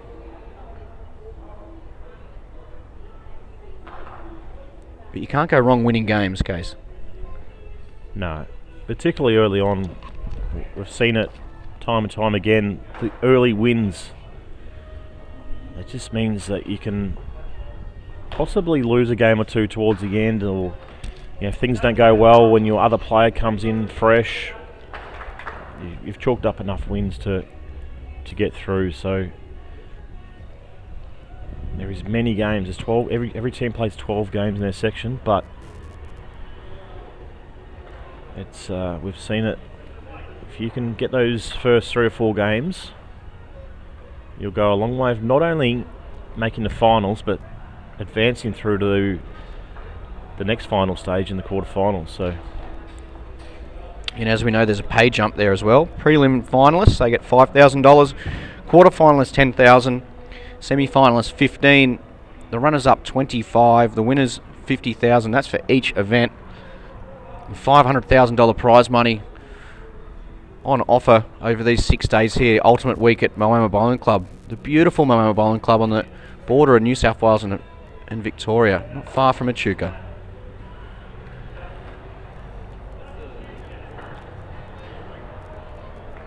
it's a lot of money. Huge. We should have a team. Yeah. Who would our third player be?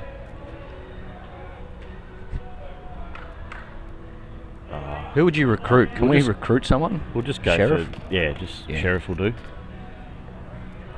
We'll get in before Exodus. We'll have a clause written in the draft. We'll let him skip too. Couple of games. 62-22. And the Colts holding first, second and third. Ominous signs here. So they just haven't found the rink, both Malaysian players, just yet. Needs to hold on. Okay, well done. Gets a toucher. Probably gets a shot out of it too, yeah. So well done there by Boy.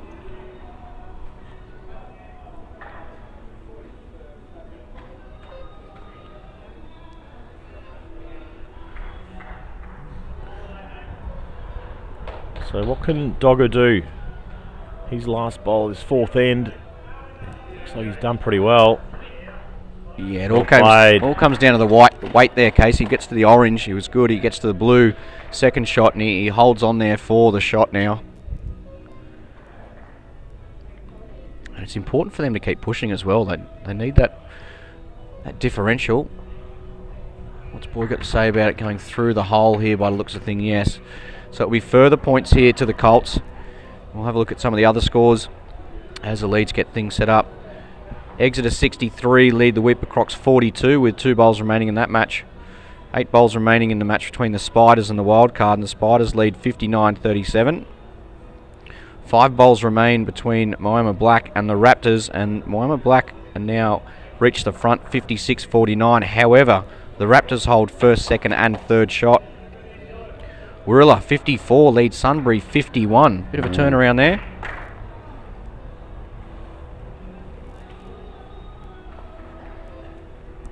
So a big margin here at the moment for the Colts. They lead by 45 heading into this 5th and final end.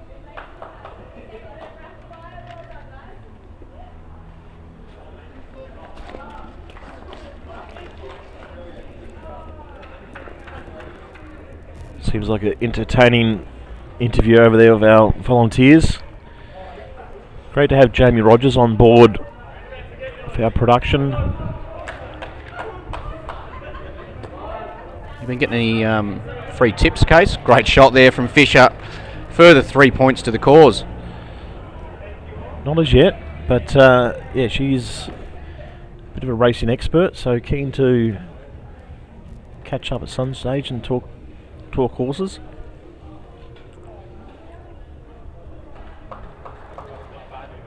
Just needs to hold, which he should. Well played, Emma. Oh, that's Unlucky though. You can't play that any better. doesn't get the shot and just misses the jack. Oh, here's our movie star Trev. He's back after his big interview for his next blockbuster movie. That's Case's father-in-law, of course. He's looking sharp too. Looks fresh. Nobody told him about that booger hanging out of his nose before the interview though. But anyway, we'll get that cleared up for the next shot. Big bowl, Dylan Fisher once again. Tell you what, he's played well this game, Case. He has. He's starting to get a few touches too towards the end of the game.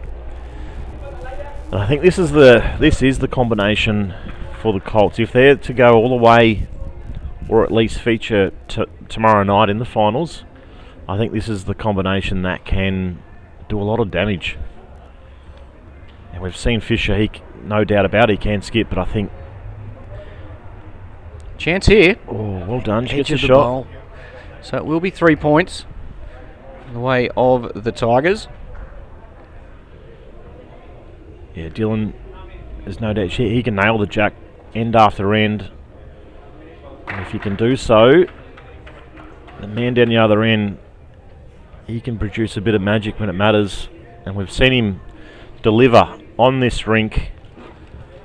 Actually in the third event too, wasn't it? Sure was. 2019. So, yeah, can he do it again?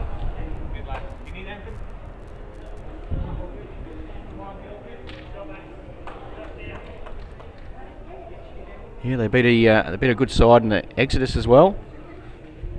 With Exodus had Sheriff and Nathan Rice.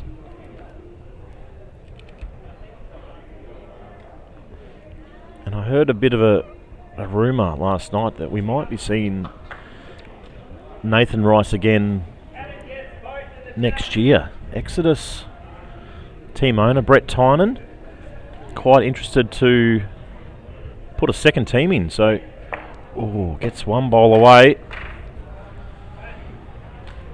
So obviously a massive fan of the event Exodus, the transport company.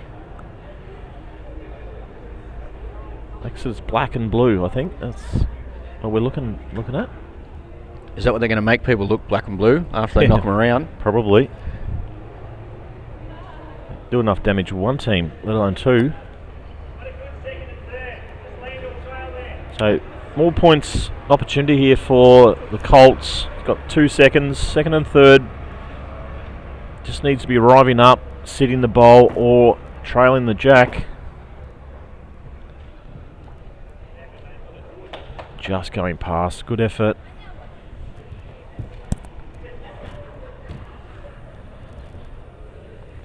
Yeah, comprehensive win though, Case, here for the Colts.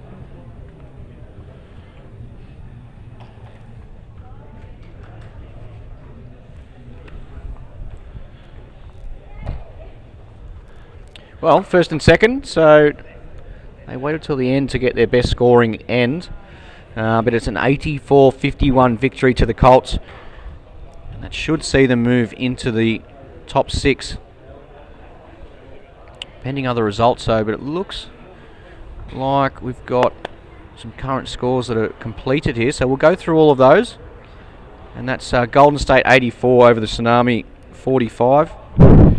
The Spiders 69, Wildcard 48, Moama Black 59. The Raptors bounced back there to take the win, 67-59. And Sunbury 66, Warilla 57. So Warilla winless after 3 rounds. Wow. And the young Raptors are on top with 3 from 3 plus 48. Golden State, a better show here in Event 3. Currently 2 wins, 1 loss, plus 56 in second spot.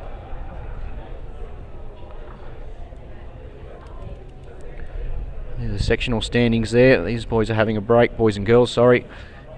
They've played their first 6, so we're waiting for Section B now, who have currently, they've had 3 rounds. They'll have a further 3, and then Section A will be back out there. Section B, Raptors, Golden State, Extreme, the Flemken Colts, Exodus, and Newlyn Spiders. And Weeper Crocs, who were on top, have dropped down to 7th. With just that 1 loss there, so it's all very tight once again. Only early though, but 2nd through to 7th all with 2 wins. And it's only the Raptors who have 3 wins. In case there's a big game coming up, it's Moama Black against the UBC Wildcard, and we don't need to talk about the team lineups or who's missing out because the 3rd member of the Wildcard side is going to be joining us in commentary. Well, I'm going to give you a little bit of a break actually. You said you're going to go over and get some ice cream for us, so this might be your opportunity. I'll do that, and we'll welcome in Sarah Ashby. Yeah, absolutely. Sarah's going to come in. She's going to give us the insights about the teams as well, which will be great. So, pretty sure she'll know the players pretty well. One's her father, and the other one's Benny Hubber. Hubber's played in this event before. And Moama Black. So we'll see Alex Marshall and Cass Millerick. So the team's just getting their bowls out in the rink. The market is getting everything sorted. But welcome, Sarah. You've spent a bit of time in this commentary booth now. I have, yeah. It's a bit exciting. So what was the tactics behind this? You didn't want to play on the TV, or you felt better like it was an opportunity to commentate?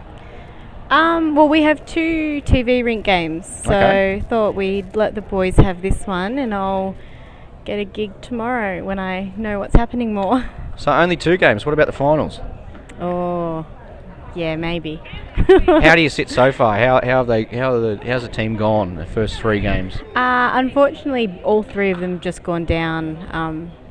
Had a really good one against Exodus, but they got up with their last bowls. So Fair bit of star power there, isn't there? yes, yeah, but they were lovely.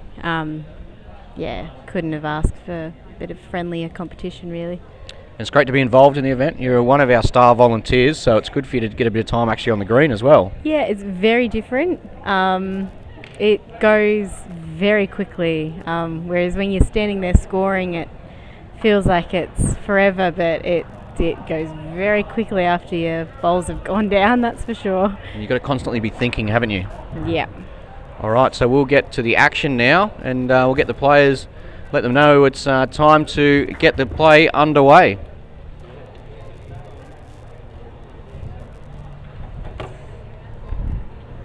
And once again, the paparazzi come out when Sarah's in the commentary box. There's never a camera in sight until Sarah gets in here, and then all you hear is just the shutters, the camera shutters going off.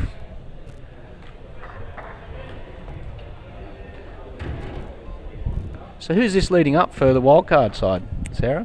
That's my dad, David Oh. Ashby. Yeah. So are you going to be harsh on him here, or are you're going to like take him nice and easy? What do you think of that first bowl that's about 2.5 metres through? I'd say he's got potential with the next one. That's a nice way of saying that. Or he could have been covering the tee. He could have been. We don't know.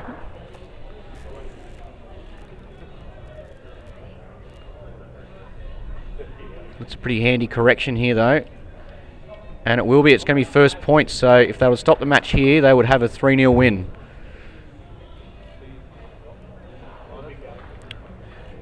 So we've mentioned you're the third member of the wild card. The third member of Moama Black, Ryan Burnett. We've seen some of his glistening form on the TV ring, but this time it's up to Cass Mellerick to lead off for Alex Marshall.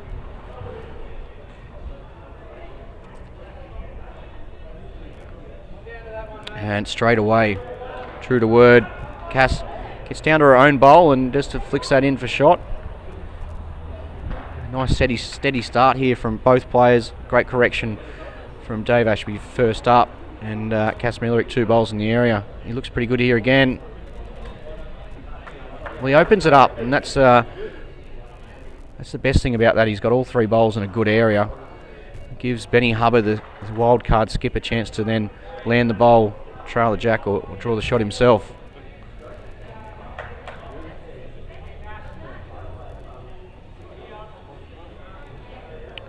Cass Mellerick. This is some start to the match. A toucher, lead shot. All of a sudden they'll jump to 6 points halfway through this first end. A match up between Moama Black and the UBC wildcard. So tell us about the wildcard selection, Sarah. And was there a bit of excitement in the house when you found out the news that Dave was picked?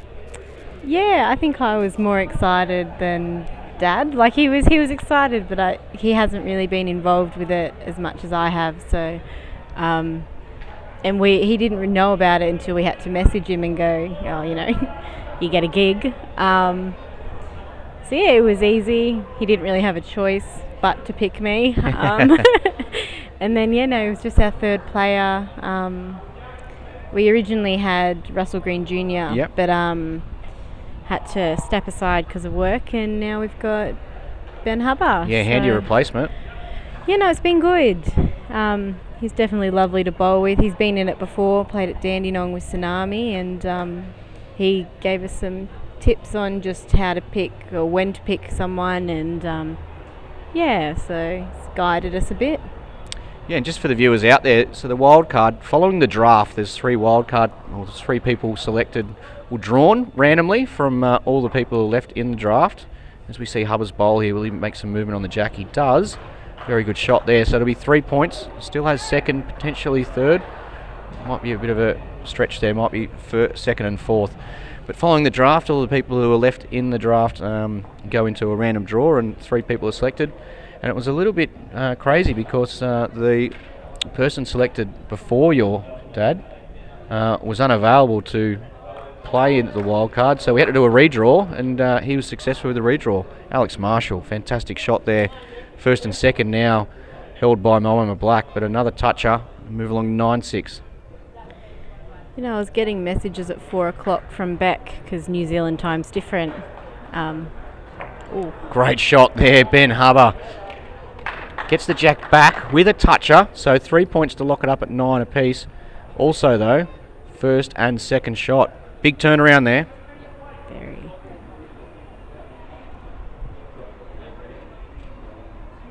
Glad to be playing from the sideline for this one. Well, we talk about the Warilla Gorillas, the juggernaut that they are. You do know that you're above them on the table. How does that make you feel?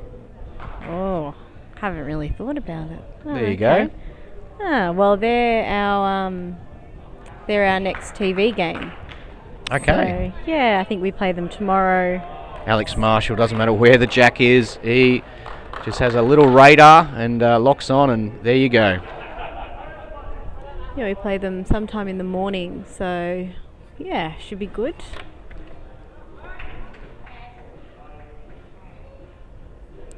You'll play them the last game before the morning finishes, so it'll be 11:30, just before lunch break. There you go.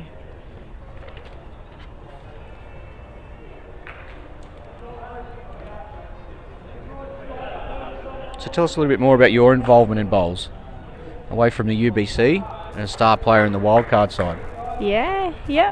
So Dad got me involved about 7 years ago. Gave up cricket at the time, was planning on going back, did not go back.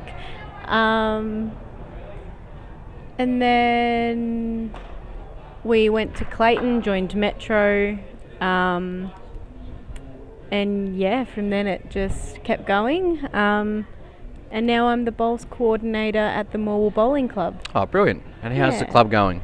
Yeah, good. We're the team's back up into Div 1 after a couple of years, so that's good, and we're sitting 4th on the ladder at the moment. And our other sides are doing well as well, so yeah. Fantastic. As we see here, your dad's zoned in. Just running a touch here, but all bowls past the jack, and as we know with the UBC format, that's one of the most important features for sides who are successful reaching through that jack, giving themselves chances later in the end and not blocking up any draw lines or weighted lines as such.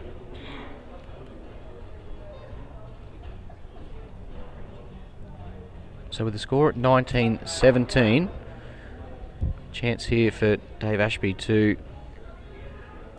draw the shot. He's already got shots, but he'd love to get another one close. If he was to grab a touch or two, it'd be a further 3 points on top of the lead.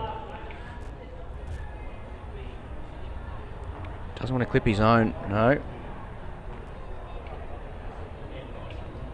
So while you've not been playing, have you been coaching or have you been cheering, or what's your role as the third player when you're not on the green? A little bit of everything.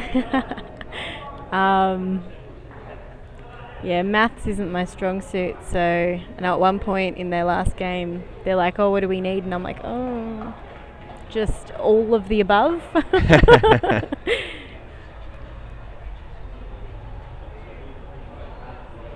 ball. Yeah, class there from Alex Marshall. Way too much room. So on the first end there was only inches and he nestled his way in onto the jack.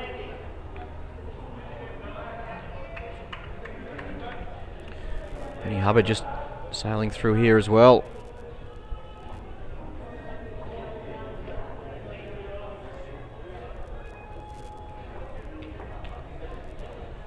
So who's the one team you want to play? Who is there a team that you want to play? And by that I mean you're actually going to be on the rink and not cheering from the sideline. Is it that Warilla Gorillas game? No. You want to test yourself against the best? Well, the reason we did the order that we did, like the boys played this one and I'd play Warilla, is the Warilla boys just have they're all experienced, they're all great bowlers, but they've got a really nice vibe to them. Like out on the green, they're not like intimidating or they're just, yeah, so that's the main reason. It's always, you're out on the show rink, it's always, a bit of nerves. Yep. So, they're probably, it'll be good. Well, Alex Marshall here with his third bowl of this second end. We see exactly what he's done with his first two as they're on screen right now. Less than a foot away. This one looks to be nestling in once again, and all the pressure now on your wild card team as they're down the ultimate end. I thought we might have seen some weight there. We do. Hubbard down on his backhand. What connection can we get here? Oh, he's peeled his own out. It won't be any worse because they were already down first, second and third. But after leading 20-19 prior to that bowl, at the conclusion, first, second and third, the ultimate end going the way of Moama Black, and it is a 37-20 lead to the hometown side.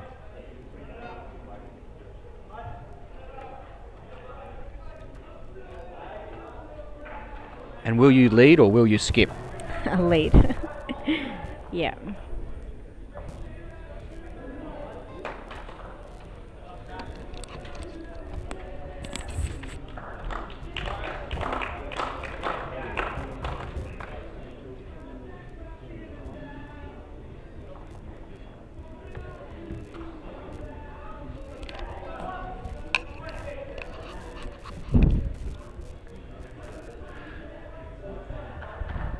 How are we looking here? Just a touch high, finishing in a really good spot though. Once again though, Cass Millerick starts off with a toucher.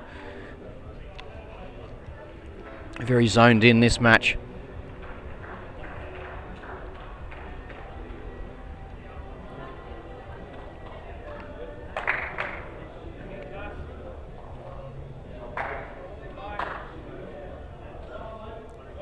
Well, that's brilliant for Moama Black.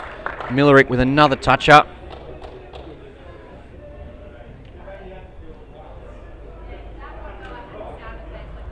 Have you played much with or against Cass, Sarah? No.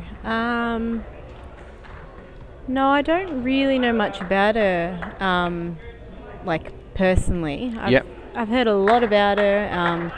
We chat, as we're, walking past each other and stuff. But I think really the first time we were ever at the same place was for the Moama pairs, the ladies pairs. Yeah. You might have to have a bit more of a chat and maybe get a game with her along the line. Yeah, no, she's been great. Definitely a role model for the younger ones, that's for sure. Yeah, quality player. We spoke to her early in the week about her role here, and she helps out in a number of positions here at the club. Her partner Kevy, instrumental with the bowls. Very. Needs to hold on here, and does for the jack. A big bowl there. Not only just a toucher, but the lead shot. And that'll be 6 points, three each. And they'll move along to 26. The margin now 17 as Big Benny Hubber strides to the mat.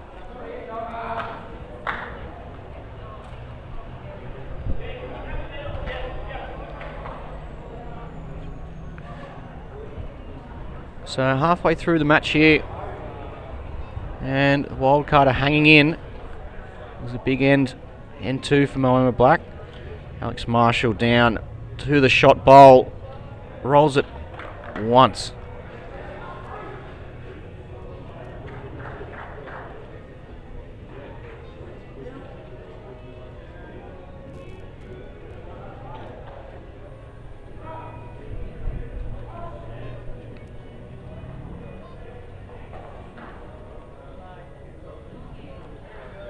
Well, he gets to that back bowl, so that's probably third shot there.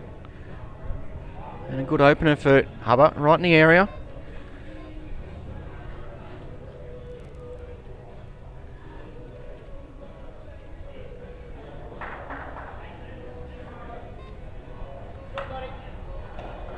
Alright, big bowl coming up here for Ben Hubber and the UBC wildcard.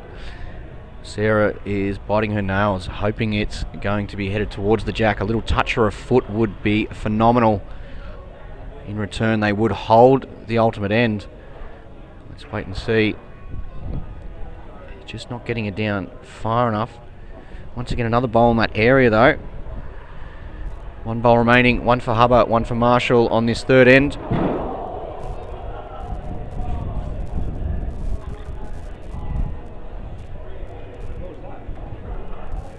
As an echo rings around the stadium here. I think it was a TV. I don't think it was a TV, only because Rebecca and Case have not moved. I think it must have been a big drive and collected something. But it shouldn't have. Yeah, well, that's happened a couple of times this week. Alex Marshall, can he hurry all the way? He does. Brilliance from Marshall. A front toucher. Any contact would be nice. Easy to say from the sideline though. Well, that's why you're the coach manager at this stage.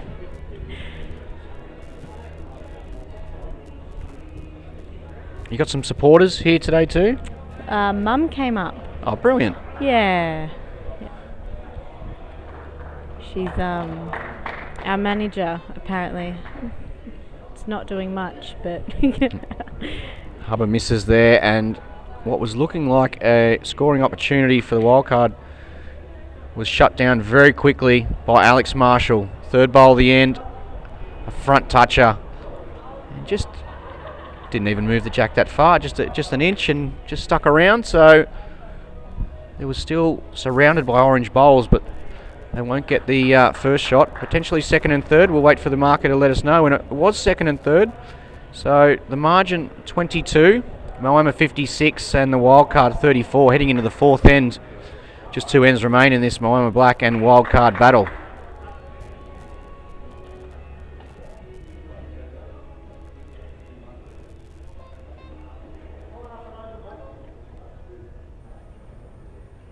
It hasn't been easy going for your dad here, Sarah. Cass has been in some form. She's been all over it. Well, could this be the chance here, this little window?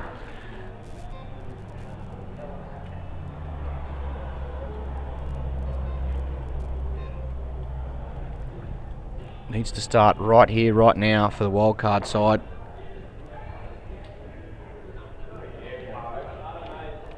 Ashby. Oh, There we go. Front toucher. Dead draw. Could this be the start of something special? Fingers crossed. I'd like to say it is, but in this game anything can happen, so one ball can definitely do a lot of damage. So we're going to see Girl Power line up again at 8 o'clock tonight. Surely. Beck's nodding her head. Yeah. That's a nod. It's a nod.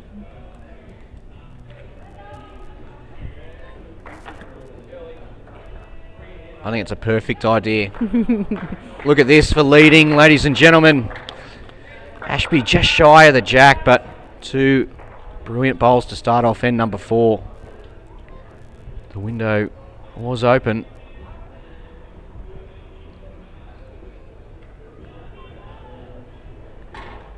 Cass just arriving down on a backhand here. Look at this for a shot though. Splits the 2 bowls, a toucher of her own. And she's turned this end on its head.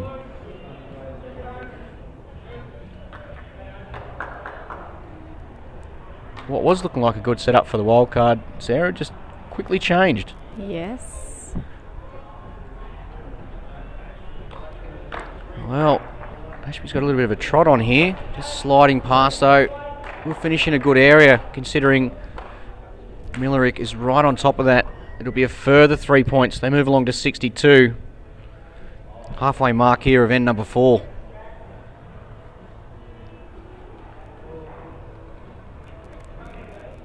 So what have you written down in your little coach's manual here for words of wisdom that you're going to give the 2 after this match?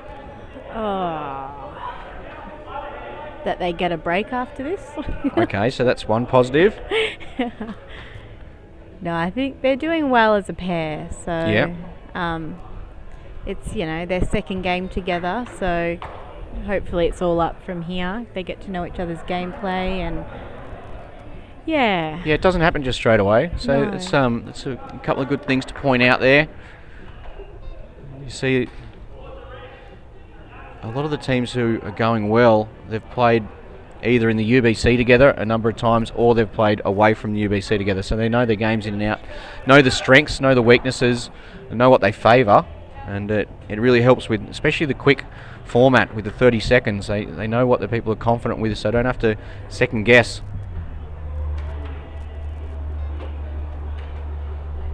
Marshall heading around the back here, and why not? Holding first and third. A lead of 62 to 37, and now holding the tee as well.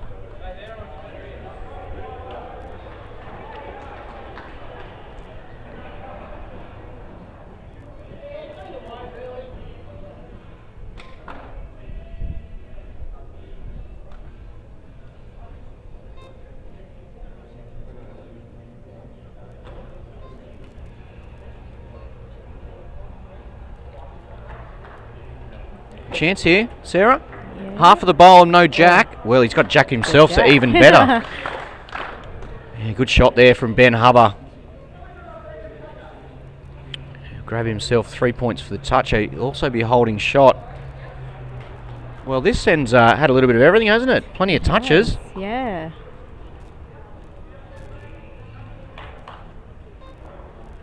It's one good thing about the comp. There's always something in it. So when you're down, you're always still looking to try and get to the jack, regardless of what the head looks like.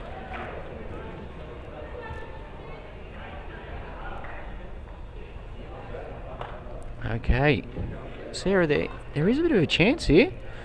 If Twist can change over to his backhand underneath the front bowl, get to the side of the jack, or even that blue second shot, good chance here to get an ultimate end, or at the very least be getting a number of points added to their score.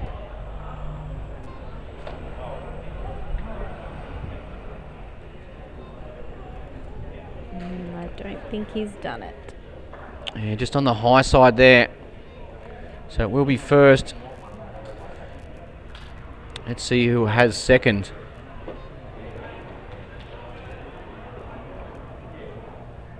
Okay, so it was orange, blue, orange. So, well, they're still in it. 67-53, heading into the last end. That was a big bowl there, though.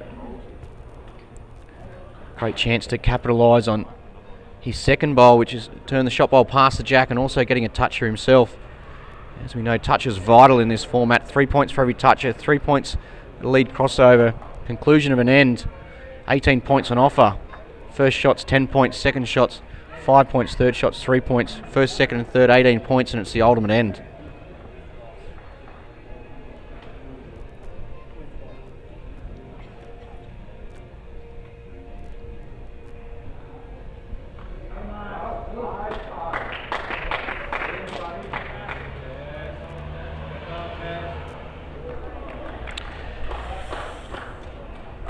Couldn't have been any closer. Okay, next up we have the NCE Raptors v the Hong Kong qualifiers. Of course, event 3. We see a new bunch of Hong Kong qualifiers, so we'll wait and see who is playing in their lineup.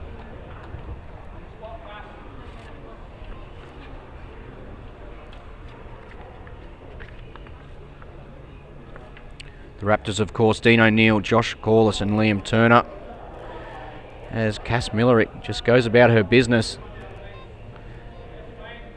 Very consistent. Great setup for Alex Marshall.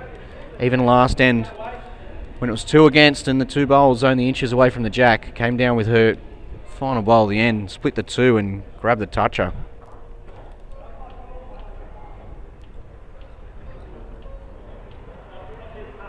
Just cutting. Okay, just underneath. Well, 14 points behind. Really needed that lead crossover. Alex not too worried about a toucher or anything too close. Just instructing Cass to get to the orange bowls and match them.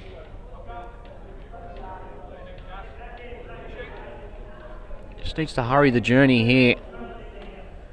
It will be a further 3 points though. They'll move along to 70. The margin 17. An ultimate end will be required unless Benny Hubbard can get a number of touches here prior to the conclusion of the end.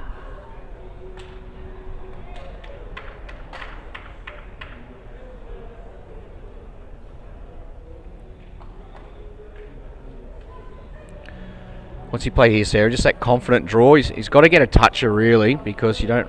Yeah, I think you might play to just, you know, obviously touch it, but hopefully tap it back as well. Yeah, because to get the ultimate end, the jack can't really stay there. Either the jack or the bowl's got to move. He's close to the jack. He's played this well. Well, that's a toucher, so it's 3 points, and it does open it up. The only issue, though, is the line between the jack and those orange bowls is obstructed by a blue bowl. Very uncomfortable to look at.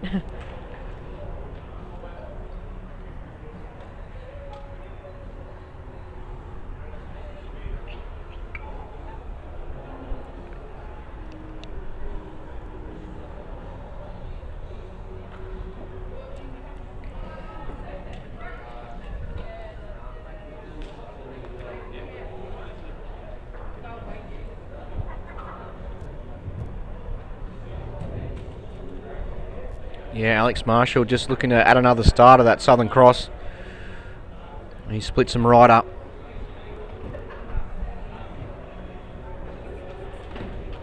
Weight here from Hubber. Backhand. He's still watching it. Looks to be on the high side. It is. Floats through. And it's going to take something very special with his last. Even if he does deliver, though, Alex Marshall has last bowl on this end. 70-56, 14 points the margin. 3 bowls remaining.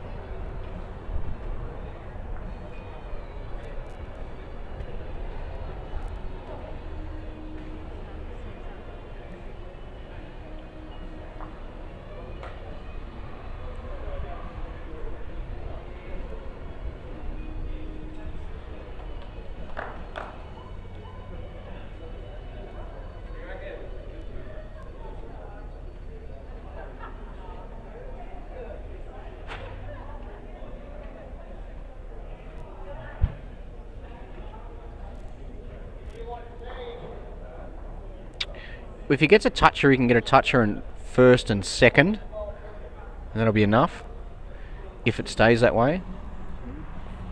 5 seconds on the clock. No, he doesn't like it either. Nah. So it'll be a win here for Moama Black. Still 1 bowl to come. The only way this can change will be a toucher for Marshall, because Black hold the ultimate end, and it will end up being a sizable lead in the end. But the wild card, plenty of positives to take out of it. A toucher here from Alex Marshall to finish up, though. You can't leave an open jack with that man. And it's a 91-56 victory to Moama Black. Still a number of positives to take out there for your wild card team, Sarah. Yeah. And something to work with. It's only early days, and as you said, it's about finding that right compatibility, and Yeah. I'm sure you'll get that as a group. In this first 6 games, you can look back and during the break and have a bit of a review on it and what you can do better and what you think you're comfortable with. And Yeah. I'm sure you'll get some wins along the way. Yeah, fingers crossed. Well, thank you very much. And what we've got, we might have a little bit of a chat until the next teams come out. I'm playing. You're playing, I'm eh? playing. Oh, well, you're going to have to. You're going to have to head off then. I have to head off. Yeah. So what we'll do is we'll get the sectional standings there, and I'll let you run away. Thank you. Thank you for having me. And good luck. Cheers.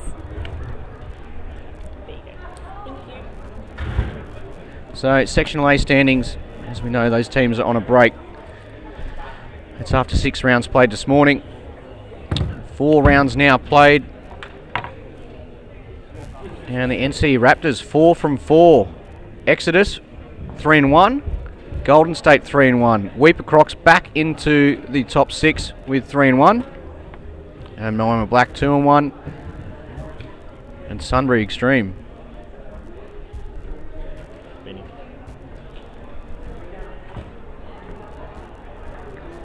So Deer Park, the only team in Section A not to have had a loss. And not only that, the remaining teams have either lost 3 or 2 matches. So they are 3 wins ahead of the crowd there. Certainly into the finals. It's just going to matter for them how they can finish off their sectional play and whether it will be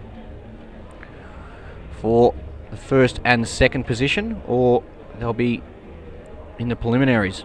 I think looking at the way they're going, they will be heading straight into the quarterfinals with a first and second position, which will make Mark Casey very happy with Deer Park. And we welcome Benny Jones. Benny Jones, welcome back, mate. Hello, Green Dog. Mate, good to see you. And I would have been here a little bit earlier, but our music man, Tony, fair to say he's up and about at the moment too. The NCA Raptors, a bit like Case's Chargers, are setting the pace here in Section B.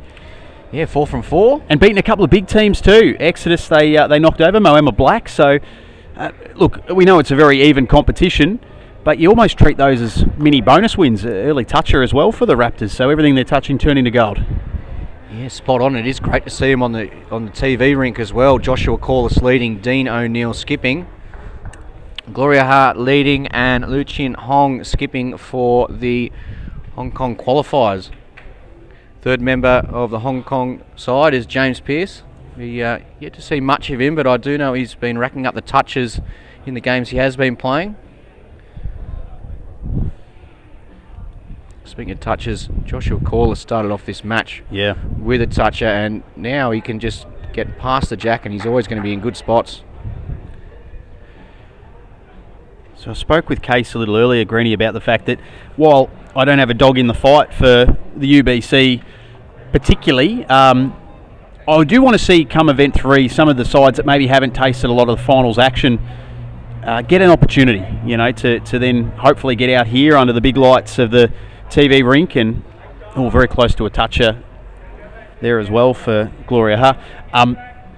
And that's sort of starting to take a little bit of shape. Obviously very early days in these sectional rounds, but to see someone like the NCE Raptors get an opportunity, that would be fantastic. And I think we've seen over in Section A, there's a couple of teams there that are in the mix, certainly have put themselves in a good position to perhaps get into a prelim final and have a crack at some of the money rounds. And, you know, want these guys and girls coming back, event in, event out. So to get a little taste of it, hopefully, that just spurs them on for the next event in 2023. Yeah, it's very similar here, the Raptors in April. Event 1, Event 2, and they really hit the ground running in Event 3. Yeah. We actually thought that sort of would have benefited them coming here, and that we would have seen more of them in Event 1 and Event 2. But it is great to see them in Event 3, 4 from 4.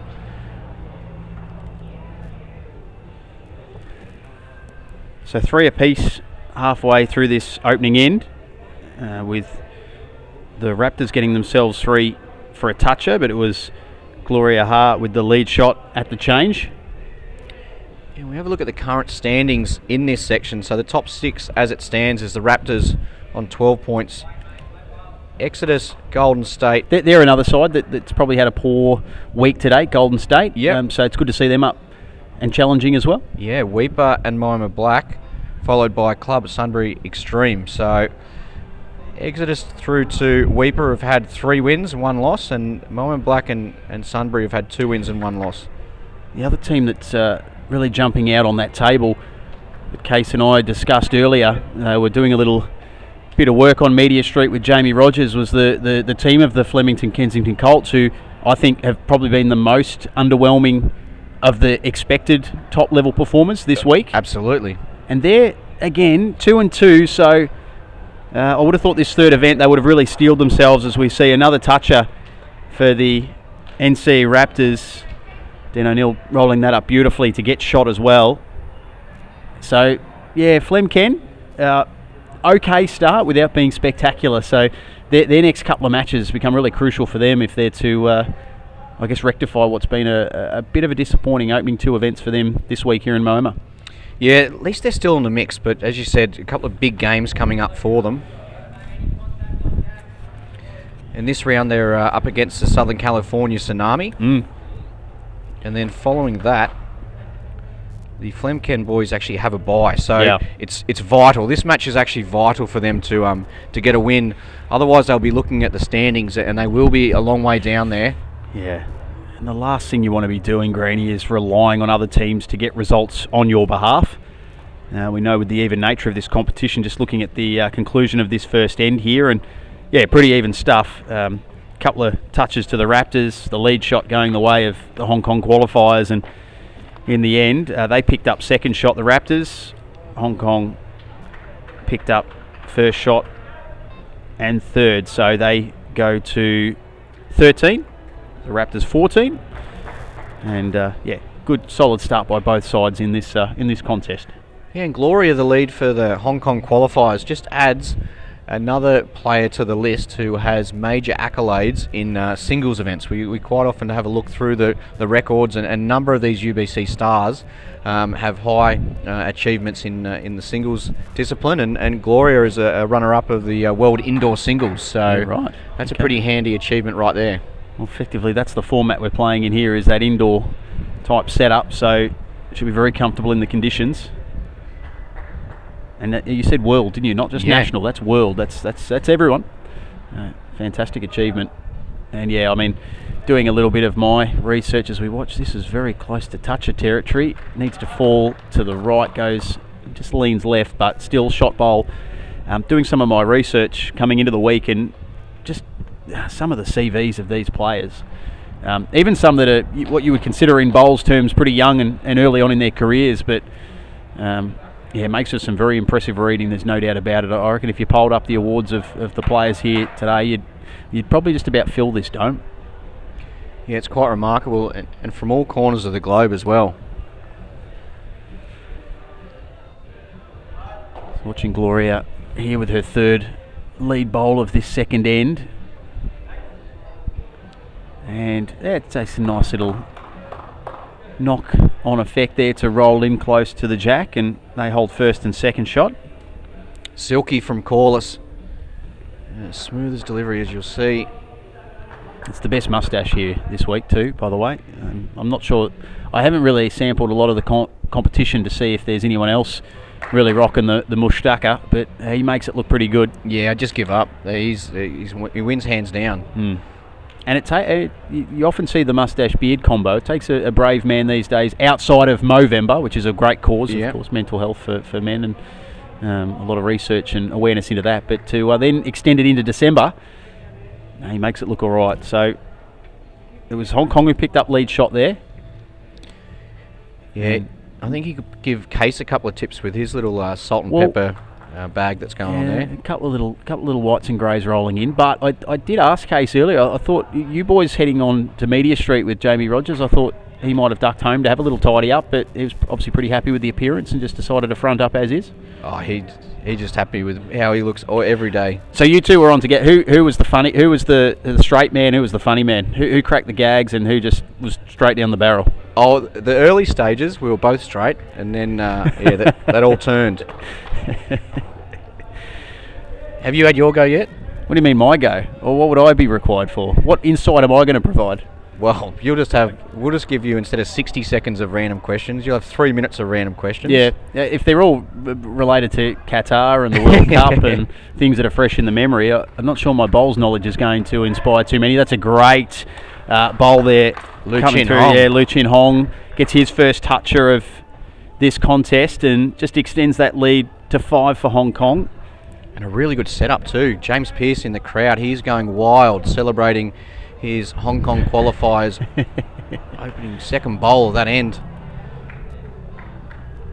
It's a response from Dean O'Neill, sneaks one around the back. So both teams with one bowl to come in this second end. We might have to try and get James Pearce in the commentary at some stage, because I'd like to know how his knowledge of Hong Kong has developed over the past 5 days. With he's been teaming up with the previous two, so event 1 and event 2 sides, and now with this side here.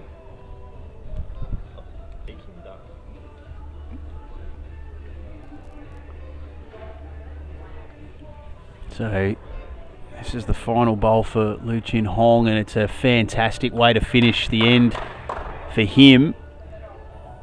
Look to be holding the ultimate end as well. Pressure really applied here by the Hong Kong qualifiers. Yeah, 1, 2 and 3 scoring bowls at the moment are orange. So over to you, Dean O'Neill, just to, I guess, stem the damage as much as possible here. Looks to be wide out to the left. So ultimate end style stuff there from Hong Kong to go out to a 37 to 14 lead after 2 completed ends. Yeah, and a fist pump between lead and skip there. They're happy with what they're doing at the moment, and as they should be, coming up against the undefeated NCE Raptors.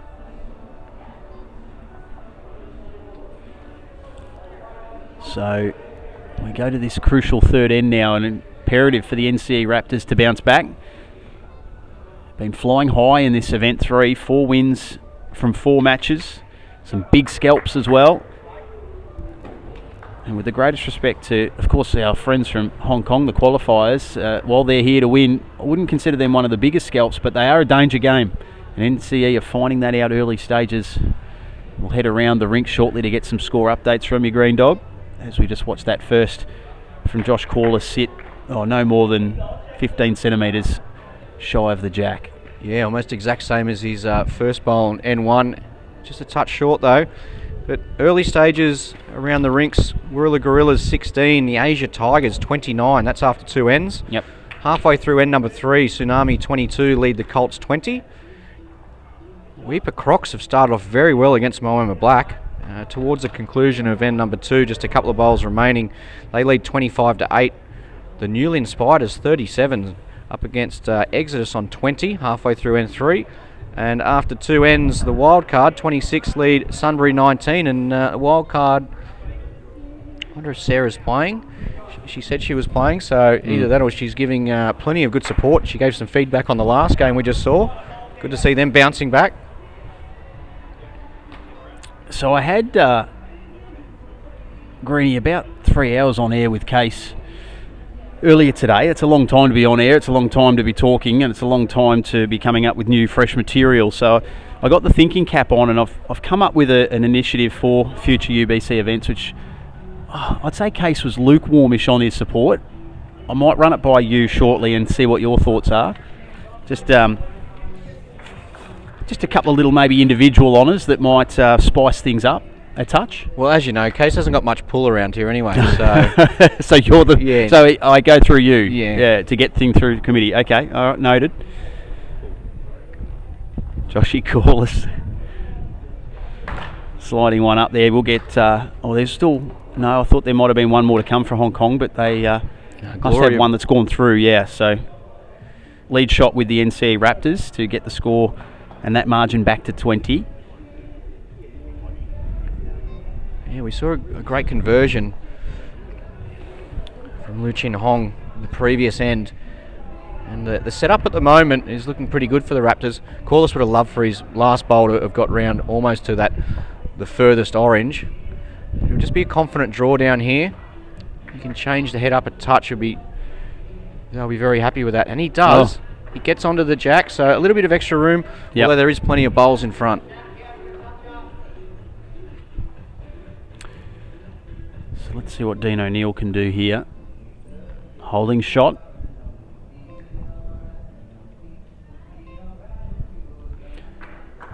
Doesn't seem overly impressed with it out of the hand, and almost a little apology to his teammate there in Joshy Corliss, but of course he still has 2 to play. They trail by 20, hold shot in this third end.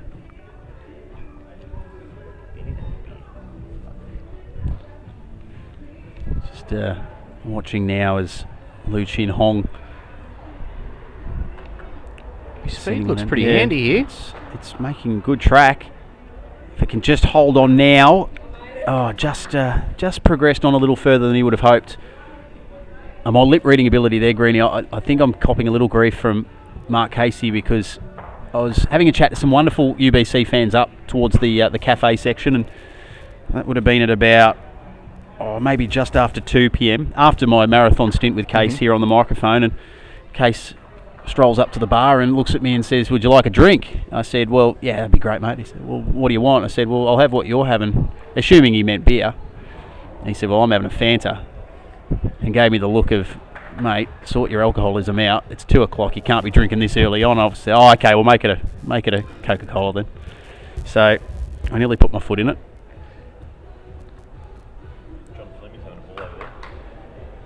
You'd just be on Qatar time, wouldn't you? Yeah, well, the way I see it, it's after 5 somewhere, isn't it? So exactly. we work on Kiwi time. We've got Kiwis here, so it'd be just gone 5 o'clock there now, almost 6 o'clock. So yeah, just having a look over to the we say that's the Bay 13 section over there in the beanbags.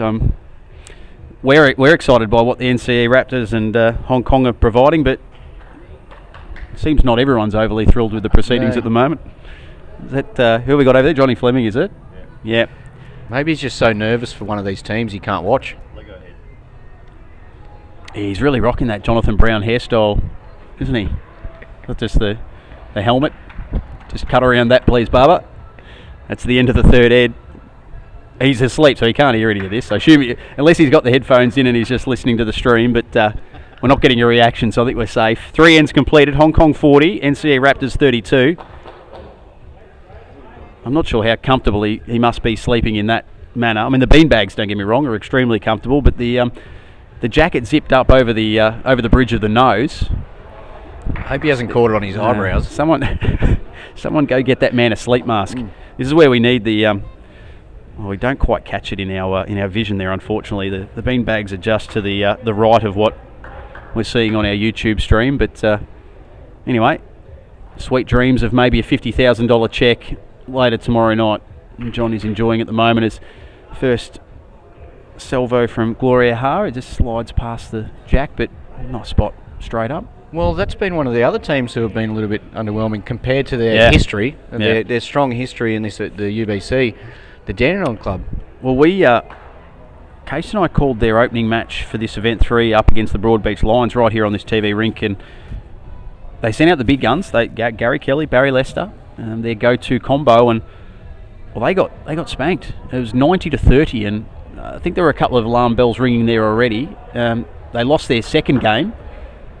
I know they have bounced back a little bit in the latter stages of their sectional games, but they're 3-3, so they're in that bunch of teams that are, only a loss or two away from slipping out of contention. So it makes their afternoon session so important before we return tomorrow morning to round out the group games. So everyone's chasing Deer Park in that Section A, but you look at all those teams there on 3-3, New Lynn Kiwis, Moama Green, the Point, you expect them to be around the mix. Pialba have been a pretty consistent team across the week. And the Whittlesea Eagles were another slow starter too, Greenie, and they've sort of roared back into contention there, making a 3-2 record, having played one less game than a lot of those above them. So I think the surprise for me in that Section A was certainly North Queensland Roos, maybe just a little bit flat after the disappointment of last night, losing in a semi-final, and they were so close to going through to the decider in that one.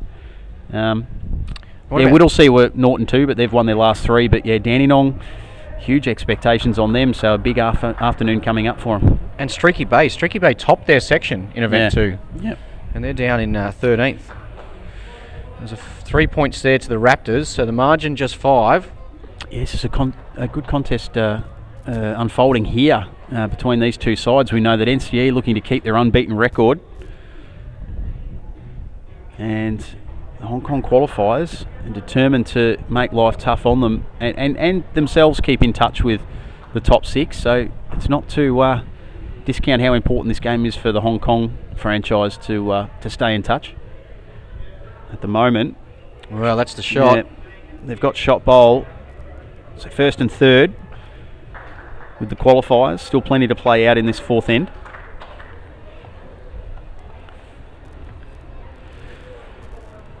And I think I'll use the break between ends to run a couple of these suggestions past you, Greenie, because I'm really, really keen on your feedback. Yeah, I'm looking forward to them. Yeah, that's all right. It could also backfire horribly on me if you give them very little enthusiasm, but let's see what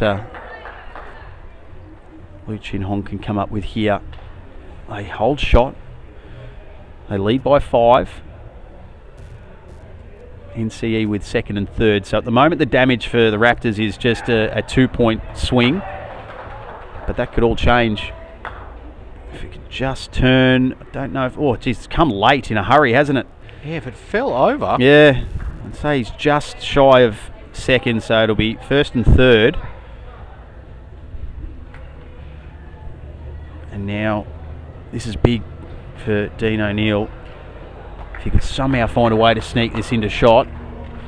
Josh Corliss wants it to hold out. He wants it to hold out. Now he wants it to go and go and go, and it does. Brilliant stuff. Brilliant stuff from Dean O'Neill. That is skipping at its finest. And he's got back to shot with 1 bowl to come. We saw Lu Chin Hong trail going in this direction on end number 2. It's now in number 4, and you can see those orange bowls past the jack. That's where he will be trying to trail them to. Any weight really, because he can kill it. If either that or he can get the bowl. He's watching it. Likes it. He's got the bowl. Well, that is a huge result. He has got off the shot bowl onto the jack. He's killed it, and it will be an ultimate end. Yeah. Yeah, that's going to make the highlights reel when we compile our best of for the week. We've seen some amazing moments here on this TV rink, and we've seen some players, particularly our skips, come up with some massive shots when their team needed it the most. And you can look at that back a few times and say there's an element of luck involved, but take nothing away from Lu Chin Hong, who had to stand up and deliver with a weighted bowl, and he did it absolutely brilliantly. So just like that, almost now you'd think Hong Kong have done enough. They lead by 26. It's sort of a pretty hard score to overcome with just the one end to play here. 35-61 the score, so the NCA Raptors' unbeaten run looks like it's coming to an end, but Yeah, just all about smart bowls now. yeah. And that's what we saw with Gloria's first. A couple of foot past the jack and in a really good area. A good start, Josh Corliss. Now Jack high and just off to the left-hand side. throw a couple of these ideas at me. At least one of them anyway. Yeah, I'll get to one of them. So we have the ultimate end, as we know, which is first, second and third shot bowl. And obviously that within a game is massive. We've heard players often talk about the maths involved, and we know that the absolute max score for an end is 39, correct? Yep. 39. That would require 6 touches, lead shot, ultimate end. So while we've never seen it, I don't think we've ever seen it in the UBC. You never say never. So I want the implementation of an extraordinary end. Yes. And there has to be some sort of cash incentive for the team that gets it. So whether we could get maybe a sponsor on board that just owns that. Yep. No, I like it because so that's just to test the waters. That's the first one. Well, we talked about that in the April event. Did you? I haven't I promise you, I haven't stolen the idea or it was leveraged off it. It was more so Aaron Sheriff. I think he was looking for, because I mean, this year he's only won the Australian Indoor Singles, Australian Open, the Golden Nugget. Yeah. He won event 1. So I think it was just an idea for him potentially, even in the April event, they did well. Yeah. So I think it was just more so he just wants to keep filling that bank, and he said, "Oh, Fair I enough. reckon there should be a cash prize." Yeah. So Yep. I reckon you'll definitely get a couple of votes from the players, if not all of them. Well, Aaron's only banked 75 this week so far. That's with an event to come. So, I can understand that from a financial. The next idea, as this game is getting to a great conclusion for the Hong Kong qualifiers, is very much more an individual award. And it's more of a sense of pride. Now, in one of our earlier games that Case and I looked after, we saw the Whittlesea Eagles, Blake Nan. He did something that, again, is rare, but we have seen a couple of occasions where, as lead, he started off with 3 touches.